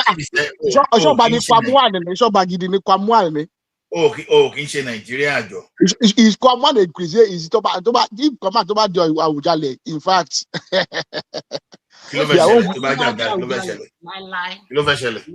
okay. Kàn lè máa bínú orí tó máa dá dé kò ní ṣàìdé kẹ́ forget go story yẹn. They cannot give it to him. It's not up to that standard of kí lẹ mí now ẹ folúwo ẹ fi ẹmí àjẹní wò so why ti ọmọ. Ọlá àwọ kò ní Ògùn àwọ ìṣọra Ọ̀ṣun kò bá wa tó yẹn a lè fi kọ àwọn wọn ní wọ́n apply ní àrò máa. Kì í ṣe ará Ọ̀ṣun ní gbogbo kì í ṣe ará Ọ̀ṣun náà ti kidnapper ti fẹ́ gba gbogbo kìíní tán ibi tó bá yẹ kí We are very accommodating. Very accommodating. How accommodating. Mbwade dancer àti gbọ́ pé kidnappers take over state ẹ o ẹ̀yin. No, Torike backward state ni wọ́n lowo, they don't have money to pay, so nobody goes there. Arrow, stop promoting fake news. Kwan is not our. He has applied, and once he applied, he has automatic ticket. He has automatic tickets straight to the palace. Next Awùjalẹ̀ nìyẹn nǹkan tẹ́ bá fẹ́ ṣe kẹ́ ṣe ẹ mọ̀ láti ìdílé ìyá àti ìdílé bàbá ló ti jọ ọmọ ọba so tẹ́ bá fẹ́ ṣe sí kẹ́ lọ ṣe sí. Once they give him that, man called Gilgus Meji ni. Ìjẹ̀bú state ni kò máa Gilgus Meji ni. Kò sí nǹkan kan tó máa ṣẹlẹ̀ ìhàlẹ̀ náà ni ìhàlẹ̀ orí afẹ́fẹ́ kò sí nǹkan kan. No, you have too many people in line now. Tó bá ti dọba ó ti dòrìṣà nìyẹn. You know whether you like. Why are you wishing now? Ola, this is what I'm saying. Tó bá di owó or influence, there are people, need ti owó yẹn, òun ló ní influence àti owó you to get that position. But Ìjẹ̀bú Oluwo had influence and owó, he had nothing, he was a pauper. It was this man that made him. It was that man that made him a king. Arrow, this is my point. The man that made him is an influencer, got him in there, right? So money on the monitor. The Jebu thing, I want to work what you can want turn influence you love. Forget to turn influence that's Jebu kò lè débẹ̀. No ti pọ̀ jù. That's the difference. I don't think pọ̀ jù. Ṣé ọmọ lọ bá ọ̀kẹ́ owó pé kí ọ̀kẹ́ owó bá àwọn náà ṣe sí ni. Ìwé ṣáìsì. Àwọn yẹn pọ̀ Ìjẹ̀bú ní pride ju gbogbo yẹn lọ. Àti gbọ́ láyé àtijọ́. Kí ló ṣe Wàsíù náà? Kí ló ṣe Wàsíù? So torí pé ó jó lórí nísìnyí ẹ̀ṣẹ̀ ni. Kó máa lọ bá wọn. Kí lẹ̀ṣẹ̀ tó ṣẹ̀? Alágbe ẹ ti sọ alágbe di ọba yìí nìyẹn. Ọba alágbe. So Ola, look at what the performance of the dancing man in Osun. Is that what you want them to give to them in Ijebu also? Mr. Remy, let me tell you one thing. No, this is just let me finish. We cannot be giving position to people who disobey the law. To keep playing it, do you understand? Ṣebí torí pé àṣírí tí ò tí tú ni àwọn òwe tó ń nà sí ẹ lábẹ́ desk ńgbà tó ń ṣe wáyé kì í ṣe òfin ìgbà àmọ́ story ni. Ọlá jẹ́wọ́ ẹ̀ṣẹ̀ mi, Ọlá jẹ́wọ́ ẹ̀ṣẹ̀ ni, ó jẹ́wọ́ ẹ̀ṣẹ̀ lábẹ́. Àbí orí olórí tó gbédè lóyìnbó ṣorí torí pé àfẹ́ sọ torí pé àfẹ́ tó àṣírí ẹ̀yin tẹ́tí kọ́kọ́ gba sàhẹ́ tó yẹ pé ẹ mọ bẹ ṣe já sí Morocco. Do you think I have the mind of Sahel? Me, I will never. Ọba òmòye country tó jump kó tó dé Finland àbí bolo sọ pé ó tẹ wá sí òmòye country. From Asia mo dé wá sí Europe ṣé wá pọ̀ jù ní plane náà. Ẹni tó bá lo Asia ọ̀nà ò straight now. Ṣé bu àmọ́ gbogbo. Why can't it straight? Kí ló ṣe wọ́n lé Asia? Ọ̀nà ò straight jọ. No, there's no big deal there now. I'm also a professional. Ìwà àti rational mind kankan náà lẹ́yìn méjèèjì. Ọlọ́run má jẹ́. Ẹ̀yin tẹ́ kọ́kọ́ máa gba nìjẹ́ ẹ máa gba nìjẹ́ ẹ máa gba ṣáàdì gba nìjẹ́. Have you ever seen me? I'm a cold gentleman. I will never do that kind of stuff. Me tell let me talk less of doing that kind of stuff. Oh, gentle kankan. Okay. Oh, gentle. Ìwọ tó dàbí akọgun. Ni o gentle. On a more serious note, ṣé o rò bóyá you are putting too much pressure on this Musa guy like the way everybody is just hyping him? I pray this was worried for my dad. No, me worried. If there's anybody I'm worried about is the man there. You see, this guy has the solution, but it's not left to Nigerians to embrace the solution. So a solution yẹn mo ti rí gbogbo àwọn èèyàn tó ti ń disagree pẹ̀lú ẹ̀ kò lè ṣe kíní kan kò lè ṣe all those stuff. Okay, I'm just looking at them because those solutions wọ́n ti lò láwọn eré àkàn and it work. So even the countries that were poorer than us were able to implement some of the solutions that this man is recommending. So what are we talking about? So to me, this guy, his success is not going to be function of General Musa on his own. It's going to be function of whether our Jagaban who at in Aso Rock want to act, because look at all those criminals they are bringing out now, all those big men. You know, like when all those those general like Olawumi, Commander Olawumi, and co got the list of those financier of terrorists, but when they look at the list of those people there, who was supposed to give that command? You know, there was there's this man too. This is it TMI guy or this Ali? What's the name of that guy? I listened to his interview this afternoon. You understand? That guy escaped for assassination attempt just because he got those financiers, and that is why the like of Buratai and Abubakar they need question to answer. So when we know if Tinubu is serious, is we should see those guys being investigated and they should be sent to the court. I let them go and defend themselves. If they can make scapegoats out of two high-ranking officials, then you will be encouraging all these people to act. But these people cannot act. You send soldiers out to arrest terrorist financiers, and they brought the person to you. You cannot use your influence. You cannot muzzle your political will to make sure that those people that justice is done. Then tomorrow, if you send them, they will come back to you with excuse. So the authenticity must be there. You need to show them that, okay, I support you. You have my backing 100%. Unlike Buhari, he deceived Osibajo that, okay, you have my backing 100%. When that guy fired the DSS director, what happened? He was persecuted for doing that. So again, when this Major General that was the commander that led the operation that arrested the financier, what happened? Even despite all those aggression that Buhari, I'm the one that put you there. You are blah blah blah. What did he do? He betrayed him. So it is not as if these guys cannot act. As we have some moles, some Judas within the rank. Within the rank, we have some people that still want to bring out those crooks. We still have some people. So you have to take a side. It's either you encourage those people that want to work. If you don't encourage them, then they are threatened, because after all, if they try to expose anything, you are going to leave them exposed to even to battle with their life. Imagine the general escaping for assassination attempt just because he was trying to help the country. Honestly, I keep saying something. We should go and exhume that a cause of Buhari, take him to proper court, sentence him, and sentence him to hang him by death. Even after his death, just go and hang him for symbolic to just make symbolic gesture. What did you do now? That regime tactically, technically, really enthroned terrorism.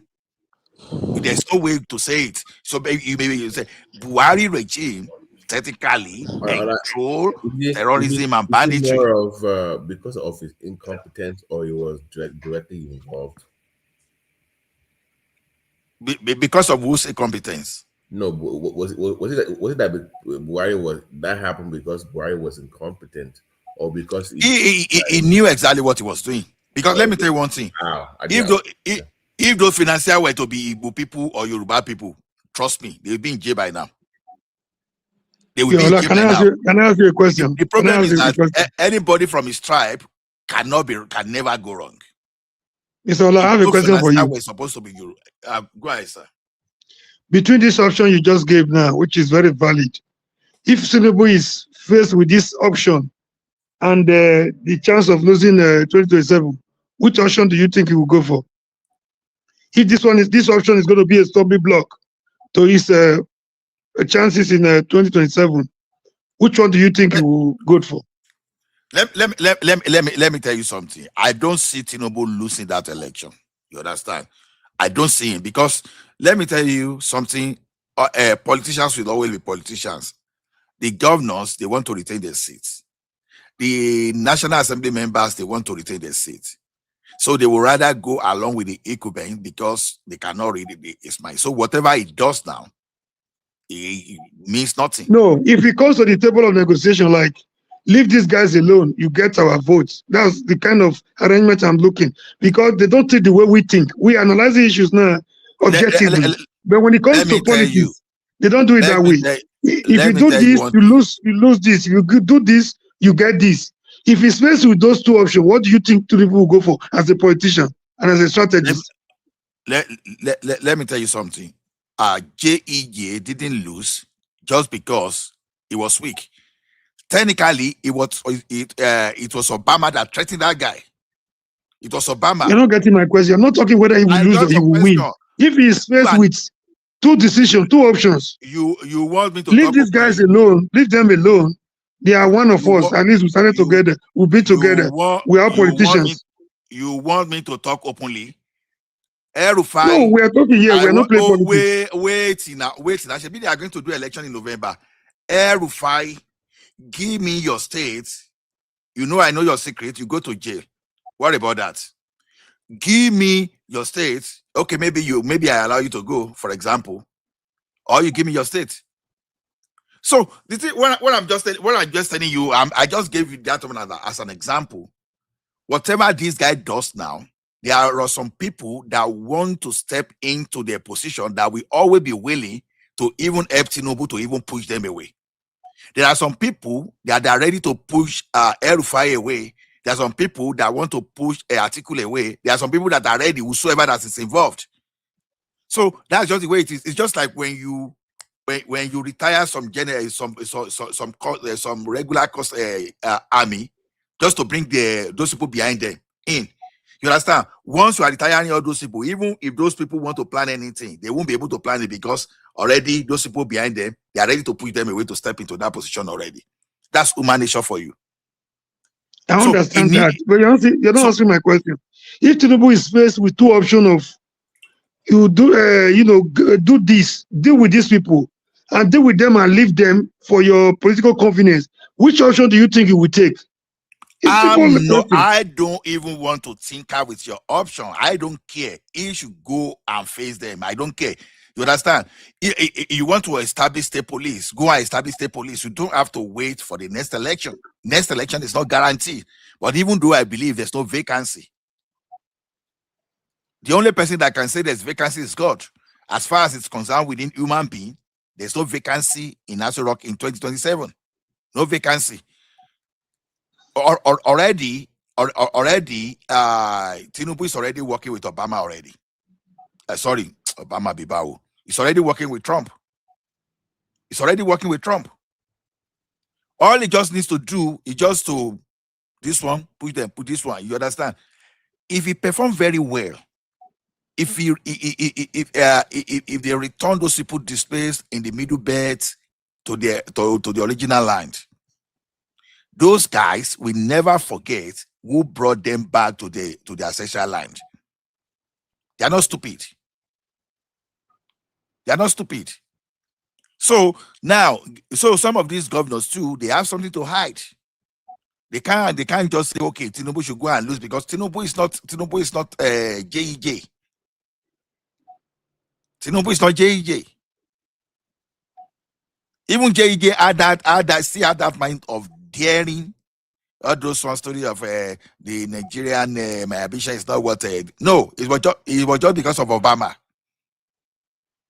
Obama escalated the insecurity issues in Nigeria. And Jonathan became more scared. Jonathan was only afraid of Obama. Nobody was not afraid of any other person. Can I ask you a question? Because we flogged this JEJ matter like JEJ was incompetent. But most important, did JEJ win the 2015 elections? Okay. He was beating black and blue at the 2015 election. I'm not young. I'm not too young not to. I remember I was very, very, very particular about Leave story. He was beating black and blue. We all decided JJ had to go because he was incompetent. So why are we now flogging it as though JJ was some saint that was mistreated, maltreated at the polling unit? Decide you underrate the power of the incumbents a lot. You did not determine anything. You are exaggerating your influence. The man was beat. I'm not from me. I'm saying I observed it. I observed let me tell you, there's nothing to you could black and blue. So why are you talking about? He said Obasanjo told you that. Wait now. Obasanjo told you that 2003 election was do or die. Jonathan would have done do or die if not because of Obama. Did do or die election in 2015. He did. He did not. Did you not spend so much money? I don't know what I don't know what no, to say. Jonathan didn't not to the extent of Obasanjo. Was Jonathan not going to kneel down before all guy? Was he not going to the person to kneel down so that Jonathan didn't do or die politics. He didn't do or die politics. You are exaggerating your votes for Buhari in 2015. If Obama was not in the equation, you understand, that election could have been 20 million in favor of Jonathan. At the end of the day, like 12 million in favor of Buhari. Where would he go and vote? Where would Jonathan the whole exercise would have been Olubeberized. Let me tell you something you don't know. What you are saying is that Jonathan Jonathan lost that election now. He lost it fair and square. You are not getting the point. This your appetite to like Jonathan and Obasanjo is one thing that I find very suspect about you. Obasanjo and Jonathan don't do anything wrong. Sonny Abacha, you are not getting the point. See, Jonathan was an incumbent. He had every machinery to rig that election. He rigged for Fayose. He rigged for other governor. So are you saying he will not be able to rig for himself? No, he rigged the election in 2011.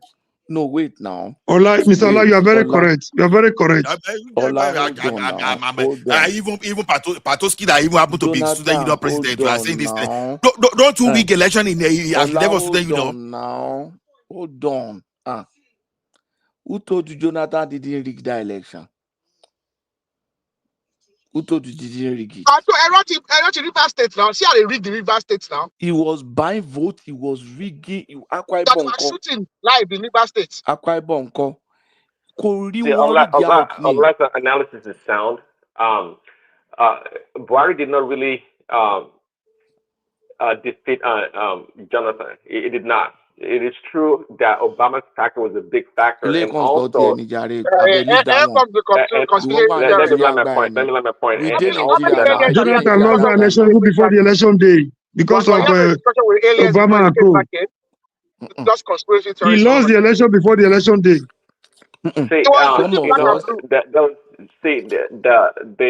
They threatened to unleash terror on the Nigerian state.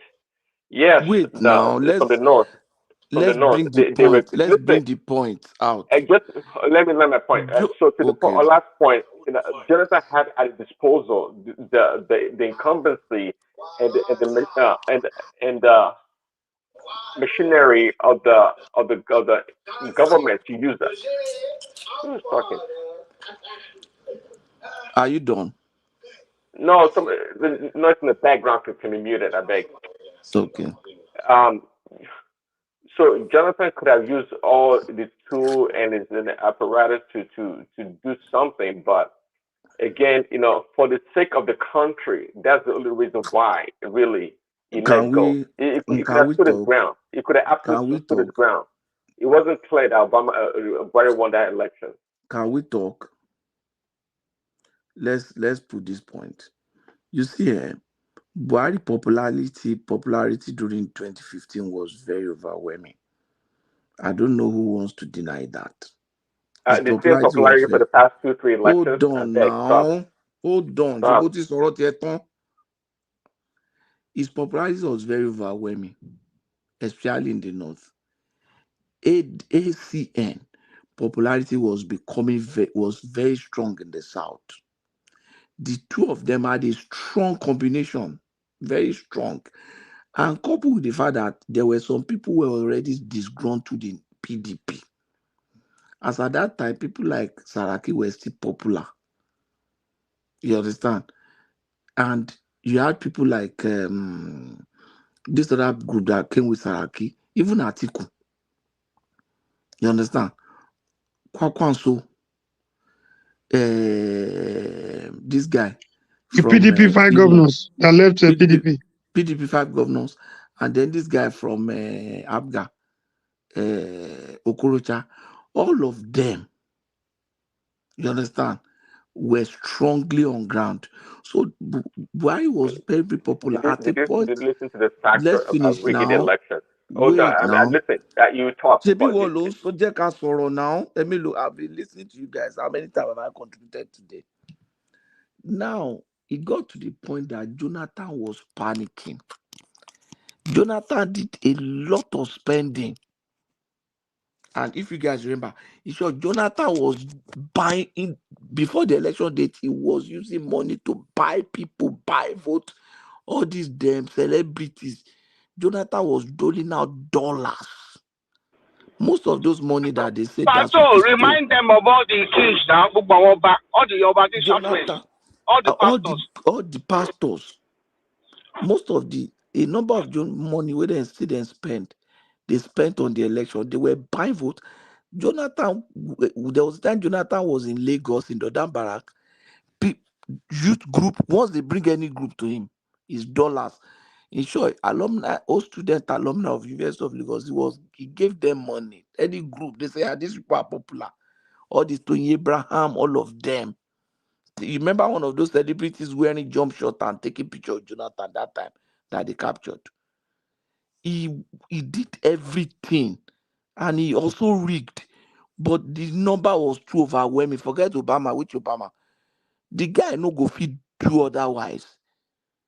Nigeria was ready for him, and the people he ran with, those people are very strong. They no be small picking way go fit just overrun like that. So he lost. Sonny Abasha, Obama. let me respond to you. You see, lost. You couldn't read that margin. You see, you Buhari worshippers. You understand? Okay. That's not worshippers. We are not saying whether Buhari. We are not. Hold on now. Let me respond to you. We say he lost. Jonathan lost. Let me respond to you now. Let me respond to you. Who is Buhari worshiper? Let me respond to you. Now, Jonathan won the election in 2011 by 22 million, right? So Buhari won by around 12 point something million. What Tinubu managed to add for him was about around approximately 2 million. So it came around 50 million, while Jonathan was around 40 million. The question you should be asking yourself is this: where did over 7 million votes of Jonathan went to?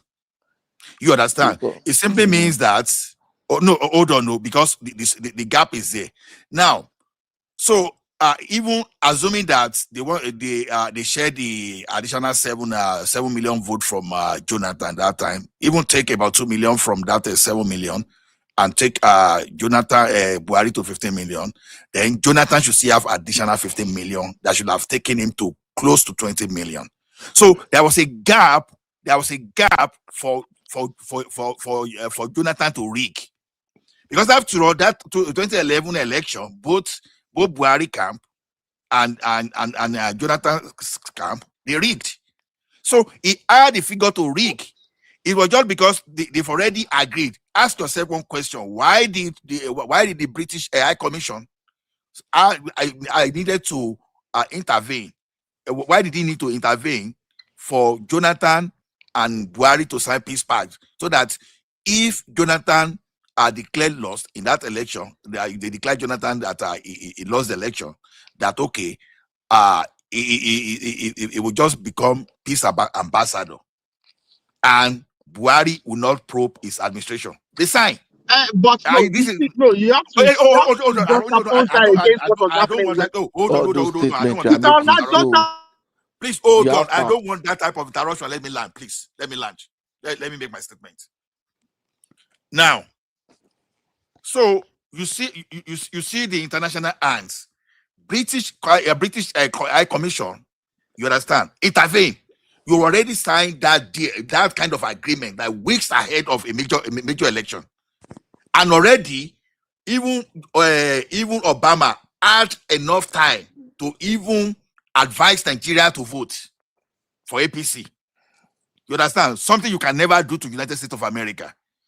So now, if Jonathan had rigged that thing and this criminal, they brought the militia out of the bush and start paying people, and before you know, they will now recommend Jonathan to ICC to go to international court of criminal justice or whatever they call it. That guy knew exactly what he was doing. If it was not Obama, if Obama was not a factor there, no way under the heaven and on the earth that Buhari would have done. So you guys were just giving you're just giving credit they don't to understand Remember the what the Obama likes of Orubebe wanted to do. They just Ola, look at you the are very Nigerian correct. election.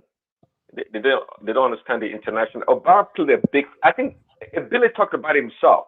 He had an interview that he pretty much said it. Obama played a big role in that election. He did.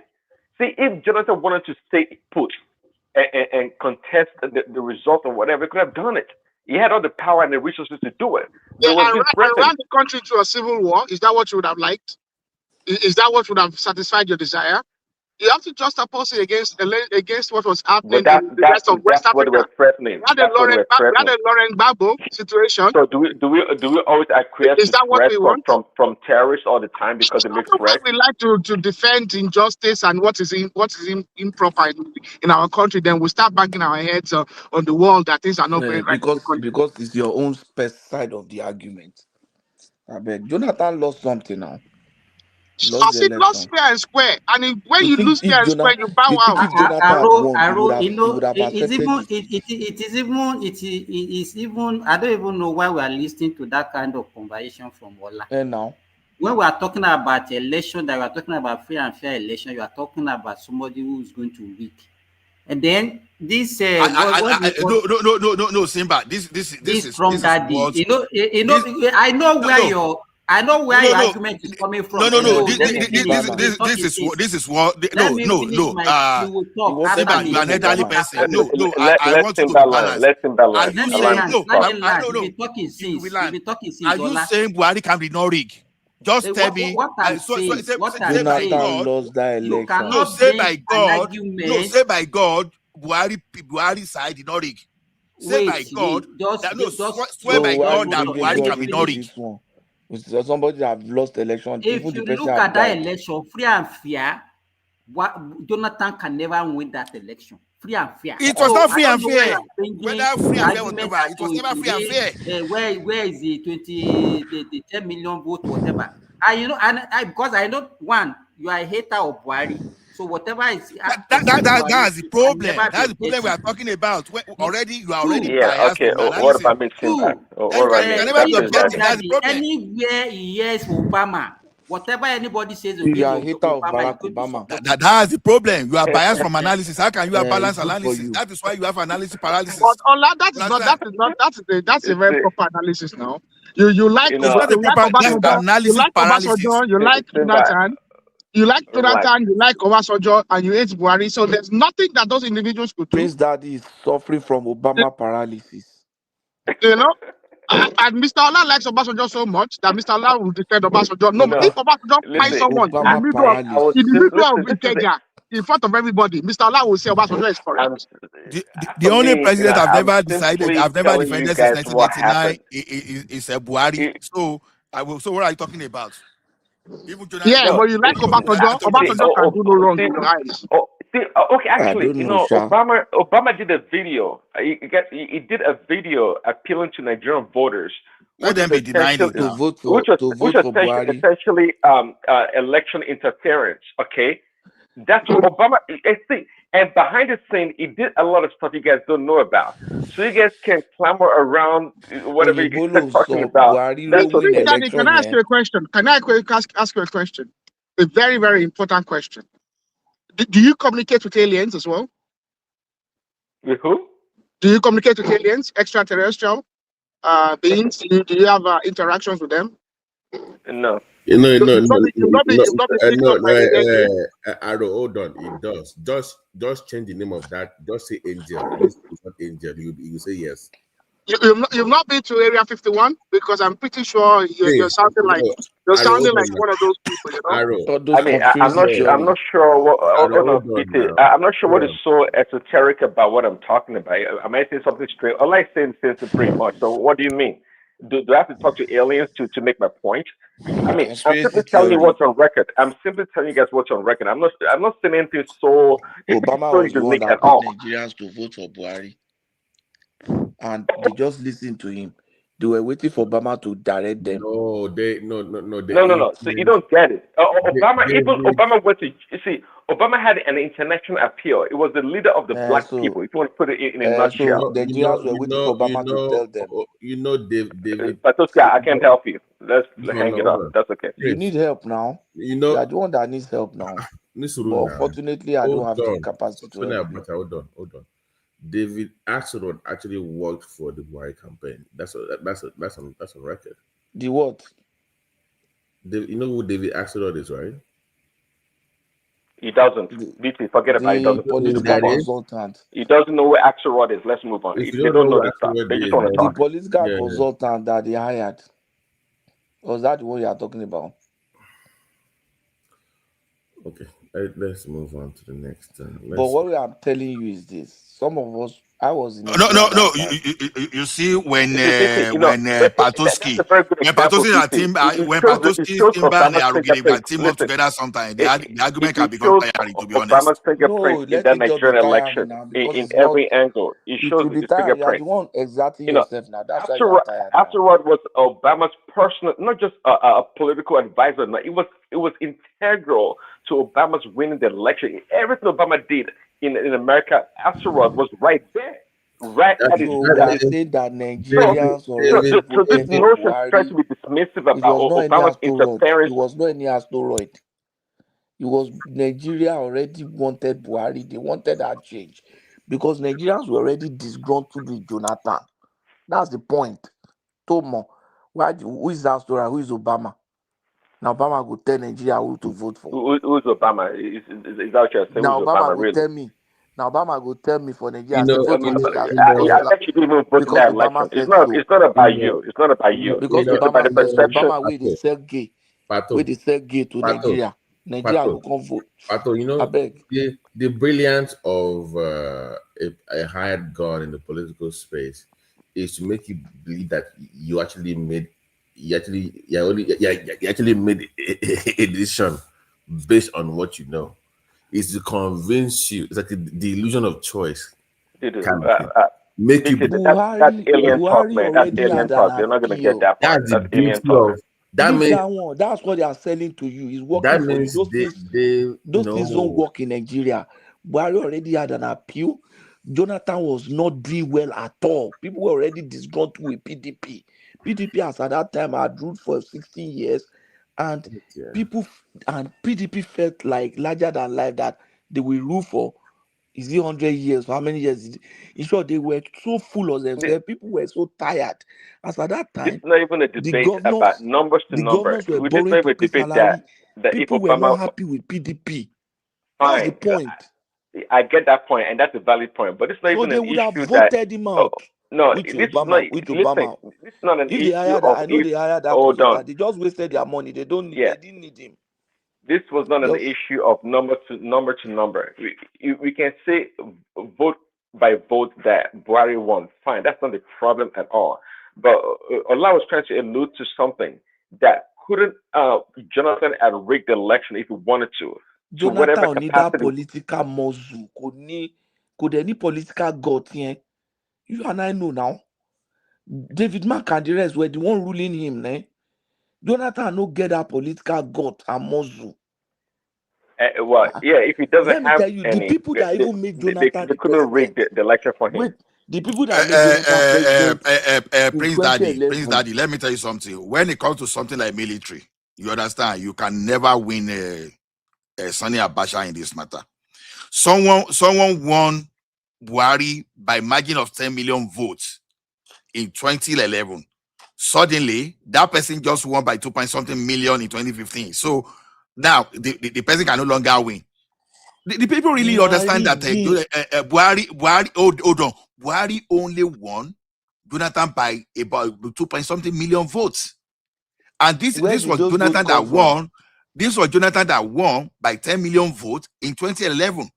And are you telling me that all of a sudden, within that 10 million gap, Jonathan cannot work something out just to, even though Buhari got 50 million? You understand? So are you now saying Jonathan cannot get the remaining 7 million that he can put it on his own to make 90 million? You know, which kind of, I don't just understand this argument. So Jonathan, wait now. Let me tell you, the statistics said that the 10 million that Jonathan lost, only about 2 million there went to Buhari. So Jonathan could have easily used the remaining 7-point-something million, almost 8 million, and had to his own 12 million and get closer to 20 million. If not because of that Olori Pempe, that Obama is the reason we are facing the problem we are facing in that country today. You see, Jonathan, if it was easy, Jonathan could have done that. You think if he wanted to lose, he lost me. He couldn't. It's just because of the bandit. You guys go and join Buhari to bring you guys for someone election. You went to bring militia, and we're facing that problem today. And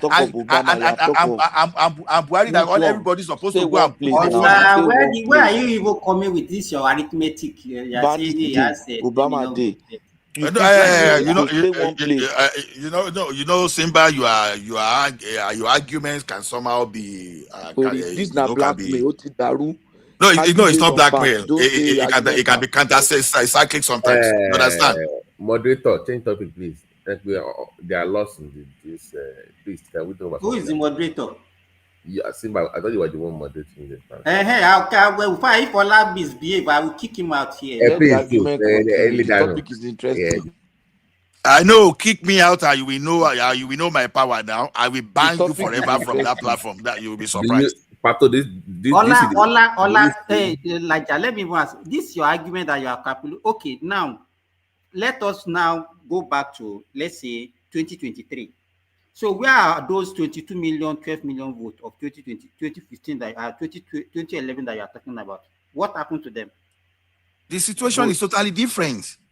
It's not the situation. You cannot be calculating something that you consider as you asked me a question. Now let me answer you. They are not good. They are virtual votes that you are counting. They were not real votes. There was no biometrics that time. Jesus Christ of Nazareth. What were we saying? What were we saying? You are counting yourself. I said Jonathan could have rigged himself into power. He doesn't have the power. He can't rig.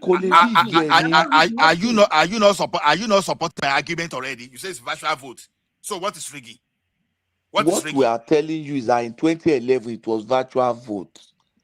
In 2015 he couldn't do it. You see, Oga Patoski, you are saying you are not being analytical at all in whatever you are saying. No, it's just because no, I know your own. Anything you like, no problem. Ola, Jonathan lose election yẹn.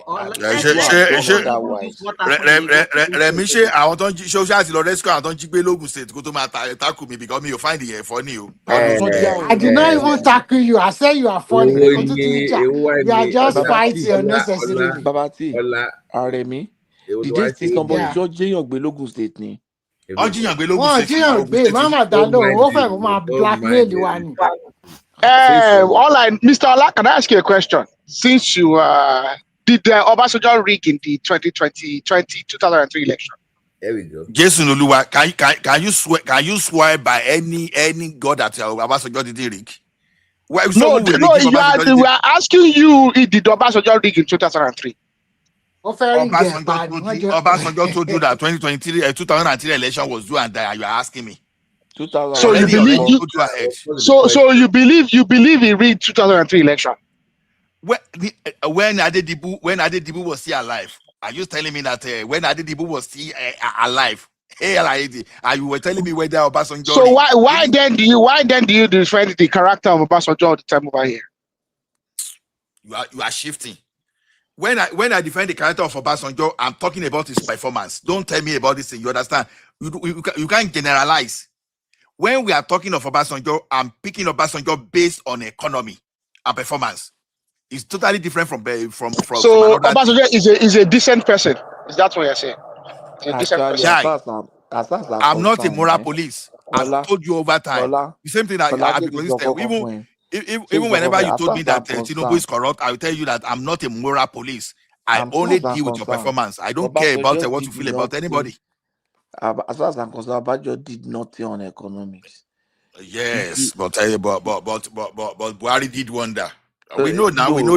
I know. We know you now. Don't compare and contrast. They are just talking about Obasanjo. You 50 contrast to Buhari. What happened in Obasanjo's time was that the same wave lift everybody. That's the truth. Jason Christie. During that time. Jason Christie. No. With due respect, can we actually look ourselves in the mirror and tell ourselves this thing we are saying without being slightly politically correct? No. The same way from Elom Obasanjo banking reform. No. The same way from Obasanjo could lobby from depth to get paid at the same way. No, Obasanjo cost 16 billion naira jelly electricity. Remy, if you believe that, then whatever analysis you are talking, I'm not even supposed to believe. Where did that 16 billion come from? Obasanjo Operation Feed the Nation.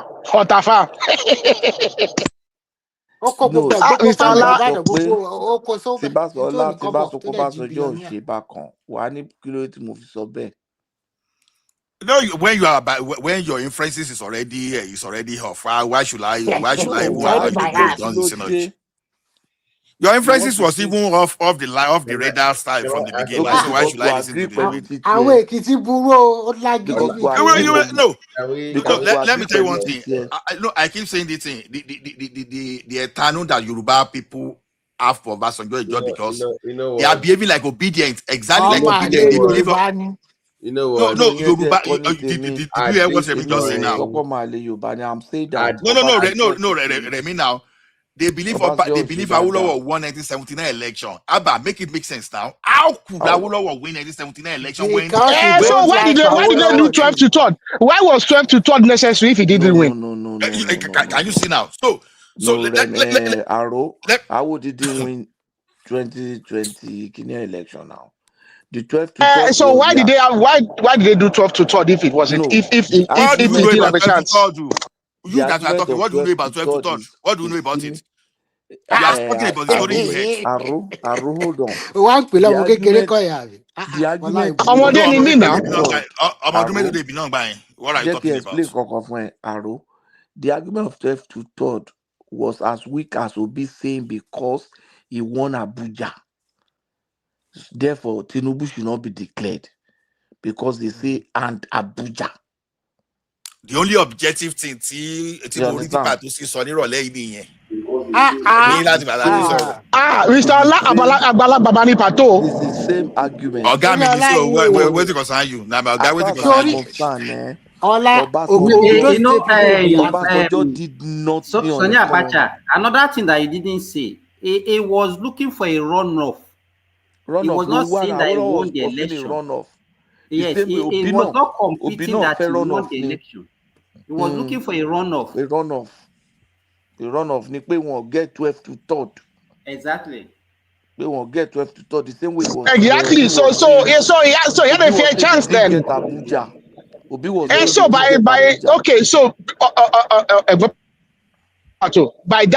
your analysis, he should have had a chance at a rerun using the constitution at the time. Do you think Obi should have gotten a chance at a rerun with Abuja? Not Obi, but I think Awolowo had a better shout of a rerun. Now. Arrogant. lost in court too. Yoruba people, Awolowo fans, Awois are the one lying like out obedient are lying now.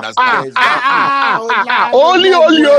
Awolowo is another savior. Oyeka di Meru ni straight. Whatever you say, you can never change the fact. You understand?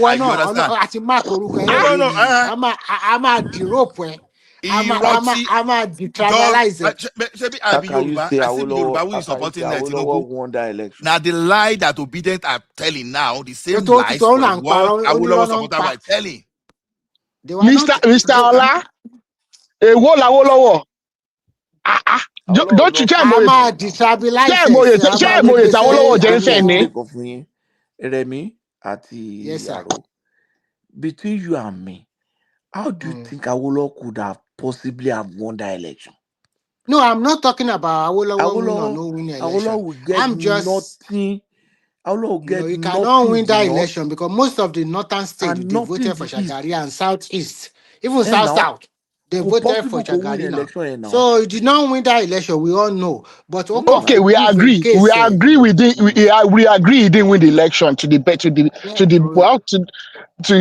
loss of Nigeria. Awolowo was a he didn't win that election. So at the same time, Patoski, at the same time, Jonathan also rigged election in 2011. 1 million votes, 2 million votes from Delta and the rest. Hold on. You can't say Jonathan rigged the election. In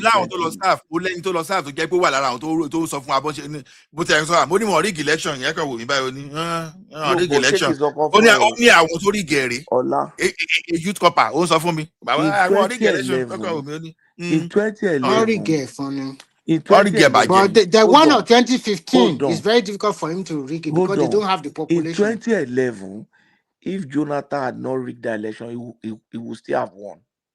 Yes, it's true. You are right. But because the sympathy was with him. It was for him.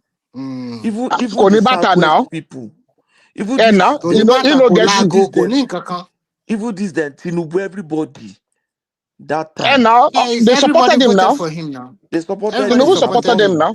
The South wanted to make a statement. And luckily for him, he had some northern people behind him. Middle belt behind him. So he won. Yes. As a surely, in an election, incumbent ni mo PTG. Incumbent man face very difficult situation to have to win. If the incumbent is running, Tinubu is facing tough time now because he's running against his campaign, he's running against his own commitment, he's running against himself. Obi can say, I would have done this, I would have done that. Tinubu could not say, I would have done this because because yes, true. So it's a very tough situation. It's like you are looking for a job in the same company where you are currently working. They say, oh, internal people can apply. You now go for the interview. What will you be telling them? They know what you want to tell them that they didn't know. You already have your record now. Will you say, right. I would do. But the beauty of this election to mark 1 in 2027 the same thing all will repeat itself. Obi will go and contest under one party. Obi will come Tinubu help election yen.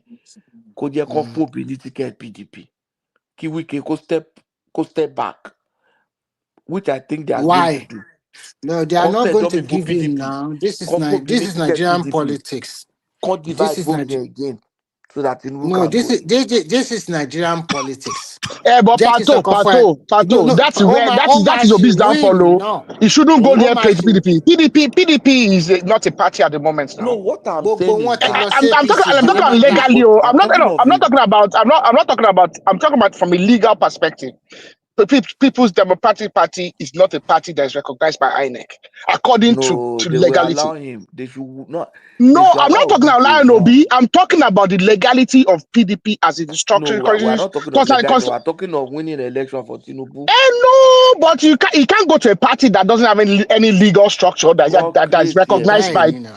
Okay, Pato, look at the situation. Does INEC recognize the just concluded convention in Ibadan? No, they don't. INEC does not recognize any of the leadership in PDP. It doesn't recognize the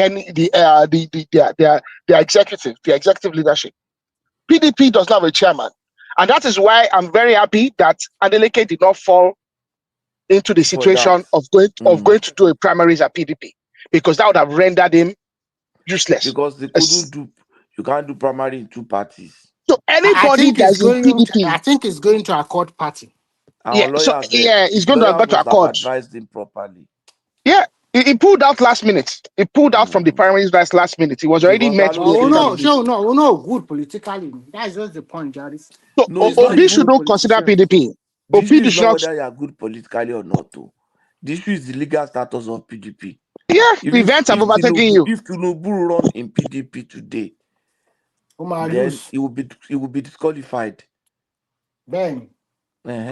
So, but what I'm saying is that no, wait, Arrow. Wait, is the wiki fashion that I didn't recognize. So it's not PDP. Okay?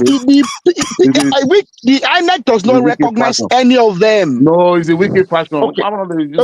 Propaganda. Remember, I want you to understand that there's actually currently 2 different cases at the courts by different parties.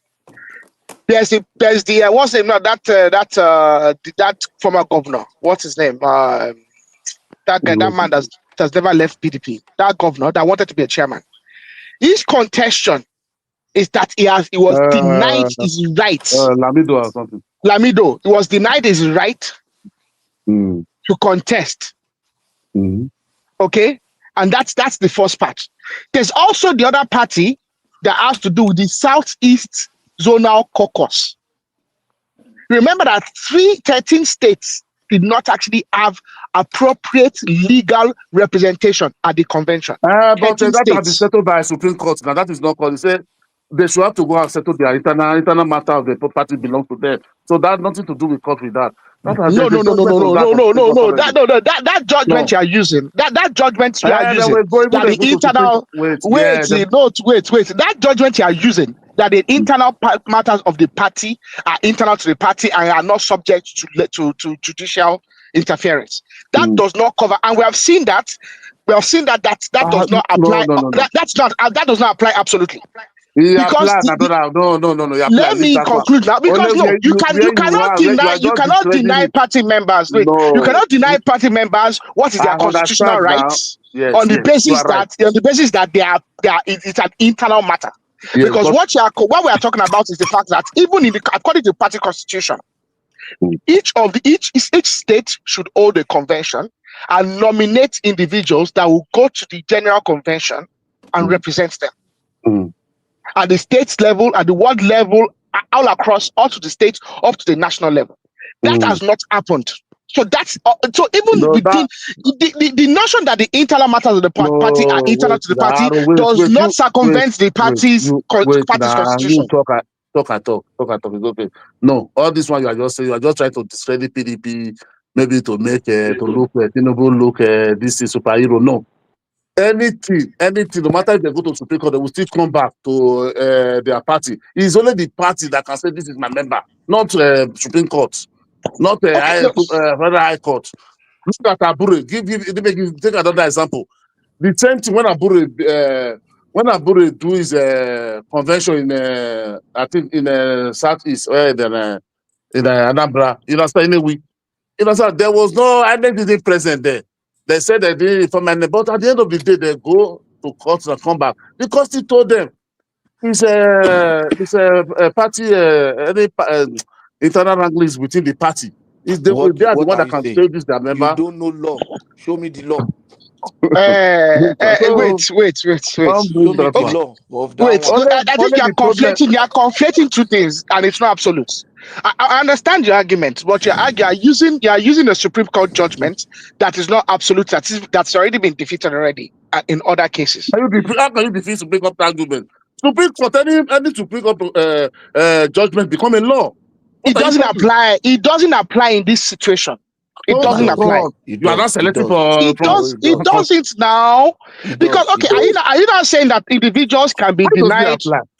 Okay, No, it doesn't apply. let us hear him quietly. Okay. Aruginiba. Today, I will let you disappoint yourself today, because you know you No, don't serve okay, as because I insulted Obasanjo, you're no, because you serve as a juror, right? Because you don't know law. If you miscarriage administration, so I will treat you like a normal part of judiciary. Oh yeah. No, but what I'm saying is this.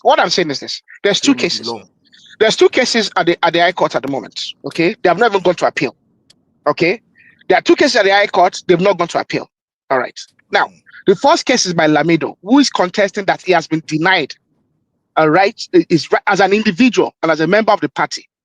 But what is his as a civil right to contest within the party as a chairman, and the refusal to allow him to contest at the primaries as a chairman is fundamental.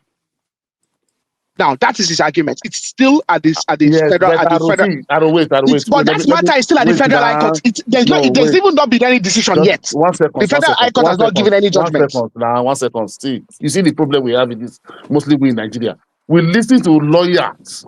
All these lawyers will only tell you, yes, you have a case. You don't. They will never, because they need that money. This man is repeating what the lawyer told him. Since then, what have come out of it? Did the convention go on and they have done it? No. The convention went on. Okay. Look at the judgment. Look at the judgment that actually allowed the convention to go on. It wasn't even a judgment. Do you know the convention in Ibadan? They got a funny. They didn't even get a judgment in Oyo State, in Ibadan. They went to the state High Court, and they didn't even get a judgment.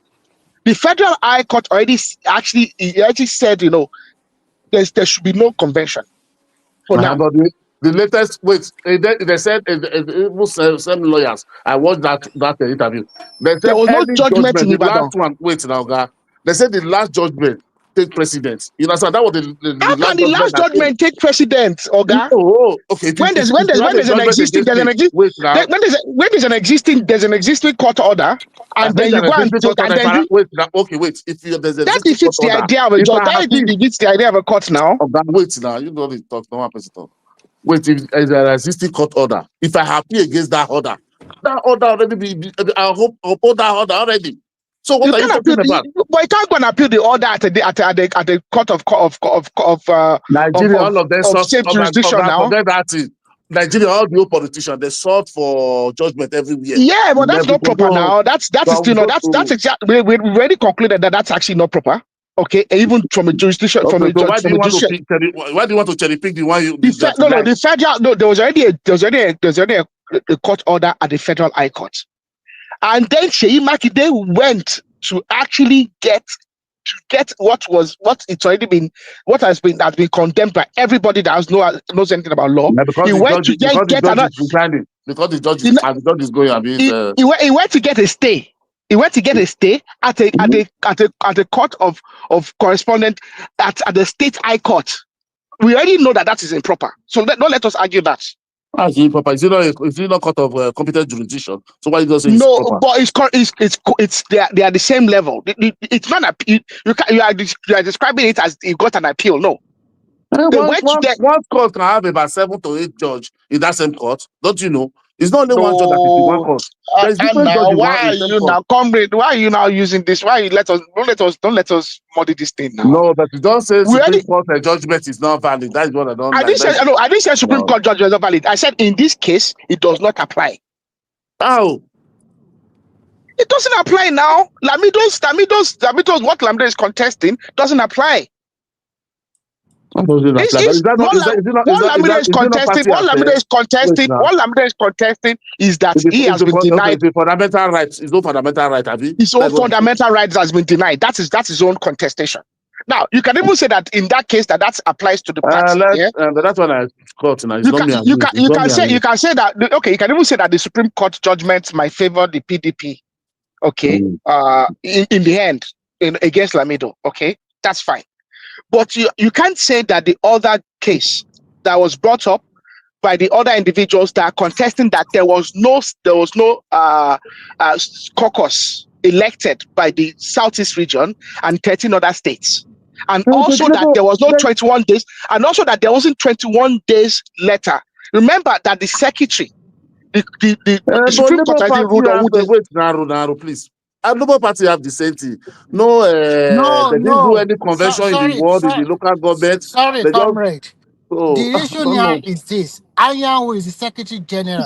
Is the one yes, that is meant to supposed sign. to call for the caucus or convention meeting. He's meant to That is the sign, one and he recognized didn't. by law and by INEC.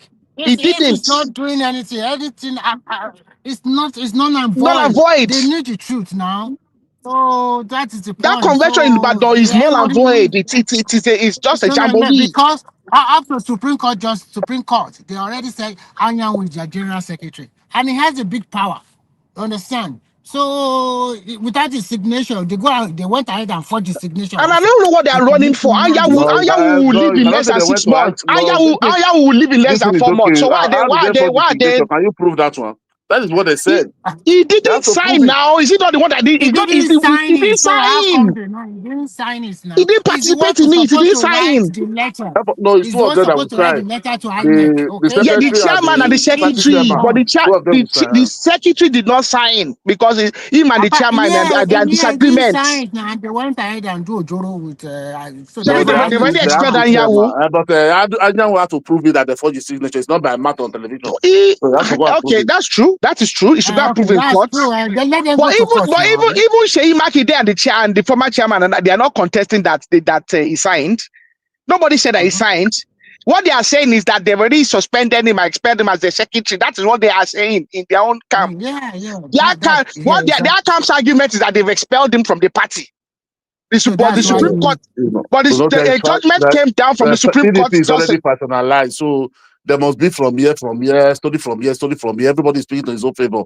So which is what I'm saying. That anybody that loves themselves should stay away from PDP for now. If you like yourself and you want to contest any election that's going to subsist, stay away from PDP for now. We've seen Bayelsa State governor. Wait now. This off-cycle election that passed. Bayelsa State governor. Why are they not going to doesn't win election? Doesn't win from PDP. His second term. Is it not true PDP he won? His second term last year. So what are we talking about PDP? Who is this? Who is this? Who? That Bayelsa State of Diri. Yeah, but that was before. That was before. Okay, Doye Diri. That's year, but this year off-cycle election. But Aswen ran under PDP as well. But you have to remember that was when they were actually united. That was before there was a major fallout over the secretary issue. The major fallout for PDP started with this whole secretary issue. They were trying to get rid of the secretary because they felt that it was aligned with Wike. You get? It's Wike that is the only what I know. The latest news there now, the Wike faction was not recognized by INEC. That is no. Wait for that faction. There was when Doyediri ran, and when Aswen wanted to run under PDP, they did not have a factionalization. There already be rank call in the PDP right from the 2022. There's no party that doesn't have rank call. Even APC has rank call in some. There's a lot of states where APC has rank call. But we are talking about a factionalization. Remember that even according to law, if you have factionalization in a party, I, as an elected official, I can leave that party under the guise that party is not factionalized. But no, you can leave that party. It must be from the head. Yes. It must be from not your word. It must be from the head. Yes, from the head at the national level. So at the national level, yeah. So even the law understands and actually makes allocation for the fact that a party. But there's no faction. Don't they have chairman? They have chairman. You said that. What we are saying is that at the time DV ran, they didn't have this problem. But now they have it. But now they really. I can't even say. Okay, can you say who the chairman is? They say one or whatever. Who is the chairman? The one that was calling Trump now. Somebody's name. That is calling Trump to come and help democracy in Africa. Where was it? Where was he elected as a chairman? And the last convention in Yona. Okay, do you think that convention can hold water? I don't know. In the court edit, I don't know, my brother. I'm not a judge now. What would I be saying? So you want to tell me all those governors, those senators that gathered themselves for years, but they judge. So they didn't know what they are doing. Do you know how many governors? Do you know how many governors were present at that convention? Oh, there was Wait. How many governors were present at the convention in Badon? I can't count it, but that place was so crowded. There was one governor. I'll tell you straight up. There was one governor, Sheyi Makinde. Actually, two. There were two governors, Sheyi Makinde. The other governor, he actually disassociated himself from the expulsion of Wiki and all that stuff, all that body judge stuff. He actually disassociated himself from that. That is Lawan, Abi. Well, not one of them, sir. One of them disassociated himself from that whole stuff. So essentially, he's disassociated himself from the convention, although he was physically present. The only other governor that was present was Sheyi Makinde. Adeleke pulled out last minute. All the other governors pulled out last minute. Doyediri did not attend. He didn't participate. In fact, they are saying that Doyediri wants to go to APC.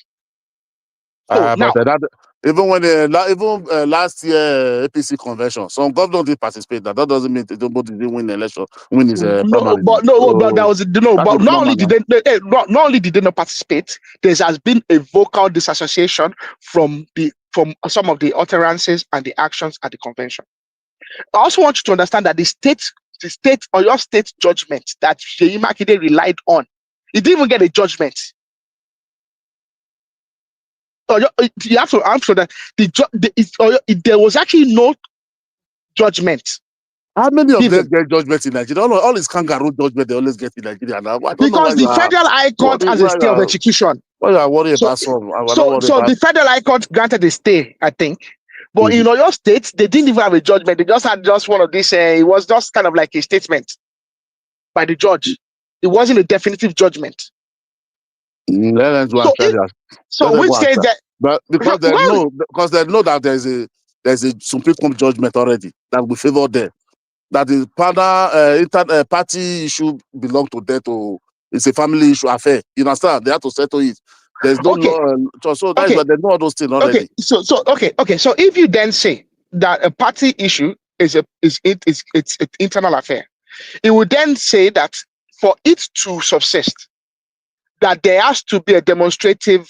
They have to be able to demonstrate that the majority of members of the party's national exco actually are in alignment with that. Yes. Don't you see them don't you see it in your if you have a situation where a number of governors who are also who are statutory members of the party's National Executive Council, if they disassociate themselves from the actions at the convention. How many governors typically have left? Wait, now. No, they have enough. Come on, they actually have a few. They have about 5 or 6. But even at that, when you have a situation where of the 6 governors, or 5 or 6 governors, you have a situation where about 4 of them disassociate themselves vehemently from the actions at the convention, where only 2 of them are physically present, and only 1 of them was associated with the actions at the convention. You have a situation where the party's national secretary disassociates himself from the convention, where 13 states did not actually hold zonal caucus elections to send representatives to the... No, that's a 13 states. Who are the people that came to vote? The Ward ESCO, the local government ESCO, all the state ESCO were there. But you know there's a way they actually elect what's name for the convention. They actually elect what they call them, what they call those people that want to go to represent the states. Delegates. There's a way delegates are elected all from the ward level to the state level to go and represent each state at the convention.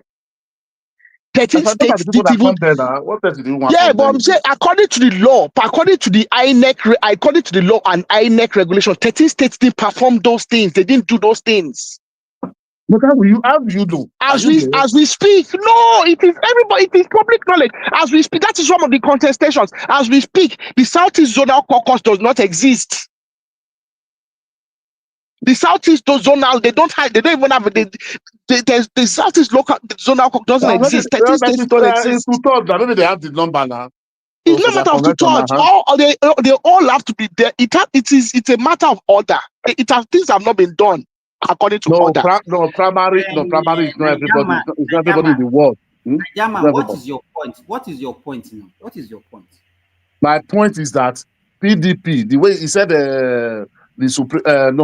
PDP doesn't have chairman. I'm telling him the problem they have about chairman is the wicked fashion that the NDD recognize, not the main PDP. Okay, let me ask you this. Why do you think, let me use my own state for example, why do you think my governor is looking for a party to contest instead of PDP, another party? No, not the old governor, you're afraid that we don't go to win election now. Don't you have this? No, he's looking for. So you think that there's another party that's better than PDP to win an election now? Because it's only APC that look since 2023 he knows, now. let me tell you, he knows that this problem. Wait, the reason why he's looking for another party to use is because of this problem that PDP is having.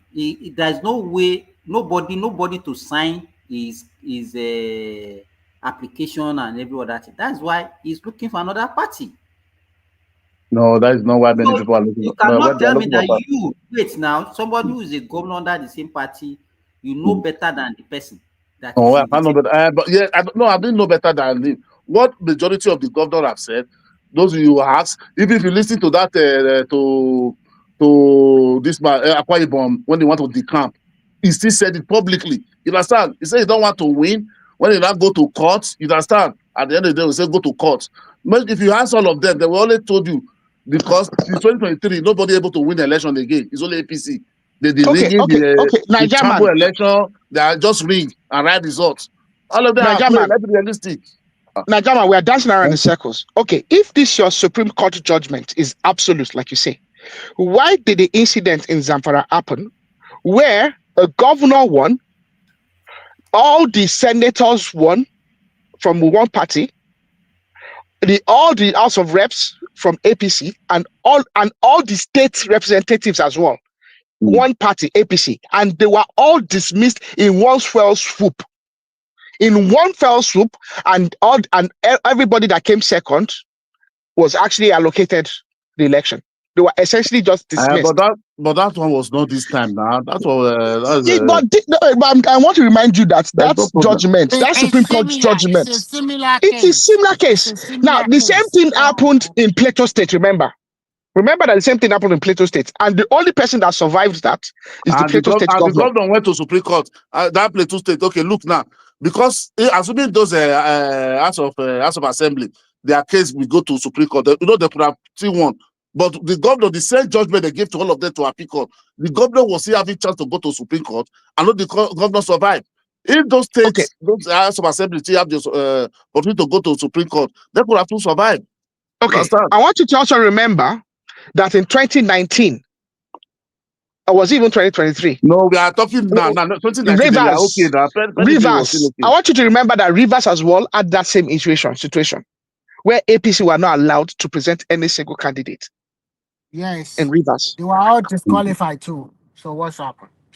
I beg you, Jerry. I beg you. They talk about Rivers 2019 where we did power. So we want to contest them. No, this is not about. We are talking about disqualification. We're not talking about. I'm not talking about the political. I'm not talking about the political experience. I'm talking about legality now. Any politician that is serious, that wants to contest any elections in 2026, 27, no, they can go to anywhere. But PDP is a no-go area for now. Even ADC is going to have that problem soon. ADC is having problem. Labour Party is having problem. Why are you discussing? You guys are happy for one party state. No, you are looking at it emotionally. What? Okay, go ahead. You know what he's saying. He's just gaslighting you guys. Don't mind him. Oh my, no, Remis gaslighting us in with the Arogidigba. They know what they are saying. They know You what see they are that doing. gaslighting them. You're the one It's gaslighting you them. that is No. referring to, not me now. It's you. You are the one gaslighting them. You just want to be, what about? You go to 20, we are talking about PDP 2023 to 2025. You go to 20. No, they are giving there were you, problems. they are giving you, comrade, they are giving you precedence. So if care is not taken, if they nominate you Was under PDP PDP, even if personalized you there was any no, problem there like this? no. The one thing that we have in our hand is that Supreme Court said that Anyanwu is their general secretary. And if you want to nominate any candidate, Anyanwu and the party chairman must sign. Both of them. Yeah. So how did So okay, now you wait. Let me tell you, okay, you wait now. Reason that judgment. Anyanwu went for election. You were secretary of a party. You went for election. What did you supposed to do before you go for a party? To go and contest another election. Whatever you are going to say. Anyanwu is not contesting this current convention now. Anyawu's term, Anyawu's term ends in 4 months. He cannot come back. His term ends in 4 months. Okay, and he is not. His term ends in 4 months. Even I don't know why they are rushing the convention. How did the problem started? Yes. No, how did the problem started? Anyanwu went for primary. The problem started because he went for primary for the state government. So what is he supposed to do? And he said that he didn't vacate because he's contesting that it's only if he wins that he can then resign. So he's saying that he's not been elected. The law does not allow you to wait. Let me land now, Mr. Najama. Mr. Najama, let me say from his argument. His argument is that the law does not allow you to actually hold an elected office and also hold a position as a party representative. So that is his own contestation. Now he's contesting that he's only just gone for the primaries and he did not win the election. So he's not following foul of the law, which does not allow him to actually hold an elected office and actually then hold a party position, which actually was one of the things that Akeredolu actually said prior to the 2023 elections with APC. Because remember that APC had a sitting governor that was also doubling as the party's chairman. And I don't know why a lot of people didn't hold APC then, because a lot of APC could have actually worked. Because I can remember Akeredolu was shouting prior to the 2020 election that actually puts the party in a lot of jeopardy. Okay, so why you don't president now? No. But remember that APC actually let me finish. You want to keep No, I say I'm being very direct now. Okay, so now remember, Anyawu's argument is that he never won the election, so he never fell foul of that situation. But he contested. Yeah, that is, and well, the Supreme Court has actually vindicated him now, because at the end of the day, he contested the primaries, but he never won the election to become the governor. So he never became an elected representative. If you had won the election, so that is vindication. It's been vindicated by the Supreme Court. Really, has it not?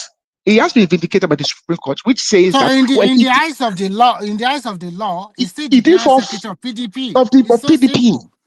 So they were trying to get rid of him from it. They were trying to tell him to vacate the seat as the general secretary of the PDP. Also because they felt like he's aligned with Wike as well. That has actually influenced this whole thing against them. Now the problem is this: Anyanwu is going to finish in less than 4 months. Why don't you people just slow down and just cool your horses and kick him out? He'll be gone in less than 4 months, and then he's gone. Why are you people trying to circumvent just because what? Because you want to handicap Wike? Because of Makinde is pulling his muzzle too, because he wanted to contest for the presidency and under the PDP. But unfortunately, Makinde wants to contest with Bala.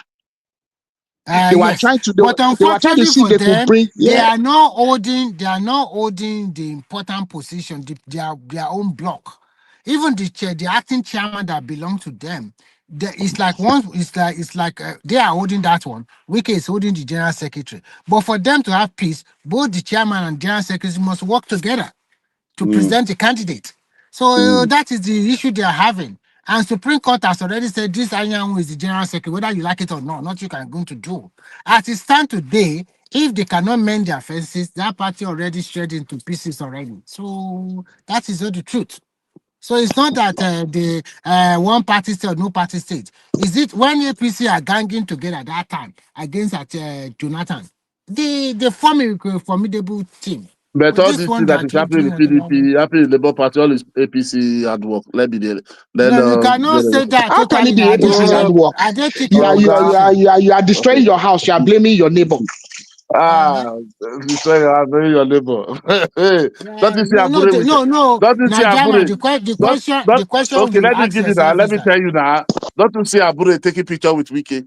The whole Labour Party does it chairman. matter? How Don't you does it see not Tinubu matter? and Atiku? Don't you see Tinubu and Atiku at the airport smiling and They shaking met at the themselves? airport. I think we didn't So go to his house. it's the same thing now. So It's not the same you thing, cannot Oga. use that one. It's No, because no, they no, have no. different Me politicians, so and they you should met not on talk me to and you one meet another. on space station. Then I come to you. Is that the same thing? No. The question I want to ask is because we belong to different political party, so that means we are enemies. We could not talk to. We could not No, see no, no. eye That to eye. not enemy. Not for you to come to my house privately. That is the different case. It Oga, does. let me What do you anything. mean? This is politics now. This is politics. If you come to my Nigerian house, man, should I tell you what I see? that man they talk like this. Nigerian man, should I tell you what I see? I see individuals in PDP and Labour and all these places that do not want to respect each other. And because they don't want to respect each other and they don't want to respect each other and they don't want to be fair to each other. Now, if they start fighting, if the APC take advantage of that and they put more fire in it, you can't blame APC for putting fire in it. They are your enemy. Are they meant to help you? Is your enemy meant to help you? If I'm fighting you in a war, okay, and I'm your enemy, and we have decided that we are fighting a war, a contestation. If you are fighting a contestation, and then within my own camp, I actually start, fighting and bickering between ourselves in my camp. My enemy has every right to take advantage of it. Why these people are not going to ADC now? Oh, the same ADC. APC have betrayed ADC already now from day one. Why can't they go to ADC now? At least the ADC is still there now. No, but APC have betrayed ADC already. Now that is it. You say ADC infiltrated. They are not from playing day good one. politics. Just say they are don't not worry. good politicians. Remy, don't worry. APC cannot have infiltrated. APC cannot have infiltrated ADC to start with because ADC was already logically aligned with APC from the get-go. Leke Abejide was the national leader of ADC, and Leke Abejide has always been aligned with Tinubu. They've gotten rid of him now. What they did to Rufai in the SDP when the SDP wanted to rise. Don't you see how instantly they create problem? Why should Rufai go there and be flexing muscle like that? That they have to ban Rufai for 30 kick years. him out now. Is that not fundamental right? They're supposed to have No. Why Rufai want to go to SDP? He did not go to SDP directly. He used corner.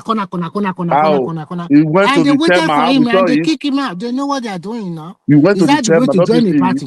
There's no Is that the way corner to there. join a party? I think he wanted. Listen.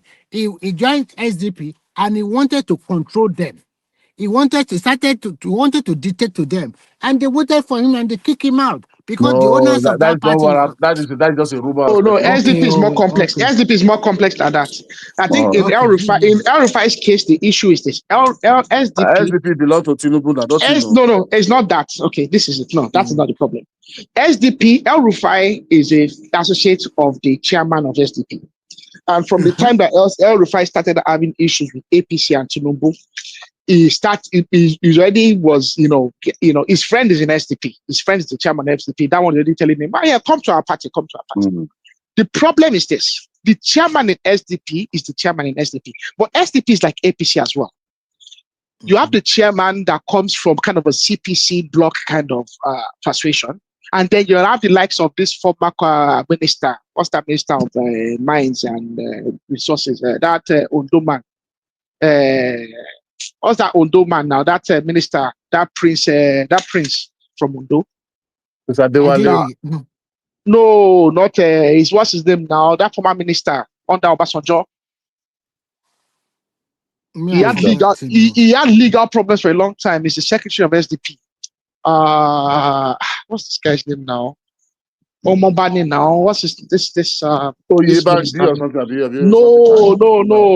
That minister, he had that problem now. He's the one that did that. He was minister of power or one of these things. He was involved in this big EFCC case for a long time. Yeah, I remember, but I cannot remember his name. I know what he's the He's not Ilese. He's a similar name, but I remember his name. But not the one that Natasha accused that time, Minister of Mine. Same time that time. No.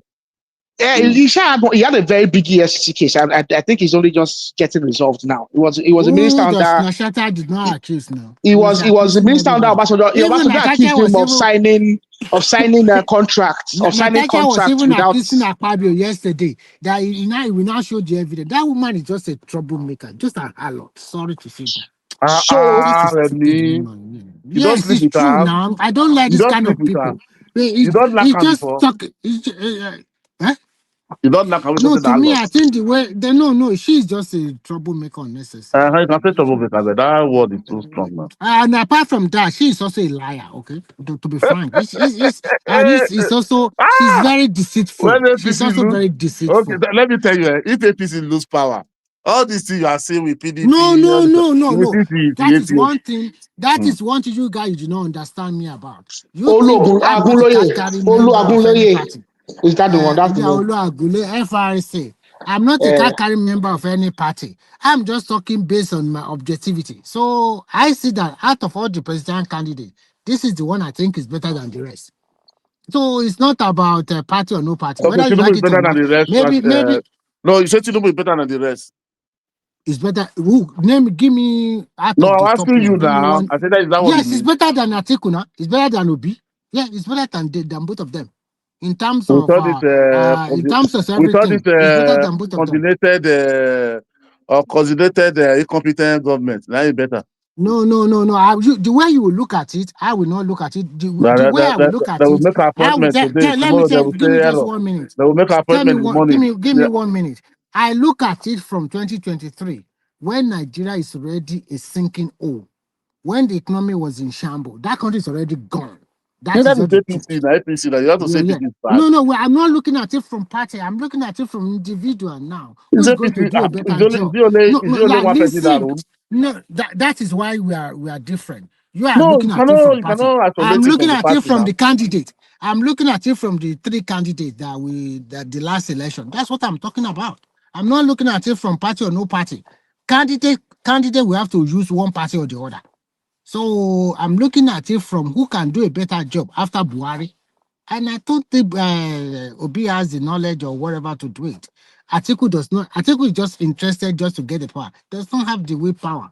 So I think I look at what they have done in the past. So, and I think to me, Tinubu is better because there's a clear result when he governed Lagos State. For Obi, I did not see any clear result. Which clear results? So that is what I'm saying, that this is my own opinion. Your opinion might be different. There's no clear result in Lagos. There's no clear result in Lagos. So that is your opinion. You only created that in Lagos, nothing. That's your own opinion. Let me want people that rise or anything. So one thing you should do is that, as I respect your own opinion, you should also respect mine. I respect your opinion. Not I don't care about who, because no matter what happened, another party will spring up maybe after APC will rule for 16 years. It's possible. So why not? Let me disassociate myself. Let me disassociate myself from Mr. Remi's. I'm not with Tinubu is the best thing since ice cream kind of believer. No. I think out of the 3, that's what I said. Out of those 3. Even at that, okay. It's all subjective in a way. Many of them have their strong points. Obi is a no-go for me. Atiku, he has his own strong points. Personally, I like someone like the SDP candidate. What's his name? Prince Adebayo. I like him a bit, to be frank, but I mean that one is the talk is cheap. But I did not see any public. He has not hold any public position. That's why the two small to hold. That's why the two small to hold Nigeria. And that's the problem. And that's the problem I have with a lot of these guys. And let me finish and say that that's the problem I have with them. I think Nigeria has to be a city. We have to put ourselves in a situation where if you want to become the president, let us see you have been baptized in the fire. So someone like him, I really like him, and I think someone like him would actually perform very, very well if we can have electoral reform and we can actually reform governance. Someone like him would be so very good. I think he should also be a senator. Not even a governor. I think I don't think an executive position is ideal for someone like him. Someone like him should be in a legislative position. Because I think one of the problems, someone like Shigele Sowore is not fit to be a governor. Because when you want to be a governor, when you have to be a governor, there's a lot. You have to be very calm, and you also need to be able to take decisions when it goes against the grain. If you want to be a populist, do not be a governor. Being a governor, being an executive leader is not for populists. If you want to be a populist, I agree with I agree with what Aro is saying. Though. Honestly, if these people really want to help Nigeria, they really want to help Nigeria. Like all this Sowore, this Dumedi, all these place you said, these people should go to the legislative, like senators.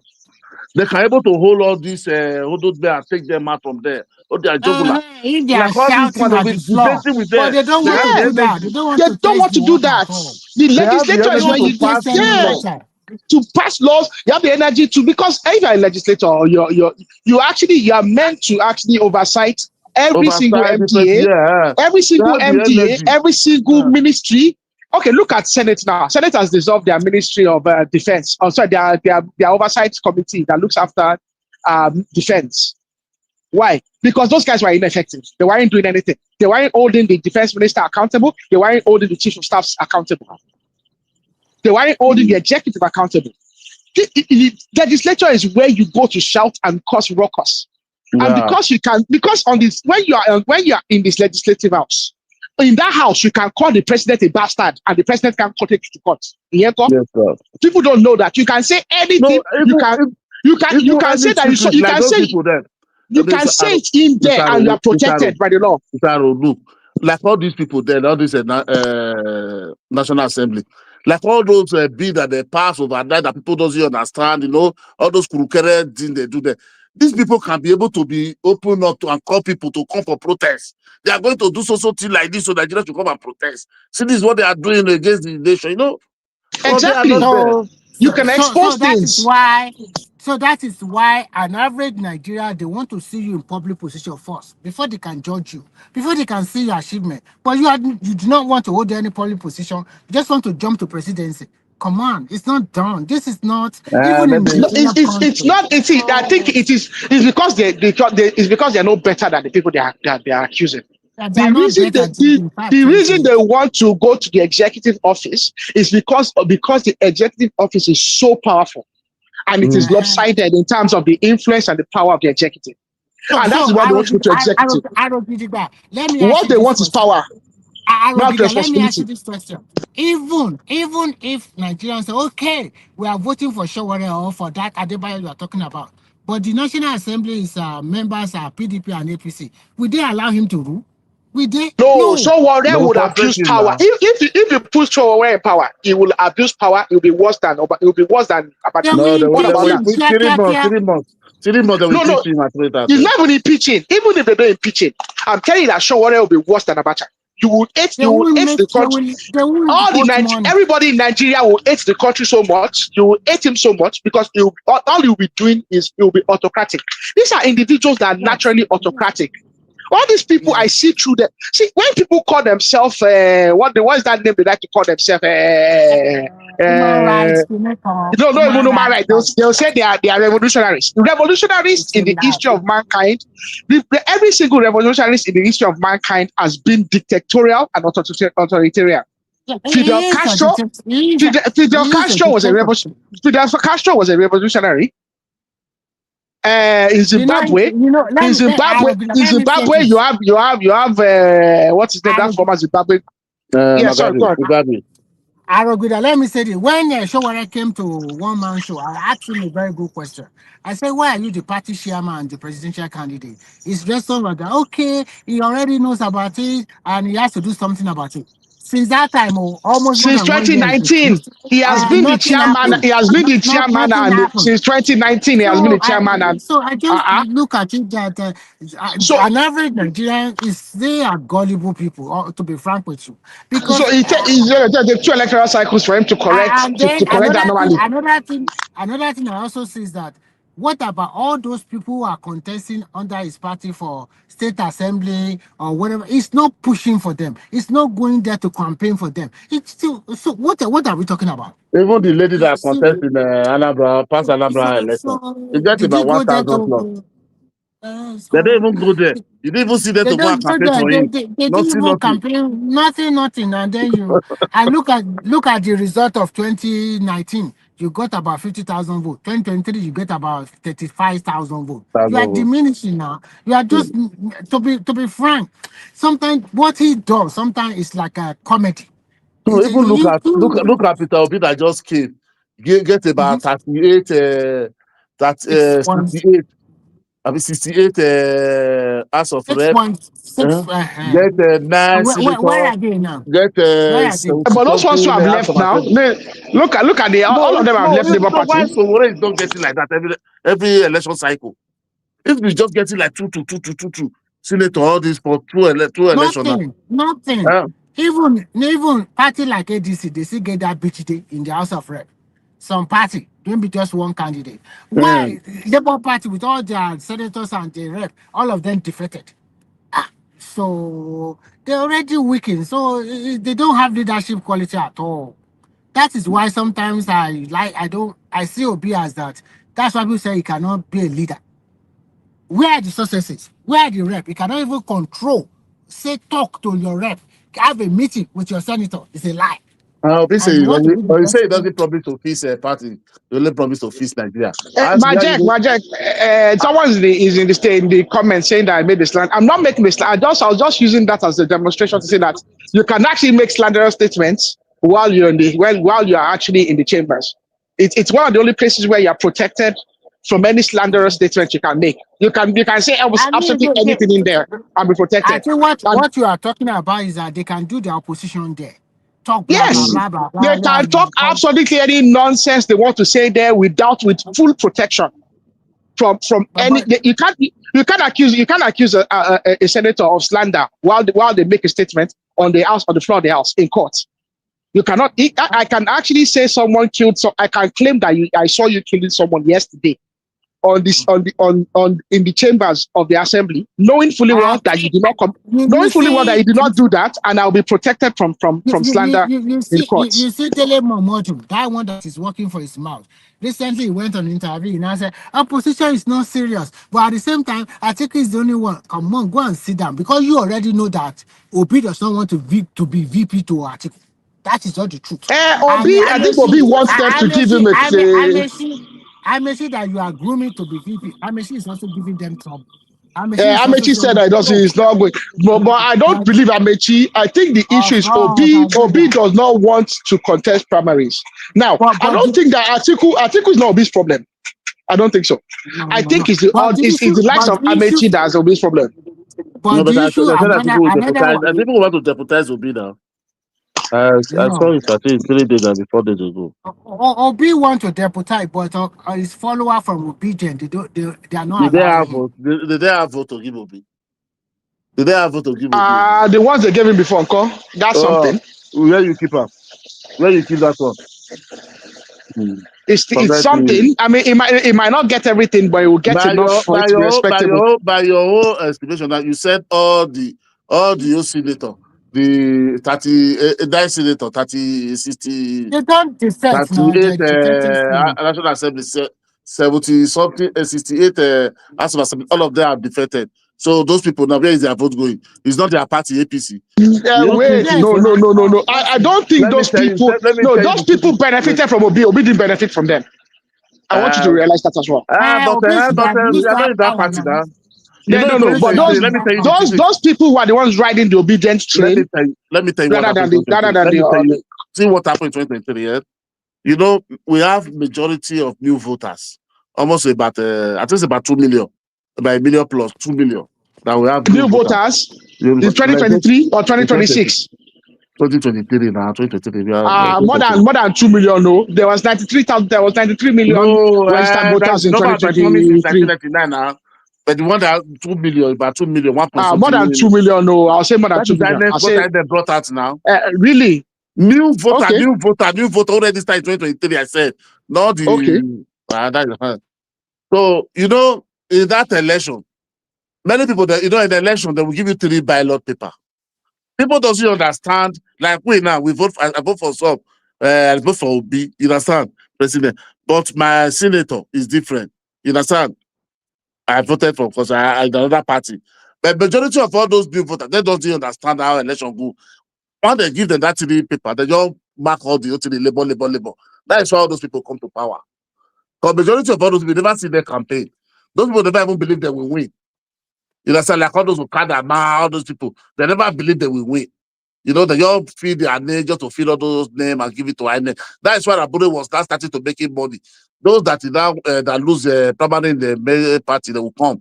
It will substitute them, collect money. That's why we are now having problem. You change my name, you go and forge my signature. You know, that's where all those things go. But all those things no more in this 2023 now. You know, 2027. There will not be all those kind of things anymore in 2027. People are now wise now. You know, they know. No, he's still a formidable candidate. So don't dismiss him. You will get 6 million. You will get 6 million votes. He's still a formidable candidate. You will get 6 million votes. But it's still formidable enough. So since 2023 now, all live from local government election, that will be went and raise people hand. All are campaign for the whole cycle election. Tell me one that they are won. But you know that APC has grown stronger since then. That's what I'm telling you now. You said 6 million is still there now. I'm giving you an example now. I'm giving you just give one example now. And I say Saturday will go good. Now from Wednesday they know. We have someone in the comment section saying that Obi does not believe in buying delegates. That is why he doesn't like to contest primaries. Not he doesn't believe, he's afraid. He's afraid. He's afraid. He will never win any primary now. He's not a good politician. He does not know how to build when he was a governor, from governor to this Labour Party, he has never contested now. He has never contested for any primary. So what are we talking about? So is it because he doesn't want to spend money, or is it because he's afraid? He's afraid. No, we never win any primary. How many people will be no? How many people will be no? If you tell Obi that he will win president, he will have the president showing the way right, open. Say pesos are marked, he will not pay. I think he's a politician. He's not a poor man. He's a politician that also rely on Godfather. That's just the truth. Ojukwu helped him during his time. So everybody just help him like that. Even that one that he went to Labour Party, is it not that guy that died? That Dr. Okupe. That is the one that really helped him. If Obi really wanted to show his power, why is he afraid to be deputy to Atiku? Why can't he flesh it out with Atiku? His people won't support that one. You know that. They just want to. They be saying they are afraid. They are afraid. They are afraid. He's afraid. They are afraid of party politics. He's afraid of those ones. He doesn't want to, and at the same time, he does not want to spend his money like that. He's a very stingy man. It's not even his money now. If there is a way, if he calls for money, the people will help. The people will donate. They have people to donate for him. I think they do. But wait. If that you, sure you go do him. You not go do him as well. We won't take that risk. When they see lions around you. So he said. So that means not fit to be a leader then. If he cannot compete among themselves. That's why I started saying wait for his turn. How can he be a president when he cannot compete? That is not the problem. You need to compete. If you need to compete, that is it. You need to compete. Can you compete with Atiku? Okay, but why Atiku no fit just let him go and do it and run clean. So We'll see who gets most between him and Tinubu. So Atiku na Father Christmas. We spend the whole money and brought a party. They will not say, "Oh, I'm the good man," because I never see Boma before. Yeah, come and take, go and contest. Who does that? Huh? Who does that, my brother? But Atiku is a national leader now. That is what I'm saying. Now, do you expect Atiku not spend his own money to bring that party? All the money that you have been spending in ADC is Atiku. So if you now say, okay, because I'm too good and Father Christmas, you come and take. Did anybody ever done that in this world? Even Jesus Christ, before he bless you, you don't know what he will still do. Now just bless you like that. I mean, before God bless you, you just say, bless me, God bless you. You don't take sacrifice. But let's forget about this thing. One of the national should go and spend his own added money, everything. No, I just want to be contesting since how many years? This 7 times now, the 8th time. If you contest now, you know how much that man have lose. But I think I don't know where that man money they for come. Too much. It's 1993. Contesting election, every election cycle you are there. And then you all these people that steal money, they can't even try. Even Tinubu can't even try 3 times. He will run and contest 3 times. Buhari was contesting because he was just in the north. Then Megaskia, those side no money. That's why he never win. Understand? So I think we cannot just spend that kind of money. Businessman. You use your own money. Wow. Settle all those people. If you didn't win, okay. That's why I'm afraid of. I don't want those people who are contesting the election. I praise them. Oh, I spend 1 billion naira, your hard money, sell your property, everything. At the end of the day, you lose. I don't want these people to be shouting around, be telling judiciary is bad, all this one. It's not easy though. Yeah, but Obi has money now. He's a rich man. He has money, but Obi is not poor. Not poor, but you can't risk that kind of money now. It's easy. So you not tell me not to go to Nigeria now. They will not tell me come and pay, I want to contest. They'll say, okay, come and buy form now, 50 million, you buy form. Then you not be seen after you buy form, you not see some heavy weight coming out from after you do campaign. You spend like 1 billion, you lose. Hypertension will come overnight. I may not survive itself. Actually, that money they're spending, if you are not a big spender, don't touch it. Don't touch it there. Don't even try it. To be a governor alone, you are spending close to 2 to 3 billion naira. Where is the money? Tell me somebody is giving me that kind of money. What year is 2 billion is governor? If you want wrong governor, you're talking about almost 10. Today, as of today's morning. And you yourself as a candidate, you must bring out almost 1 billion from your pocket. He said to run the senator in Nigeria today, it says 1 billion. Yeah, now senator, maybe senator says even senator economy is more than that, depending on the constituency. Because if you go and run senator, it depends on where you're running. Some places it can be cheaper. You want to go run Wadi. Yeah, you must have money. Those south states. And now you want to go and run here in those states where say the local government where they don't even plenty even to start with. Very few local governments. You want to go run senator and that's you go spend money now. They don't be resources where you will collect now. You know the kind of money that this man. You think that by the Ned wants to have his own state? You think that I joke? Ned doesn't want to be contesting with everybody else now. Because the man wrote to APC. See the problem, Aaron. The man wrote to APC for safe haven. The next thing just say Okowa, governor, all of them. All of them enter. The man begin to fight for state. He the fight for state. He were the governor, not the CI to I. I wanted to run for these people. Okowa is coming as senator. That's the senatorial district. Okowa that give you that ticket. So Okowa is not coming now.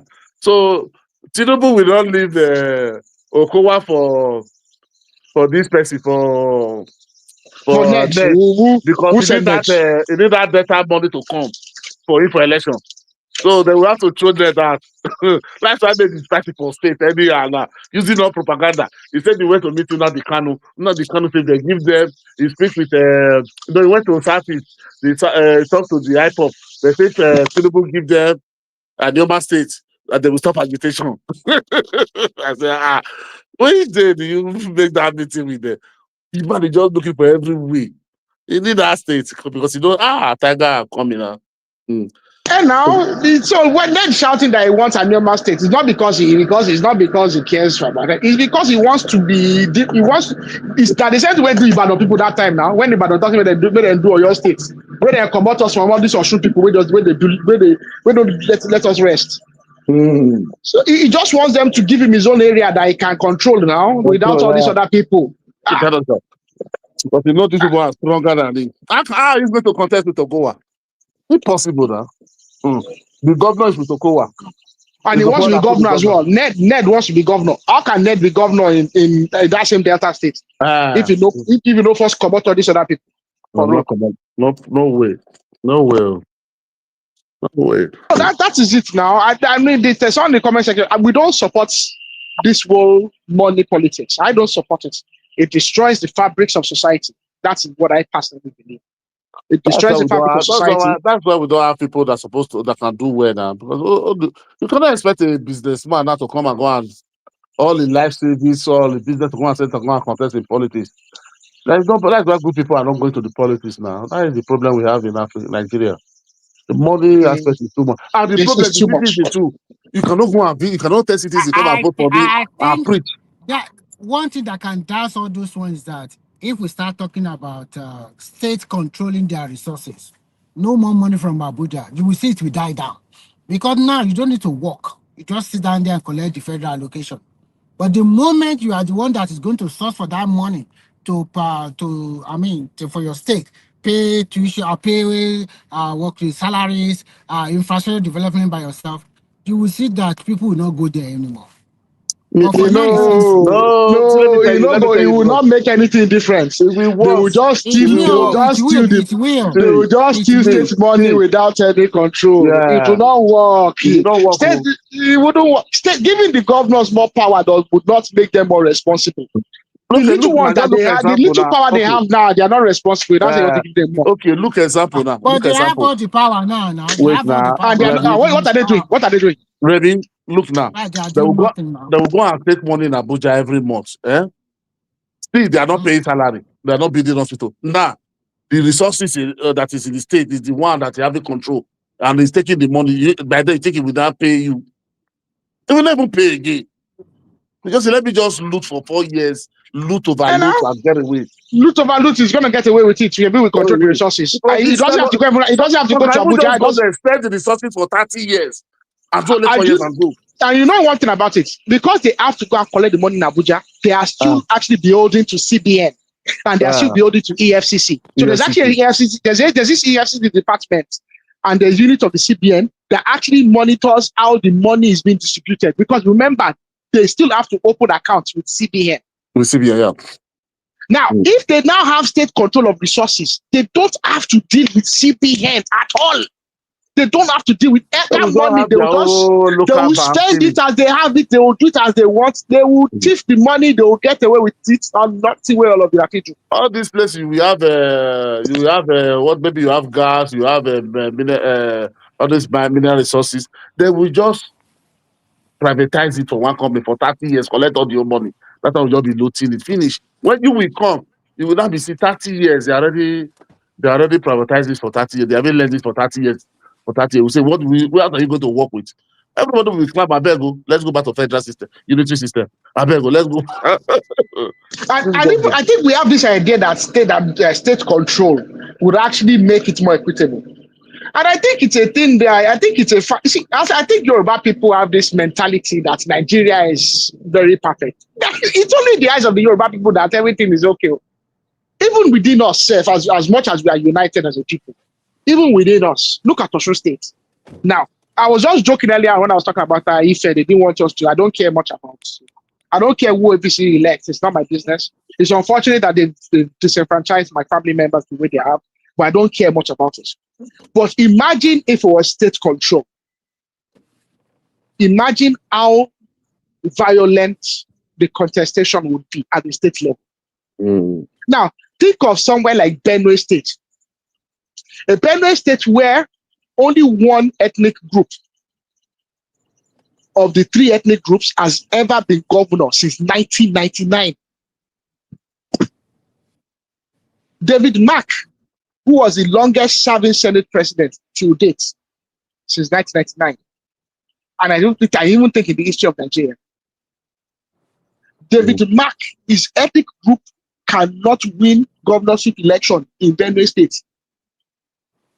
There's a lot of things happening in Benue State. The insecurity in Benue State, it goes beyond just what we are talking about. If you look at the 6 geopolitical zone, the only place that shuffled their own based on tribe is only that 6 states in the south finish. Yeah, Imo. I know Imo are probably the best I know of very well when it comes to Imo. I think Delta as well. Delta to do. Imo are sharing it. No. Delta as well. No, let me tell you. See, like all those Oguta people now, what do they call like Gema, all those people in Imo. All those ones never ruled one day. The one they are still sharing with same Igbo. If you go to Anambra, all those Igala, Udoma, have they ever ruled? Have they ever been that one, they will never taste power in that place. What are you talking? People that go into that territorial district, they will see pick same Igbo there. Don't like, okay, look like those things now. First, this man ruled. Bonedio ruled. Somo Lekon, Edo South. They have to go and bring another tribe. They don't say Edo person is down Edo South. No. Because I'm using to do Baranda. They have to be sure. Is it Edo North that is or Edo Central? Somo Lek. Who's ruling now? Is it Edo Central? Edo Central, yeah. Edo Central. I think Edo have no problem too now. They are rotating among the senatorial zone. You understand? So the other one I ruled, the Afeban, there was someone like the Auchi. The Afeban was a second deputy governor after they removed So Shawala is from Auchi now. Is it from Auchi? Yeah. Is it a Muslim? Yeah, now he used to be a Muslim now. But he converted to Catholicism. But he was born Muslim. He was Aliyu now. His name is Aliyu now. Aliyu Shomole. Majority of Auchi people I know, they are Muslims. I know they pay for all those Kogi from north now.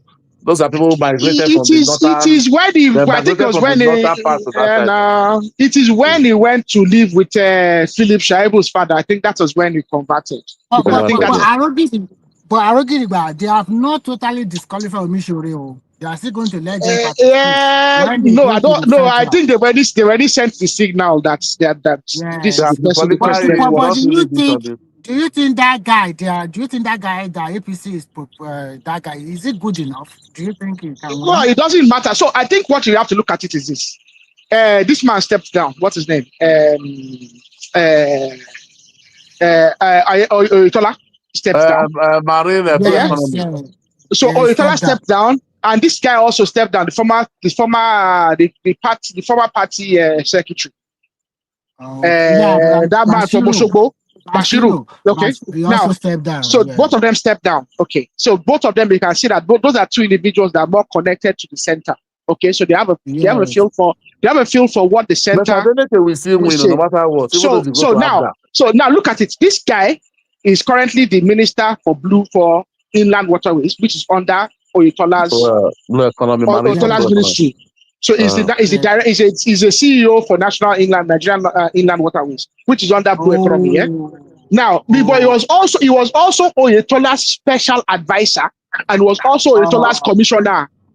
So essentially, those people thought that Oyetola stepped down for fairness. No, Oyetola stepped down because he wanted to put his boy there. Yes, I understand. But this point, is it well accepted in Osun? I think if you look at it, I think Adeleke is suffering from a problem. Adeleke's problem number one is the euphoria that brought him in 2022 is not quite the same anymore. Number one, there was that fallout from the disagreements between Aregbe and Oyetola, because Adeleke would not have won if Aregbe and Oyetola were aligned. Because you have to understand that Aregbe took he took the votes that he has, especially that election votes, he took it away. That is why Tinubu had to go and beg. And not even they just dissipated it. They just muddied the waters. They didn't necessarily give it to Adeleke. Some of it went to Adeleke, but it just didn't go to APC. No, because that election, Adeleke won landslide now. He won landslide, yeah, but there's not a rigging. There's not a rigging, no. More rig or the one, no, they rigged in the side. But what I'm trying to say is those Aregbe people, they voted, some of them voted for Adeleke. They voted for Adeleke. Oh, yeah. They support Adeleke. But what I'm trying to even say is this. Aregbe, by taking his vote away, did not help APC. So yes, they voted for Adeleke, some of them didn't vote at all. But the other issue is this. Adeleke also benefited from an anti-Tinubu sentiment. Yes, it's true. Oyetola actually did well in Osun State. It did very well. And Osun, unfortunately, the civil servants in Osun, they dictate the political tone in Osun. I know civil servants dictate the tone around in a lot of other states, but in Osun State especially, the civil servants dictate a lot of the political conversation. And although Oyetola did very well for the civil servants, if he fell because of association. Oyetola that were leaving the office, all the chair, everything, cooker, gas, bed, everything. No, what I'm trying to say is he did well for them because but that was very bad of him now. Just empty all the government house. Aregbe was he got carried away with his projects and the civil servants suffered for it. Yes, so that's the reality. Oyetola came along and he repaired it. Now Adeleke, he benefited from that, and he benefited from the fact that his brother died, and they claimed that it was Aregbe and people and co that killed his brother because to be frank, his brother was going to win. If his brother was alive, his brother would have won the election. Oyetola would not have become governor. His brother Sheribawan would have won Oyetola hands down. So he benefited from that as well. Because remember that they used to be in APC. His brother died after coming from a party that was hosted by one of the APC stalwarts, one of Aregbe's commissioners. He got home and then he had a cardiac issue. I think he had a cardiac arrest and he passed away. But that particular, they were claiming that they poisoned him. That was what the other people were saying. That APC poisoned Sheribawan because they didn't want him to be governor. That was the rhetoric in Osun, remember? Because the head of service went to his line in state on the Friday. They almost stoned that woman in Ede. So there was already that sentiment for Adeleke going, and then but even though Adeleke went to any other party, even though he's not he will not win.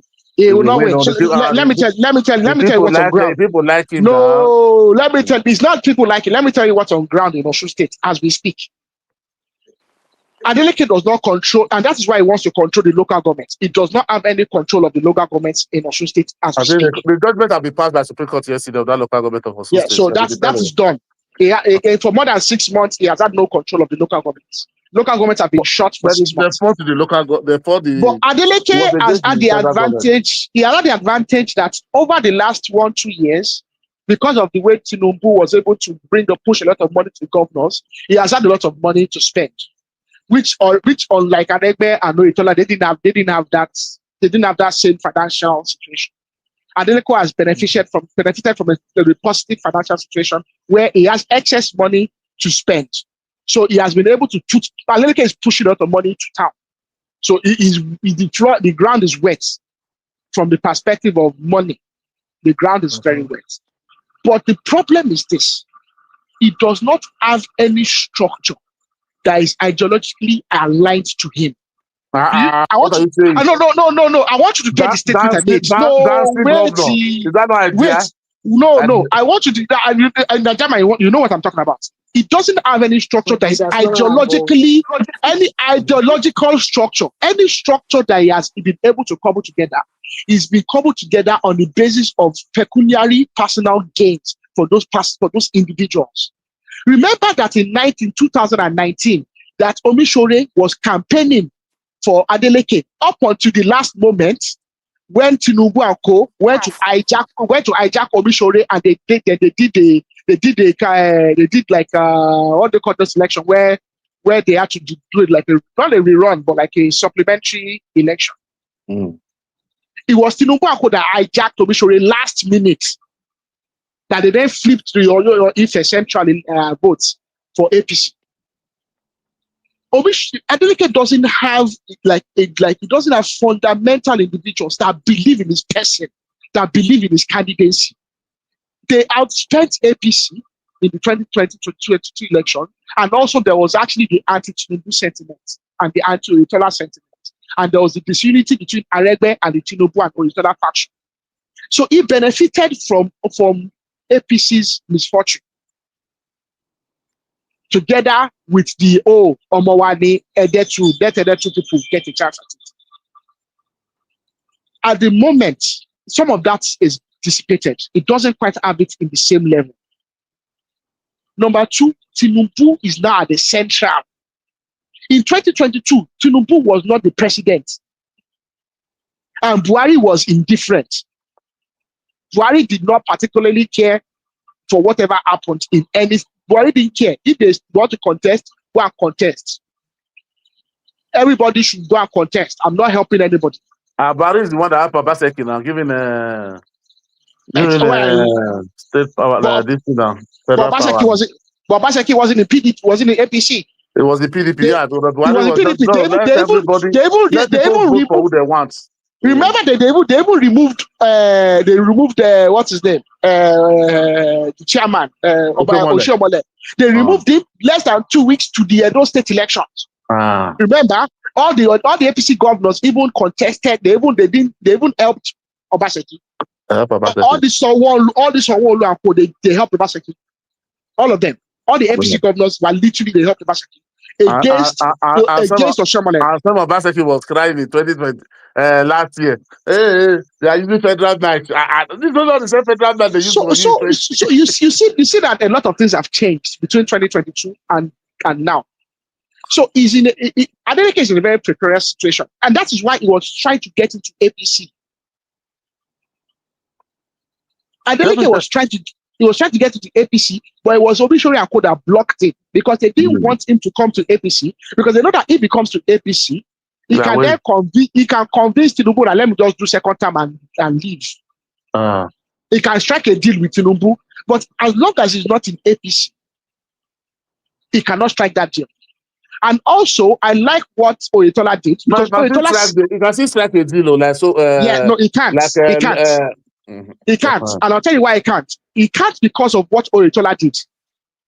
Oyetola and Bashiru are the reason that Adeleke cannot be successful with Tinubu, because Oyetola sacrificed his own personal ambition. Oyetola could have decided to go and do a rerun for second term, the same way this guy did. Fayose did, and the same way what's his name? The other one, right? What's the other governor? To be frank, I don't get about to say the truth. What is Omishore want to do? Omishore just go and sit down. So go and sit down. That man doesn't fit for governor. He just finished APC secretary. I think I agree with what APC have done now. It's just I don't agree with how they've done it. What they've done is Oyetola has sacrificed himself personally. Yes, Omishore too should make a personal sacrifice. Yes, now what does he want to do? So what they have done is let them come together and support this Oyebanji guy, because he's a neutral individual that they can all get behind. You get? He's everybody's godson. Yes, he's primarily Oyetola's godson, but Oyetola sacrificed his own personal. I think for the fact that Oyetola sacrificed his own personal ambition, I think they can then give him the right of first refusal. And his right of first refusal means that he can then nominate someone that he would most prefer. Let everybody then go to the primaries and contest. But let it be known that the tendency is that this is the person that we would prefer on the back of Oyetola's personal sacrifice. I think that is noble of him. And I can support this Oyebanji guy. I can get behind this candidacy. And I will say that Omishori and Co should get behind the candidacy of this Oyebanji guy. What about Aregbesola Bewaji that he is supporting? That they have no chance. They have no chance. They will do okay in some areas. They will do okay in some parts of Ilesha. They will do okay in Ilesha. They will do so okay in some parts of Don't you see that Aregbesola he has a stroke? The way he was limping. Does he has a stroke before? I've not seen a video of him in a while. I've not seen a video of him in a while. He's limping. Oh, really? Is he? Yes. But what about his face? His face, I cannot see the face, but he looks so old. Like a doctor now. You're a doctor now. A doctor now. I'm not a doctor. Oh, sorry. Is it Remy? Is it Remy that's speaking? Sorry, I thought it was Simba. Yeah, Simba and doctor. Wait, I told you about it. Why his face is a bit funny. His lip, his lower lip is kind of. Something. I about 67. I think that's 65. I count people. You think what 30? They don't sit down and take care of yourself. Aregbe's issue is that he wants to take over the party structure of Tinubu. He wants to take over the Tinubu structure. It's not possible. Can he spend money like Tinubu? Does he even have the money to spend like Tinubu? He does not. He can't. If God did not give you that, we don't push yourself. Can he spend money? He can't do nothing. He cannot do nothing. No matter how you understudy this guy, they will not give you all the everything. Politicians, they won't give you all the whatever. They won't give you everything now. There is something we held back and you won't know. Actually, it's nobody. That Aregbesola is nobody. So, but he was lucky because nobody can be like Tinubu to sponsor a lot of men like that. It's Senate, governor, everywhere, even in the northern part of the country. I was shocked when he said that Enugu State Governor Mba was his neighbor. They used to be friends. So everybody, this man knows himself. Be like everybody don't come out. Hello? Okay, bye-bye.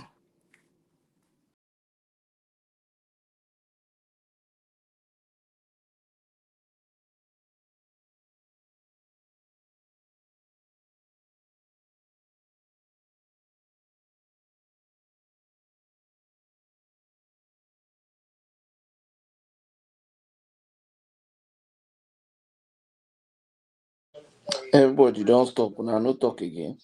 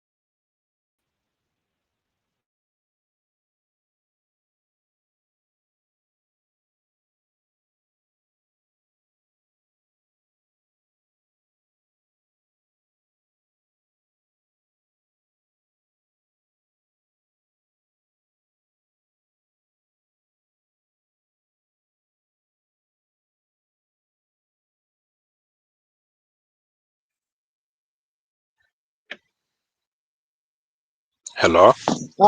Hey, oh, we're still here. Hello? I had to take a. Hello, yeah, I can hear you. I had to take a call. Sorry. What happened, man? Where's everybody at? We are here. All of us are here. We're still here. We're still. I had to take a call. That's how. That's why. That's why I dropped out.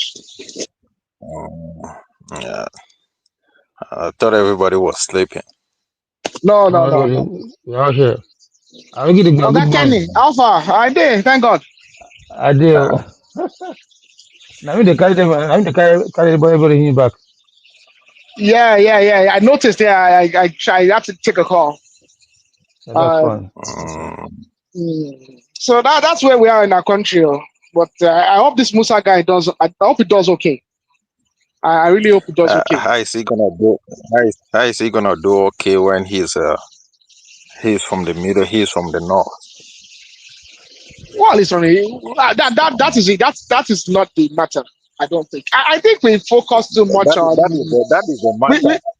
We focus too much on this our north south where everybody is so we are so in. I mean, we're so ingrained in our mentality. It's, I don't know why. We have to rescue ourselves from this. It's I don't know how people even make progress in life with this notion that someone is inevitably damned because they come from the north and they are saved because they come from the south or vice versa. You should be able to judge every man by by the content of his heart. As was it who said that? So you should judge every man by what they do, what they can bring to the table. And I think he can do well. He's a fine gentleman from everyone's description of him. He will do well. He will do well. He's a former chief of defense. And to be frank, between him and Ribadu, over the last several years, they did very well when it comes to the military. I know that although there's insecurity in the country, what I've been told was that when it came to the welfare of the soldiers, that the welfare of the soldiers, of the men, the fighting men, it improved under him. That is one thing I can say that I heard about him.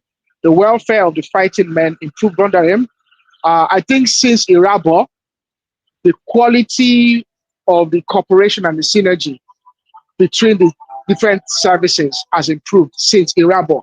I can say he improved it, but Irabo started that trend where the services are cooperating, they're on the same level, and they're doing very well together. So I think we give it to him.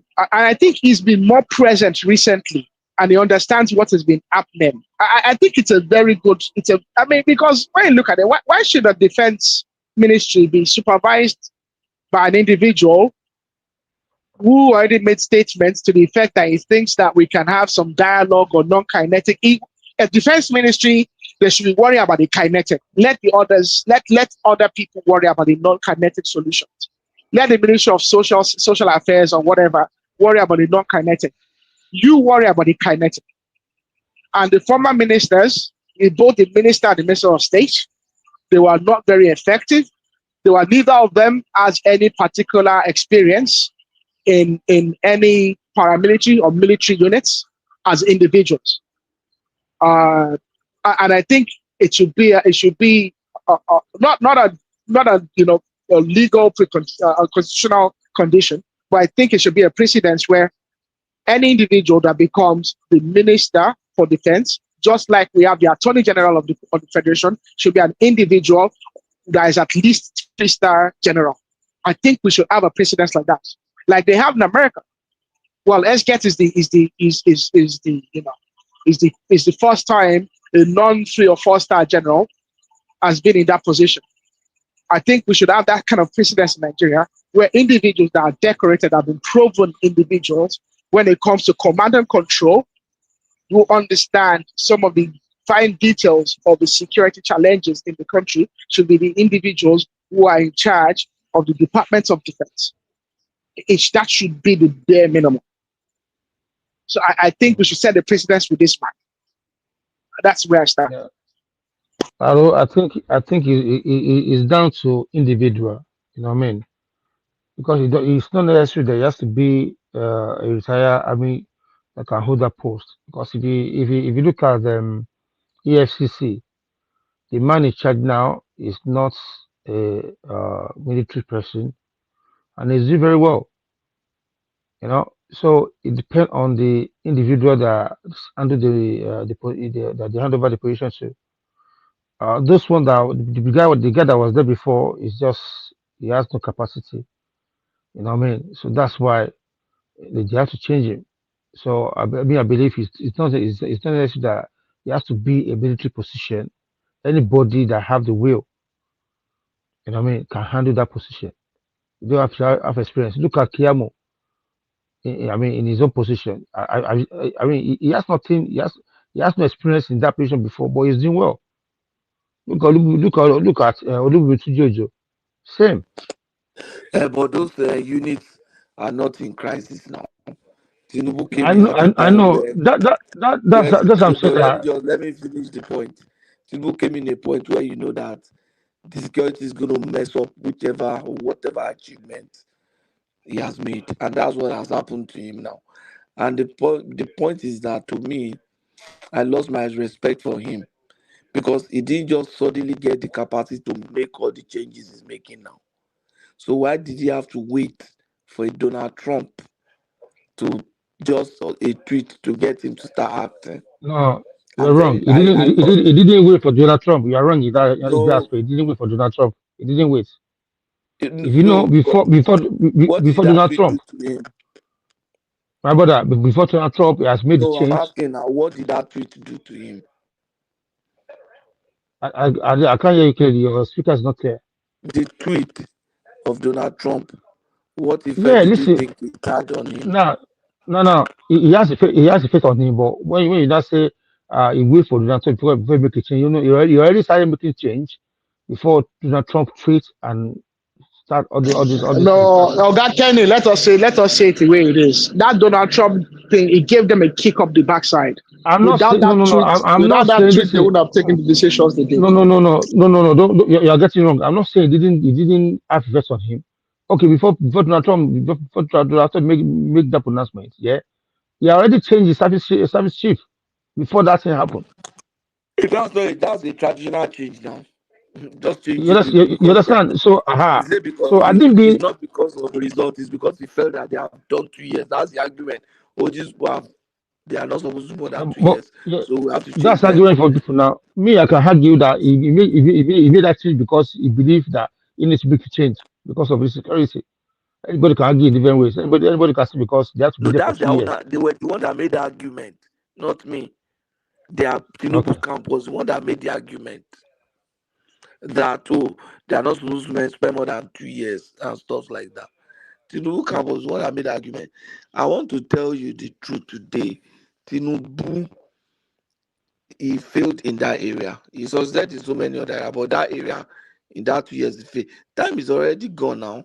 Before you know it, this year is done. He has less than 5 months now. It will be 3 years and election. Pato, don't you see it from this angle that Tinubu, in his political machinations, he decided that he wants to take control, him and his Lagos caucus wanted to take control of the economy. And that in doing that, he has to concede something to the northern elite. And what he decided I could concede to them, since it was their problem, was the security problem. It is their problem. Exactly. Let us see if they can. Let us see if they can deal with it themselves. Now, like you said, I agree with you that he failed.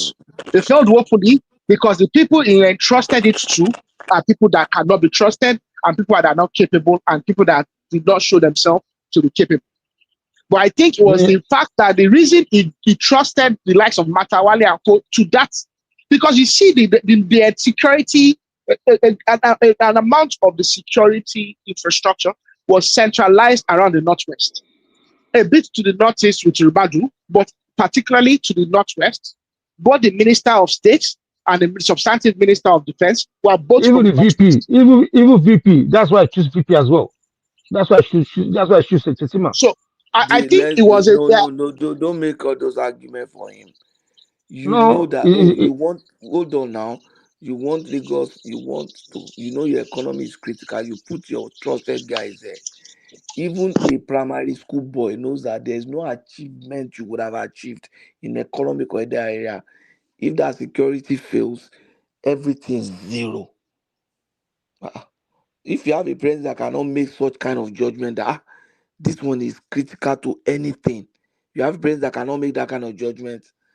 The thing hit me. Pato, you know be president though. Then why you know be president? Hold on. Let me ask Pato that's talking. Hold on. You use that Patoski, thing that let me can ask rubbish you. everything you have achieved. Pato, no, not to rubbish anything. It's your imagination that's talking like that. Has achieved now. No, I disagree with you totally. Nothing wrong with everything. Let me tell you this, yeah. Okay. Let me tell you, yeah. Okay. When you say I disagree that anybody that say he fail totally, no, not fail totally. He fail, but not in total. Yeah. Now, why do you think they kill Lagbaja? When Lagbaja was there, we made progress. There's nothing like this. They even when he had terminal illness now. My brother, they killed they fight the guy. Let's allow I said, see, let's Kenny, Lagbaja na Pato Padio, Pato now, the Lagbaja Padi, so you would know now. Lagbaja had the terminal illness now. It's my own thing now. Okay. Politics to everything. I believe the time. Hello, I believe Pato and them Lagbaja be Padi now them set now, don't you know? Pato said if Pato's going to army, Pato will be 3-star general at this stage now. Okay, now Pato the guy they hit on the same people together. You know what they do. I understand. But what I'm saying is, Lagbaja was sick. Okay, I accept. Okay, I accept. Okay, why is okay? Let me finish now. Let me finish. Hold on, Pato. Let me finish my analysis here. If you look for the first 2 years of Asiwaju, those people they make a lot of progress in terms of insecurity in Nigeria. All this because it reduced like from 0 to 70. You understand? So it was after even this Christopher, when Christopher was there, there was something like this as well. It's what after all this started happening in the last 2-3 weeks or a month, and we know this is why all this is happening. But I'm not going to say, he did well. No, he's supposed to have seen this is coming, that because they did the same thing to Jonathan. You understand? The attack came at once in the same in 1 week. Boom, boom, boom, boom, boom, boom, boom, boom, boom, boom. So we know that it's got to Ajakela no Kudeni. You understand? So it's not as if he didn't put people that he trust in that position. But when the people want to sabotage, they will sabotage. You understand? And now he's taking steps and he's doing the right thing. You understand? So me, I will not say that. I will not say, oh, I supported him, or he has failed me, or he's not. He's doing the right thing at the moment. He failed me in that area. I didn't say he failed me totally. Oga Kenny, the security has not improved in the time that he has been president. There's never been a time that security has improved. What you are confusing as improvement was a lack of any substantial security incident. You get? There was what has happened in the last few months, few weeks, and over a month is we came back to the time of Buhari where we were having large scale abductions and consequential major events, insecurity events.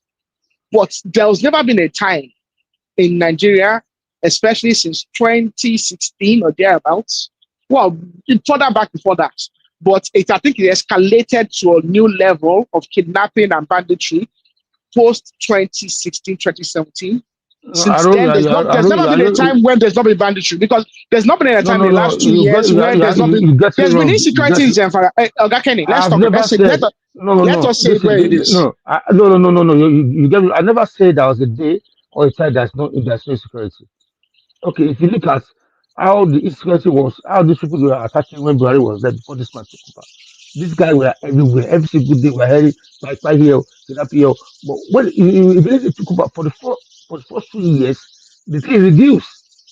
Because the bandits were waiting to see the temperature No, it's and not the because mood and the mood of the. See, you see, it's not because of that. the bandits are not It's not godless, because it's soulless. not No, because they are of that. soulless. They are soulless, but they are not It's not robots because now. of that. You're the one It's now. not. They want to feel the mood of. They want to feel They the are mood of fighting people. the soldier. You see, that means you are taking the credit away from the soldier. Those that die on daily Oh, I'm basis not. and those that are No. working. No, that's what No, you the mean. You said soldiers they are don't do doing a anything. lot of good work. They're doing a lot of good work. But there's never been a time that we've overcome them substantially. We hope, my dear, my brother, we overcome them, but not in total. You understand?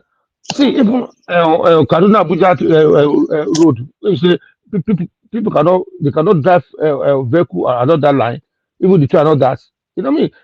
A lot of area were there be very very safe, but that doesn't mean that doesn't mean that they're not attacking. Even in the UK, the years that we all go to positive, I did not attack you. Attack once in a while. It happens, but this one that happened, that happened within 1 month. You understand? Probably maybe they're supposed to do more. They allow these people already read them. That's okay. But if if Donald Trump didn't say what he said, do you think this attack will come this way? But I believe that because of what Donald Trump said, it will escalate this thing. Just for those people to prove that truly there is a Christian general, whatever they call it, in Nigeria. Why do they have to go to church to go and kidnap people? Why do they have to go to Christian community just to prove to these people that truly this is happening? So what is happening here right now is not ordinary. It's not natural. It's not those. It's not the natural this thing that I agree with you. There's nothing natural about it. But it is not. But see, the same way PDP, I won't let PDP blame APC for their misfortune. I will not let the president and his security advisors shy away from their responsibility. It is their job to bring about safety and general security. It's their job to make sure that there's consequence for criminality. Yeah, you're so right. There's no excuse. There's no excuse that someone is trying to undermine it. Yes, people are there. People are going to try and undermine you. It's your job to make sure they're not successful, and it's your job to make sure that where they break the law, that there's consequences, severe consequences. That is their job. That is what is expected of them. So nobody should allow them to shy away from that. Issue warning. They should take responsibility. Of course. Me, I believe, and I believe strongly. Me, I'm not going to be like Patoski that use a lot of strong words for Mr. President. I'm not going to use that kind of word. You say, I don't know the kind of words Patoski will use. That the one is the other day Patoski say, as you give like a baby that if it's a baby, you're supposed to flog him or something like that. I was listening to what Patoki said, but I know with Patoki you are disappointed because all of us believe so much in this man that he can handle this and all that. That's why people vote for him, and I still believe in him. My belief has never changed, regardless of what we're going through. I still believe we're going to overcome. Is it Ebola that is not Sonny Abacha? Who is Sonny Abacha in the group? Who be that? Is that Hola? It's Hola now. It's Hola that told Sonny Abacha. God. In fact, orúkọ yẹn ó fit dáadáa because you even tọ̀dọ̀ yìí kan ti pọ̀ jù. Is it Pato that is Sonny Abacha? It's me now. Why? Okay. It's Ola. That's the person with that name fits. You my General Thomas. My brother Patoski, please, I beg you. See, I know you're disappointed, but I need you to reduce the kind of word you use for Mr. President. I beg you, in the name of God. Why should he reduce his words? No. Why should anybody reduce? He's the president. Okay, if he's not happy to be president, if Tinubu doesn't want to be abused, he should come out there. You are getting it wrong. I'm not saying they should not scold him, but what to at least show him some respect. You understand? I'm not saying they should not. He's the president, no, he doesn't deserve any respect, now, my brother, Yoruba, you know me, we don't talk this way. You understand? We respect elders regardless. Everything láti campaign fún mi náà. Yorùbá ni wá bọ̀ àwọn Yorùbá ń kú náà. Now, some of us there risk anything. So tó bá jẹ́ Yorùbá ń kú, táwa dákẹ́ àwa náà àti di Fúlàní nìyẹn. No, I mean, you can't that Pasuma gets to know good. You can't that I'm not saying you should keep quiet. But you shouldn't be using. You shouldn't be. Derogative. You shouldn't be using derogative. I'm not saying you should call him. You can scold him as long as you want. Even me, the other day on my TikTok, I have a show. I was scolding him as well. That's about. I would not use the derogative word for him. It's another person. Me no derogative word now. He failed in that area. The most of go should not go pass in every area. She school me that one school she will go subject. She will go every topic.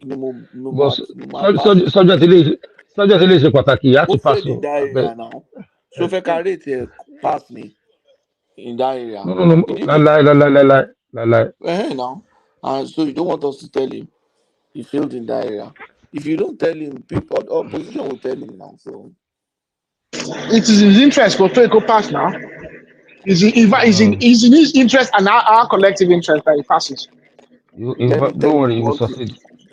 Let me tell you why some people they don't support Obi. They support Obi because his supporters believe Obi can never fail.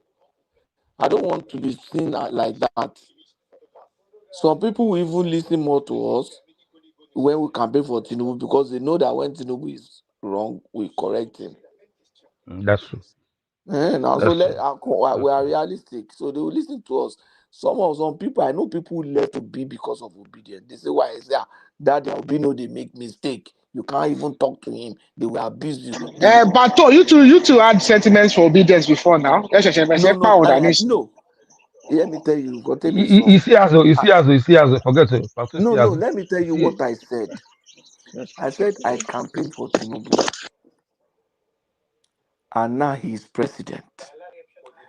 So I hold him accountable. Woman buy your wash anyone buy your shit.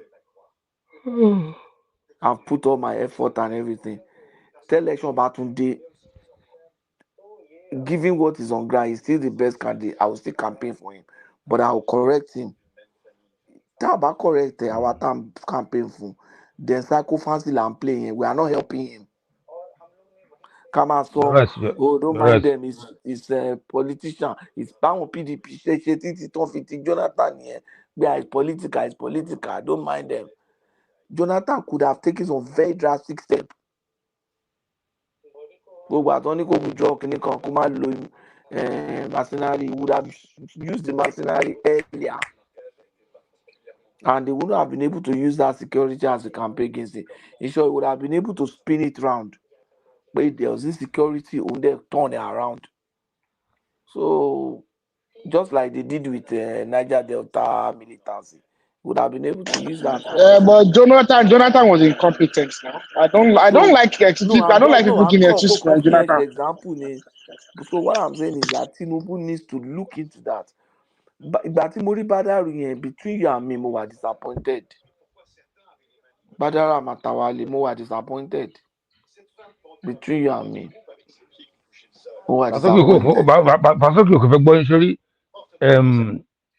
Badaru and the other guys also, I see, but Badaru, Matawale, and Shetima. Tinubu purposely choose those people in that position because of this insecurity. Thinking. Security problem. Yes, because you know why? No. It's not because of the Shetima. At that time, people are talking that Shetima is part of those people that support that is side of insecurity. That he was sitting and eating with them, dining with them. No, he believe because he's in charge, he know them, so he'll be able to calm things down. You understand? So it's not the Boko Haram now. Three of them were involved in this insecurity one way or the other. Three of those people I mentioned. Badaru, Matawali, and Shetima. So that means he has to drop Shetima now. By next I don't think he will drop Shetima, but I don't think he's going to carry him along in second time. If he knows that the man is involved, why will you continue to keep him? No, but it's a FP. It's going to cause a lot of damage if you drop him now. So why did he choose him in the first place?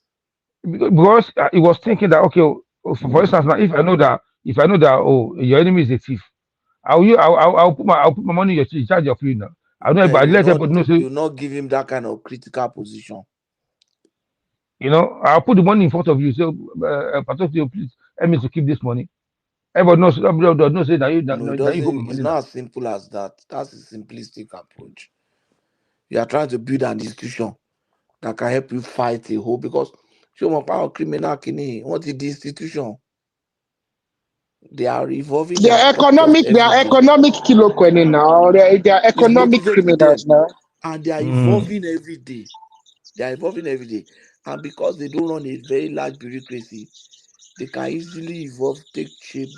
The economic benefit is too big. It's too big for you to just think it will go away. You know, for them, it's very fundamental issue. It's the economic gain is too much for them to just decide that we don't want to do it anymore. Aro, why do you think most presidents they reserve the minister of petroleum for themselves? Because if you go and put it in the hands of people that will use against you, they will fund the election against you now. To the economy, yeah. So they will fund the election against you. Why can't you be the minister of defense now? It's too old, I guess. No, not in that sense. Oh, if you is he not? The situation of Donald Trump, is he not assuming minister of defense now? Pato. Why can't Tinubu bring fashion? Tinubu needs Fashola as his. He needs to get rid of Femi. He needs to get rid of Femi. He needs fashion. He needs someone to whip that. He needs someone to whip, because when you look at a lot of the advisors, when you look at the special advisors, you look at some of the you need someone like Femi, like Fashola, that will whip everybody to shape. People are not performing. His personal staff are not performing to the expectation. His personal staff are not performing to the expectation that they require. Bayo is not doing well at all. And I cannot believe that he got rid of Ajuri because he wanted to keep Bayo. Yes, I know that Bayo is your boy from long time. I know Bayo is your guy from long time. No. Let me tell you why. Let me tell you why he gets that Fajero. If you know at that time, there was a lot of leaking. This coming from and they had conflict. They had conflicting. They were giving competing statements. And leaking documents are coming, and it was coming through that. But it can't be a jury now. It can't be a jury. A jury that worked under Buhari. It's a jury. I said the leak was coming through a jury. You have to believe. They have to believe. That guy seems like a professional to me. Since a jury left, have you seen any leak coming out from that? But a jury seems like a professional. No, but it doesn't have to be a jury. All the civil servants that work in federal government, all of them voted for Twitter. Twitter B won National Rock polling unit. So much. One Abuja. And even the National Rock polling unit, Twitter B won it. So what do you mean? Don't they have civil servants that work in? You think all the files that they take around, is it a jury that takes the files around? If you want to take a file to the desk of the secretary to the government, or you want to take a file to the desk of Femi Gbajabiamila, it's civil servants that are going to take the files there. They have directors that are civil servants as well, and some of those directors voted for Obi. I hope they have restructured the civil servant on post Dosibe. I hope they have worked around it. Our jury is a professional. I doubt he's the kind of person that will be leaking secrets. He was very close to Tinubu. But they should have stuck at you though. My brother, if Tinubu knows how some of us love him, man, I'm telling you. He's being very, very careless. Very careless with some of the decisions he make. The sacrifice for Tinubu to really. My immediate told that brother. Bobo community is a CDA chairman in Ladugbo, Logun State. Who deliver community of APC. You can imagine what we will take for a CDA chairman to deliver his community in Ogun State. Who deliver? Ogun State is fragmented.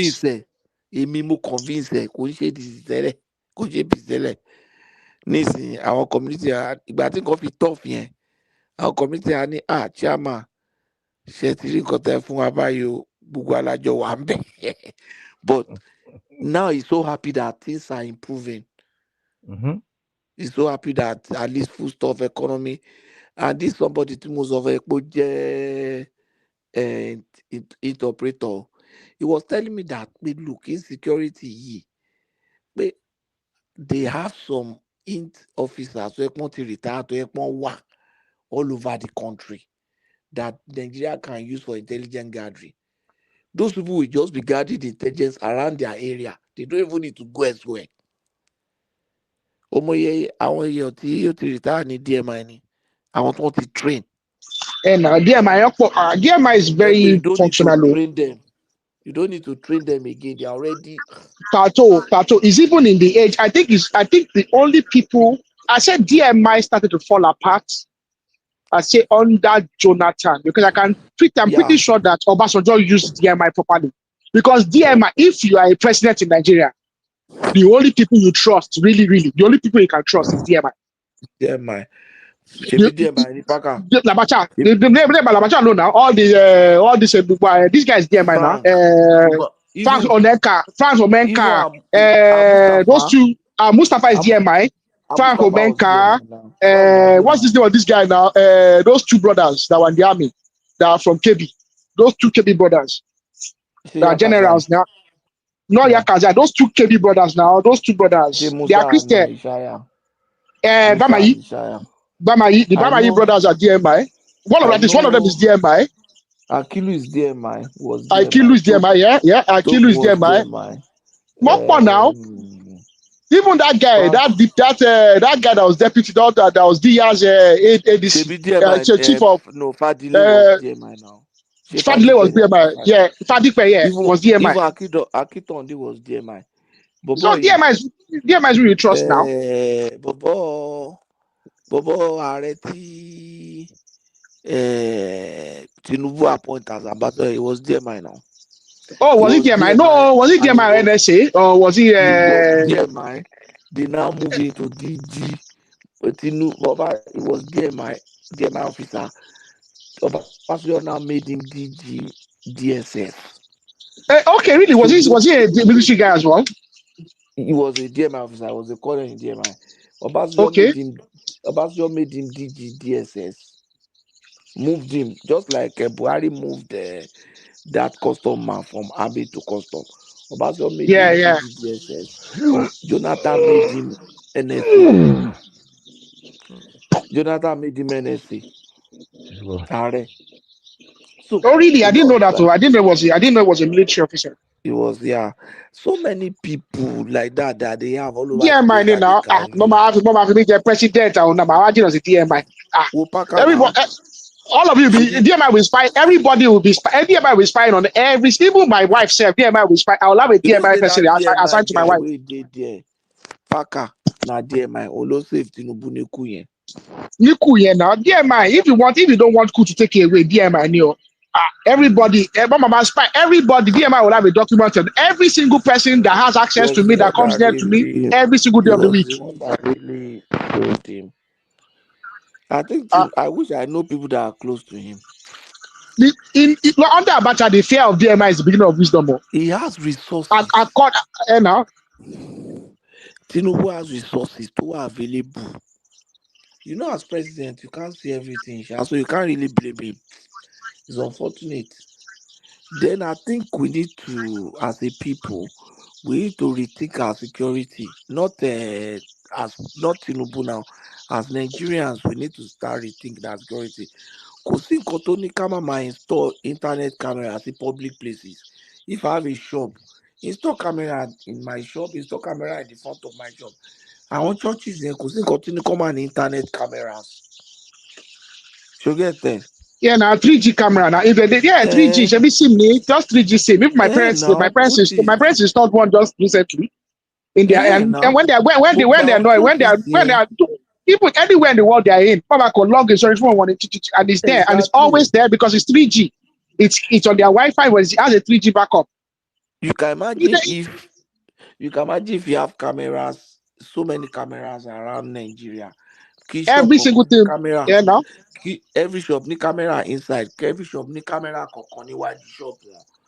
It means that commit crime from the moment to step out of the house. You can trace his cameras that will movements. catch Yeah. you. Now. Maybe they had the contract. Abuja should more that Abuja camera. But Pato, you know the way that the government can influence that. So there's a new insurance. There's a new insurance law, for building approval. But even, I was even going to say that the new insurance law stipulates that every company should take out, if you're running a business, that you need to take out insurance cover for liability and all these things for business. The insurance company can then put it as a stipulation that for them to be able to, that you need to have cameras. So there's a way the government can influence the behavior of society. No. I'm someone that's very simple. When I look at that's why it's about CB sometimes I even get. I came actually earlier and I heard what you were saying, but I didn't want to join the conversation because I think sometimes the conversation is mundane and repetitive. We know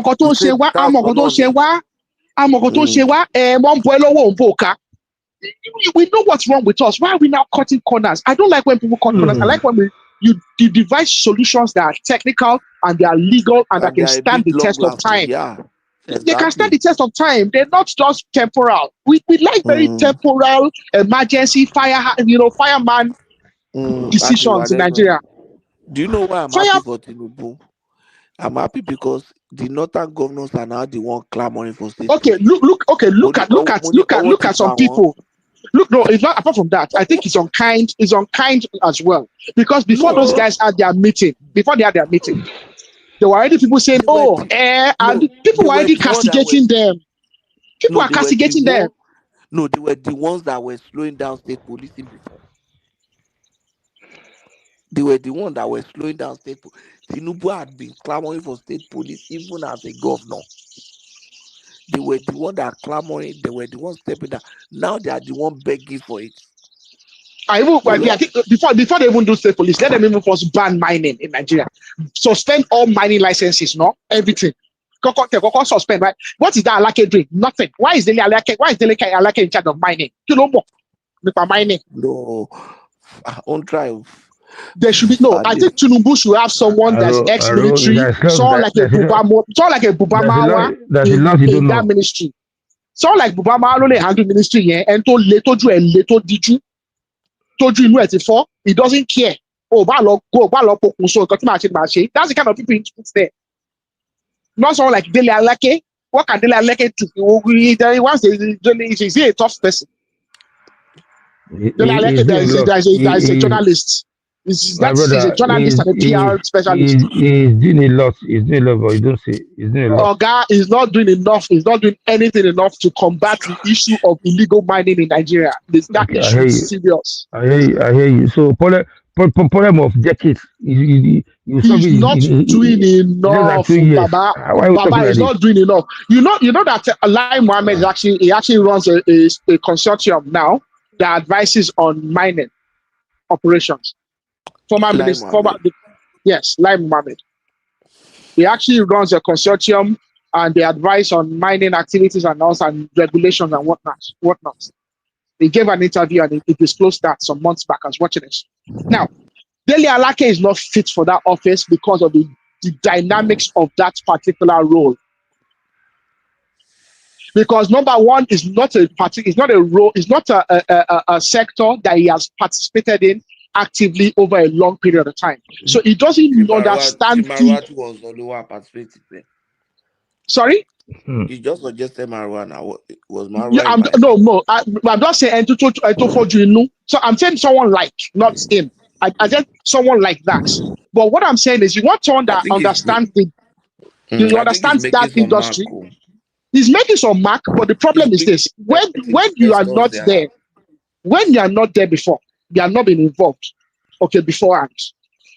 You first have to take time. They will first explain what is going on to you. There will be people that will try to mislead you. Because it's an industry that there's a lot of vested interests and there's different dynamics to it. And it's also an industry that is not regulated. There's an industry that is lacking in a lot of that needs reform. that needs a lot of government presence, that needs a lot of reform, and an industry that has been handicapped by the nature of our constitution and the nature of the balance of power between the states and the federal. It is not a place where you put someone that needs to go and learn afresh. My brother, the guy's not learning. You are just speaking English here. Okay, the guy is why is Marwa? Yeah, the guy has done a lot. Why is Marwa successful at NDLEA? I'll tell you why Marwa is successful at NDLEA. Because before Marwa became the boss of NDLEA, Marwa for more than 10 years was already invested personally in the war against drugs. Marwa was he running an NGO that was involved in the war against drugs. He was running an NGO and he was already personally involved in it. So when he became the substantive boss of NDLEA, they already had understanding of what the problems were. So Odubu Joda is performing in his own position now. Has he worked there before? Or has he got any experience in that sector before? I don't think customs. You have to start the mining here in Cotton Shelembe. It is you are looking at mining. Let me tell you another thing. The vested interest in mining are substantially more than what you have the customs now. Kini Aro. Sorry, Olubumi Ojo yẹn ta sọ pé perform. Ó perform o. But performance ta sọ pé performance is because àwọn tó wà ń bẹ̀ tẹ́lẹ̀. Yeah, Aregbe did well as well a bit. He did nothing. Now, just got mo fẹ́ raise ni. Which progress in terms of internal security has immigration made in Nigeria? Gbogbo àwọn táwọn sọ pé foreigner ni báwo náà ṣe ń wọlé Olúbùnmi Òjó is performing. Ṣebí immigration is under him. Nítorí èèyàn ṣe passport fast ló ń perform. Kò ṣe passport nìkan ló ṣe o. I'm asking you today, most of these bandits àtàwọn kìnìún tán wọlé, they are foreigners. How náà ṣe ń wọlé? Yeah, because we have cross border now. Are they coming through airport? Are they coming through airport? Are they coming through normal this that we have? No. Customs, immigration, are they not a prominent part of the border system? Yeah, the custom cannot go and fight one and go and fight face bandit now. Are they not supposed to secure the border? Yeah, somebody carrying weapons to cross the border. They are securing their border now. They are securing their outpost now. But these people are coming through the other means. When they say no, if they so àgbà tí custom bá fẹ́ mú mọ́tò, àwọn tó gbé mọ́tò wọn gba ẹnu gate nìkan náà mú àbí. No. They patrol the border too now. They patrol the border. Yes, but you cannot compare people that do. Olúbùnmi Òjó kò wà fantastic. Okay, let's condemn everybody from top to bottom. Let me tell you one person who are fantastic, Dada Keyamu, and people don't know. Keyamu is fantastic. Bobo IFRS is fantastic. To me, Wale is doing a very good job. Yemi Money Wale is doing a very good job. Yemi is doing a very good job. Okay. Wike is doing a very good job. But Bosu yẹn kọ́ lọ change ẹ̀. Bosun Tijani kò ṣe nothing. Nothing. Wọ́n kàn pé but ó kàn wá ń bẹ̀ ní mí nǹkan tó ṣe. Ó kàn ṣòṣì. Yeah. Kò ṣe anything. Even the guy, if you the one in charge of NEPA is doing well, he's doing a good job. But people don't just do what he does. Penkele? Is it Penkele? Yes. It require a lot of investment. Then, do you know Ibadan, my brother? So before you continue, do you know Ibadan? I called my brother at my house. He said they are having 5 days no light off. 5 days. And this is not those cash messages that they say by one by two. This guy too now, the former governor of Minister of Works, is doing very well too. They do well now, and they perform, guaranteed. Yeah. If there's anyone, I want only to change the band, only to change they should bring back Fashola. I think they need to change after these 4 years. Fashola is not coming. Fashola is not coming. Maybe He second needs time, fashion. sir. He desperately needs fashion like that. Maybe second time is not the first They time is need not to going to whip. They succeed. need to whip people into shape.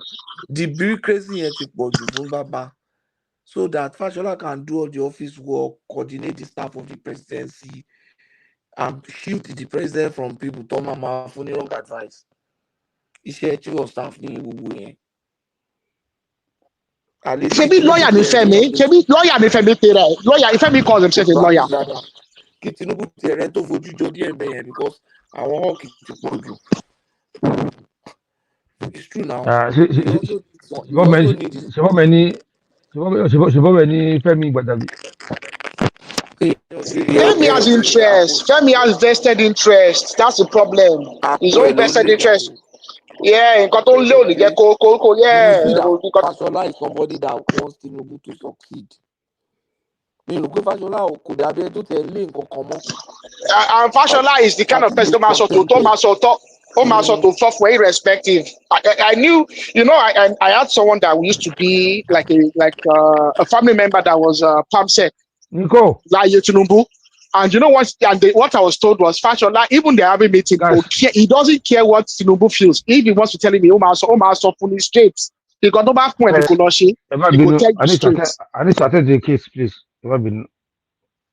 So he needs Fashola in that government. Someone that can just tell him that Baba, Oga, kò sọ́nà bẹ́ẹ̀ yẹn, ẹ gbàgbé ẹ̀. Kò sọ́nà bẹ́ẹ̀. Ẹ má lọ bẹ́ẹ̀. Hold on here. Okay, Kenny. I have to attend to this case. Okay. Right. So he needs Fashola in that government. Femi Osei, nothing. Someone that will tell him, Oga, ẹ má lọ síbẹ̀ yẹn o, kò sọ́nà bẹ́ẹ̀. And what is Fagbemi doing? I don't even know. I'm confused about Fagbemi. Sometimes he's doing okay, sometimes he's not doing okay. What is wrong with him?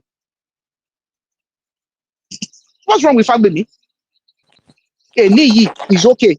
Tomorrow, the government will just be taking Fagbemi, what's the Attorney General?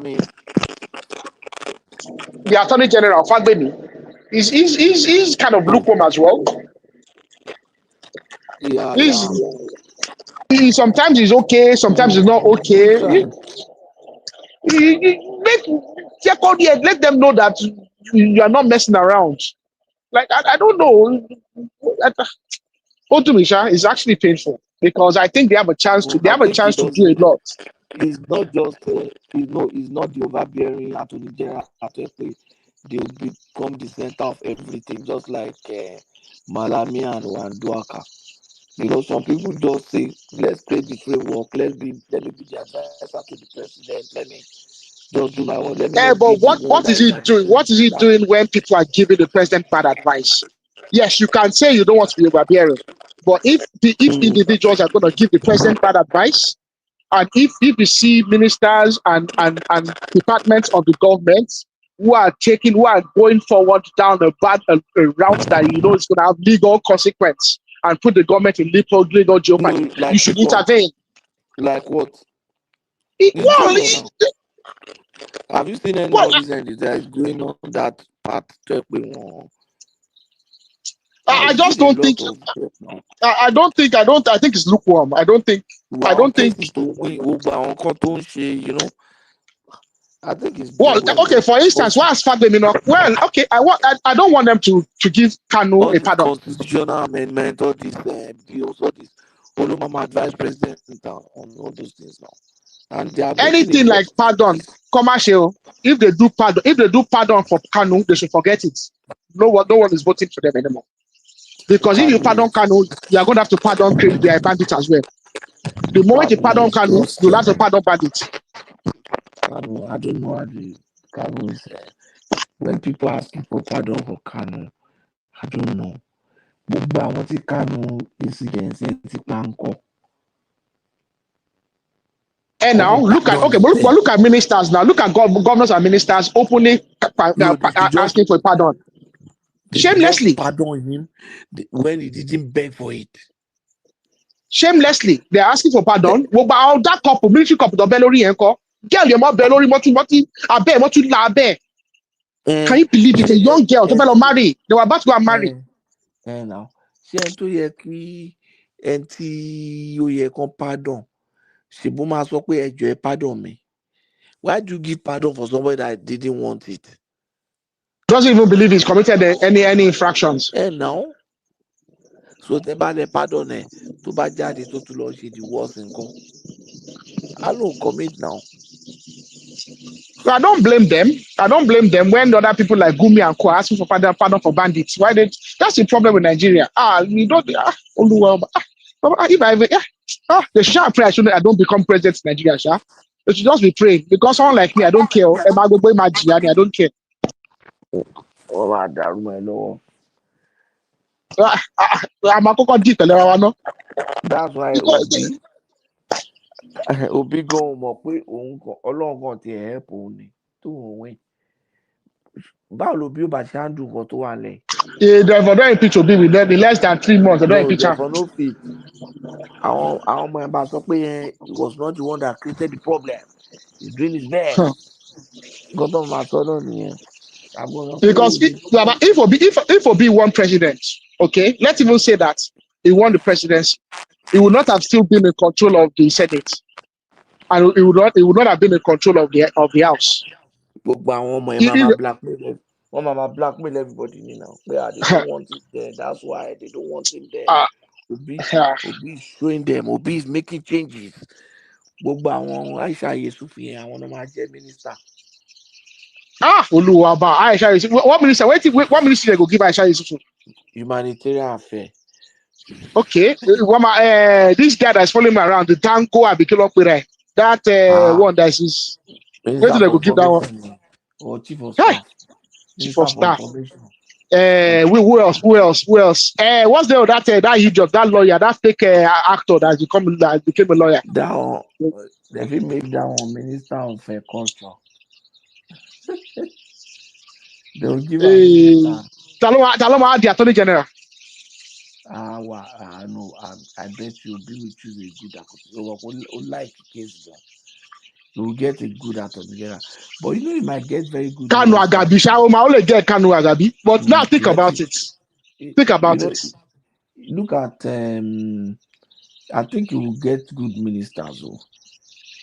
People like Obi will come back as minister. People like would Obi really come back as minister under Obi, knowing fully well that the man might not follow through on some of our advice? No, he will. He will. Patutomi will become the coordinating minister of the economy. But okay, look at it, Patu. Okay, Obi is a known entity when it comes to the economics in Nigeria. She's a known entity, yes. We can see you can just make noise. We can see the trajectory of the Tinubu's economic policy. We already knew all of us knew. We had an idea of where Tinubu would take the country from an economic perspective. We knew there was going to be economic reform, but Ngozi has been there twice. I'm not saying that she's dull. I'm not saying that she's ineffective. But she has had two chances to have a crack at the game. She's had two chances to have a go at it. And we did not have substantial economic reform. No, I think subsequent government will build on what Ngozi was trying to do. But even when she was there, we did, because I think what Tinubu's government has really made consequential reforms. During Ngozi time, he made some reform. Then, you know, this fuel subsidy, Ngozi was the one championing. They even had town hall meetings. I remember. Àwọn Adamu Shomole yìí gbogbo wọn náà wà tán ní why will you remove it? Kẹ́nìkan ní ìsìn àwọn náà sọ pé kìtì sorry politics na shameful thing o. Wey you go talk something down, you go dey change your mouth later. Politician ò ní tìjú. Àgbẹ̀ ìtìjú mélòó? Ṣé kò ti wọlé ni? Because mo wo àwọn fídíò yẹn máa ń pè even Tinubu yìí mo sọ pé with subsidy. Olókọ́kọ́ yọ ṣe ti rí oríbi ó máa ṣe o Jonathan náà di ògbọ́ràn as a leader you don't listen to all those things you don't listen to it.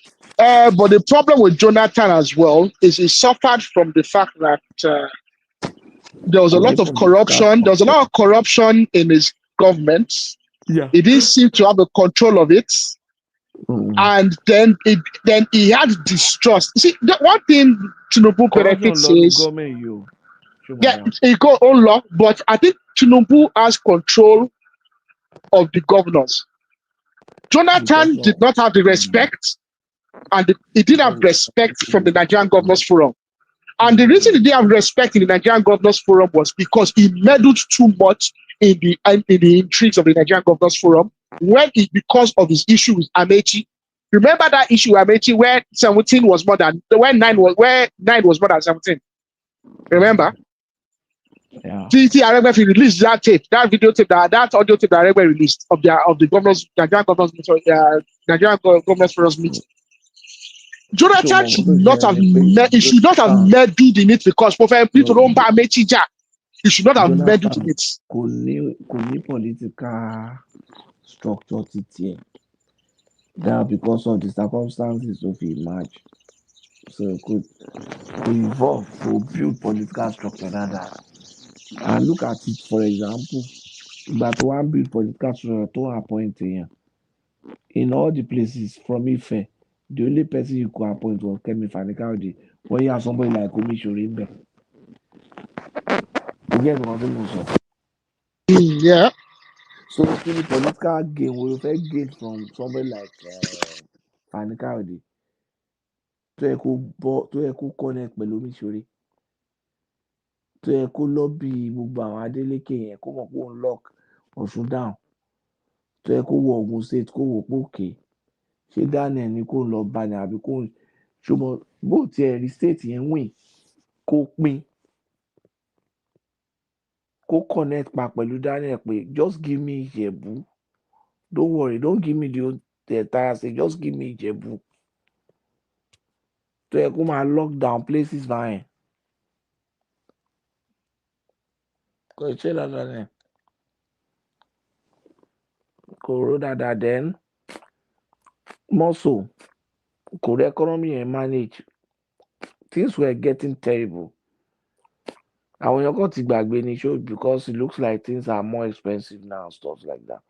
When Jonathan was president, remember now more they weren't paying salary now constantly. A lot of bailout. And now they weren't paying salary. There's a lot of issues. And there's a lot of things he didn't manage very well. People forget very easily. They forget easily what happened to Jonathan. Too easily. Buhari. People forget. Then he mismanaged the privatization of not NEPA. What change the road NEPA? IPP are picking up distribution company. He mismanaged that privatization. Kini no. Jonathan then could manage the security and that not. The guy knows put that. But Dasuki was after the election though. He was after the election. But it was after the election. Look at this Yanni. They say she's trying to come back now. They say she's trying to get soft landing. That is the last thing I heard was she's trying to get soft landing to come back. That she's very soft landing. Yeah, who are terminally healed. She just wants to come back. To come back to Nigeria. Coco where now? But really, how much did she take for herself as well? How much of the kilo charge for her? That's the other question. Jonathan. How much yellow charge for her? Most of the bulk of that money belongs to Jonathan. Most of the bulk of it belongs to Jonathan. But my concern is I don't know whether they still have the money. You know that Nigeria at a 4 year at a lot of that money. Some of them have been spent buying property that have lost value. Private jets that have lost value. So we're in waste. So they found a bride. They found a bride in a house that had diamonds. There's Annie she was over almost 56 at the time. So that government. Brad, what is brad to the diamond is it? That man was already that retired admiral, wherever it was already well over 60 something. What do you want to? What do you? Mo sure pé máa yẹn á súnmọ́ èjì bàbá Dèjání. Admiral Kini, Admiral Alice Madueke. Alice Madueke was the governor of Anambra State as at 1983. Nígbà táwọn Buhari dé yẹn. Only governor to appoint Anambra State. So set on Buhari and as at that time, he was. But those guys were young that time, remember? No, look Dagba. He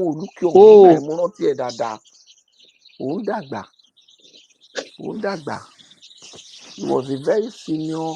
He became chief of naval staff almost immediately after.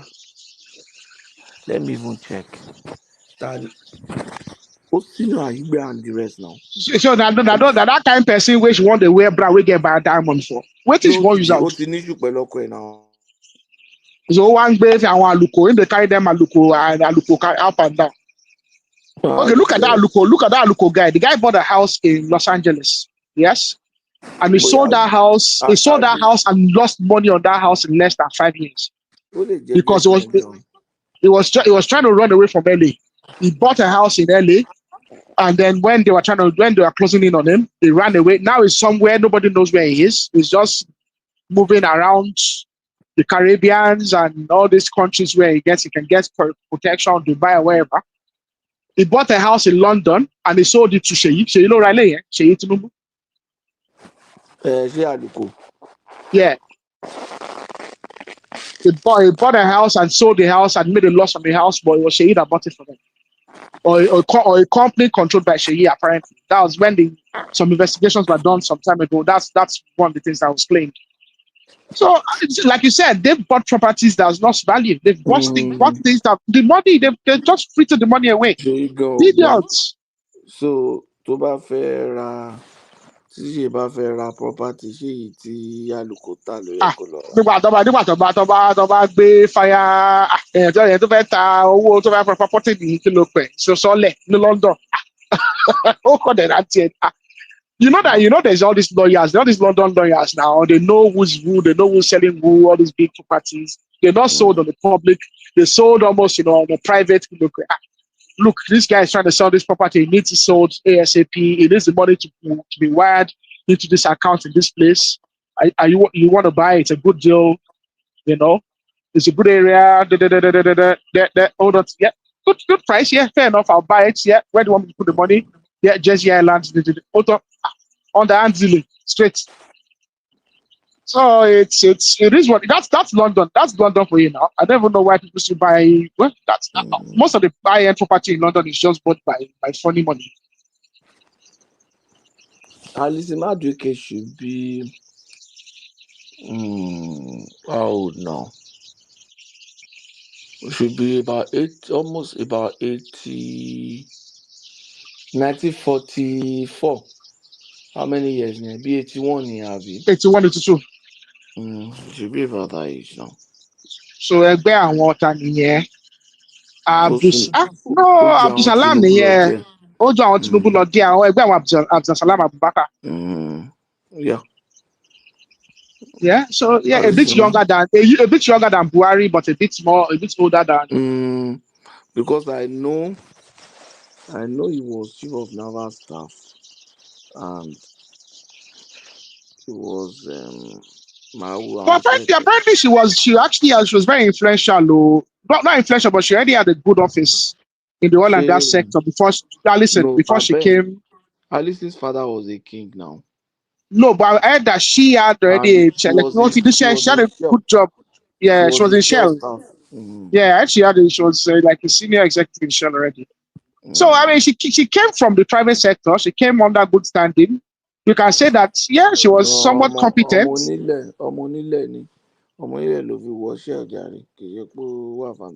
Oh, really? She go fantastic. No profile ọmọ onílẹ̀ ni bàbá ẹ̀ wọ na royal for ìjọ ọba ìjọ kan ni bàbá ẹ̀ and ó tún wá fẹ́ bọ̀bọ̀ ẹ̀ so ó wà okay. It's sad. It's sad. Jonathan messed up because he had. Well, then again, what could he have done? No, I just look at it. What could he have done?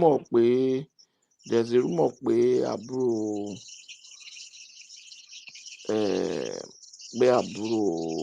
Kí àti Jonathan fẹ́yìn àbí? Àbúrò Adésínì Jonathan mo gbọ́ ìyàwó ẹ̀kejì yẹn. I think I've heard that as well before. Àbúrò Adésínì jẹ́ òkejì. That woman, all that woman tó fẹ́ tó bí boy yẹn. So you now wonder why tí wọ́n á ṣerú nǹkan yẹn tó yẹ pé ó máa lè lọ. Nǹkan tó ń ṣẹlẹ̀ nìyẹn. Jonathan, he messed up. Well, thank God he's back. Ọlọ́run ló yọ tí mo pa sí wherever he went the other day.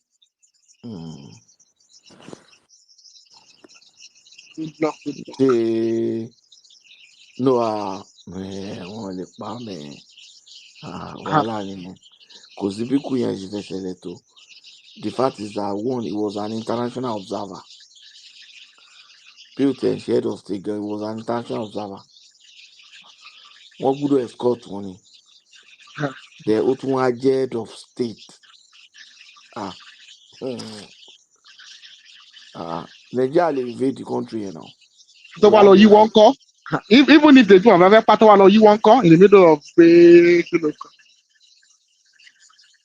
tó lọ yí wọ́. You know, sometimes things happen without intention. Mistakenly. Yeah, but it was just in the boya they want to go and attack the sitting president. He was there with him. They didn't have a choice. You know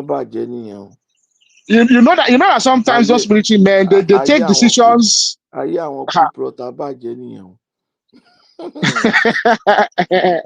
but Jonathan ti lọ ti ẹni kó mọ lè já padà. Ọlọ́run ló yọ kó ṣàrà dúpẹ́ kó máa dúpẹ́ orí tiẹ̀. But look at the people in Nigeria. Look at how they changed it. Oh, the federal government didn't go and help him. They left him there to suffer. Turns out that the federal government already deployed the plane. It just happened that the Ivory Coast plane got there before the Nigerian plane got there. And he said himself, I just told them, don't worry. We're already on one plane. Tell your own plane to turn around and go back. Because apparently they are Anglophone. Those people, they speak French to each other. They were able to get clearance quicker. But Nigerian people, what is already here? The fact Nigeria is slow. This is very irresponsible. What do they expect? Funny country, sir. It's very. I know we will get there. But I really want this Musa guy to do well. And I think Pato, you were saying that, I think this Musa can be a future president too. Whatever he does now. Yeah, it can be. Whatever he does, because I see the way people speak about him. Look at the acceptance, the acceptability, everything. Wow. Everything, yeah. So if he manages the politics of it very well, and he manages and delivers on the military aspect. Yeah, now he can even be the president in the future because at some stage we still have to take presidency to North Central. And the way I always see Southern Kaduna is if you North Central, Southern Kaduna, it will say by the same. So if you give a Southern Kaduna person the presidential ticket, you might as well give it the North Central the presidential ticket. Because Hausa president. Yeah, not really. No, in the long. So it's someone that we can really look at in the future as a president where you can have. Well, the only problem with that presidency is this. If you have a Northern Christian, then you have to have a Southern Muslim. And the only places where you have Southern Muslim is Southwest. Well, there's South people that they have Southern Muslim in Southeast as well. So in Southeast a bit, but in South as well, money there. But that then leaves it as a Yoruba VP, which is not really tenable in a way. No. It's not fair to the other people in the South. If you have another Yoruba VP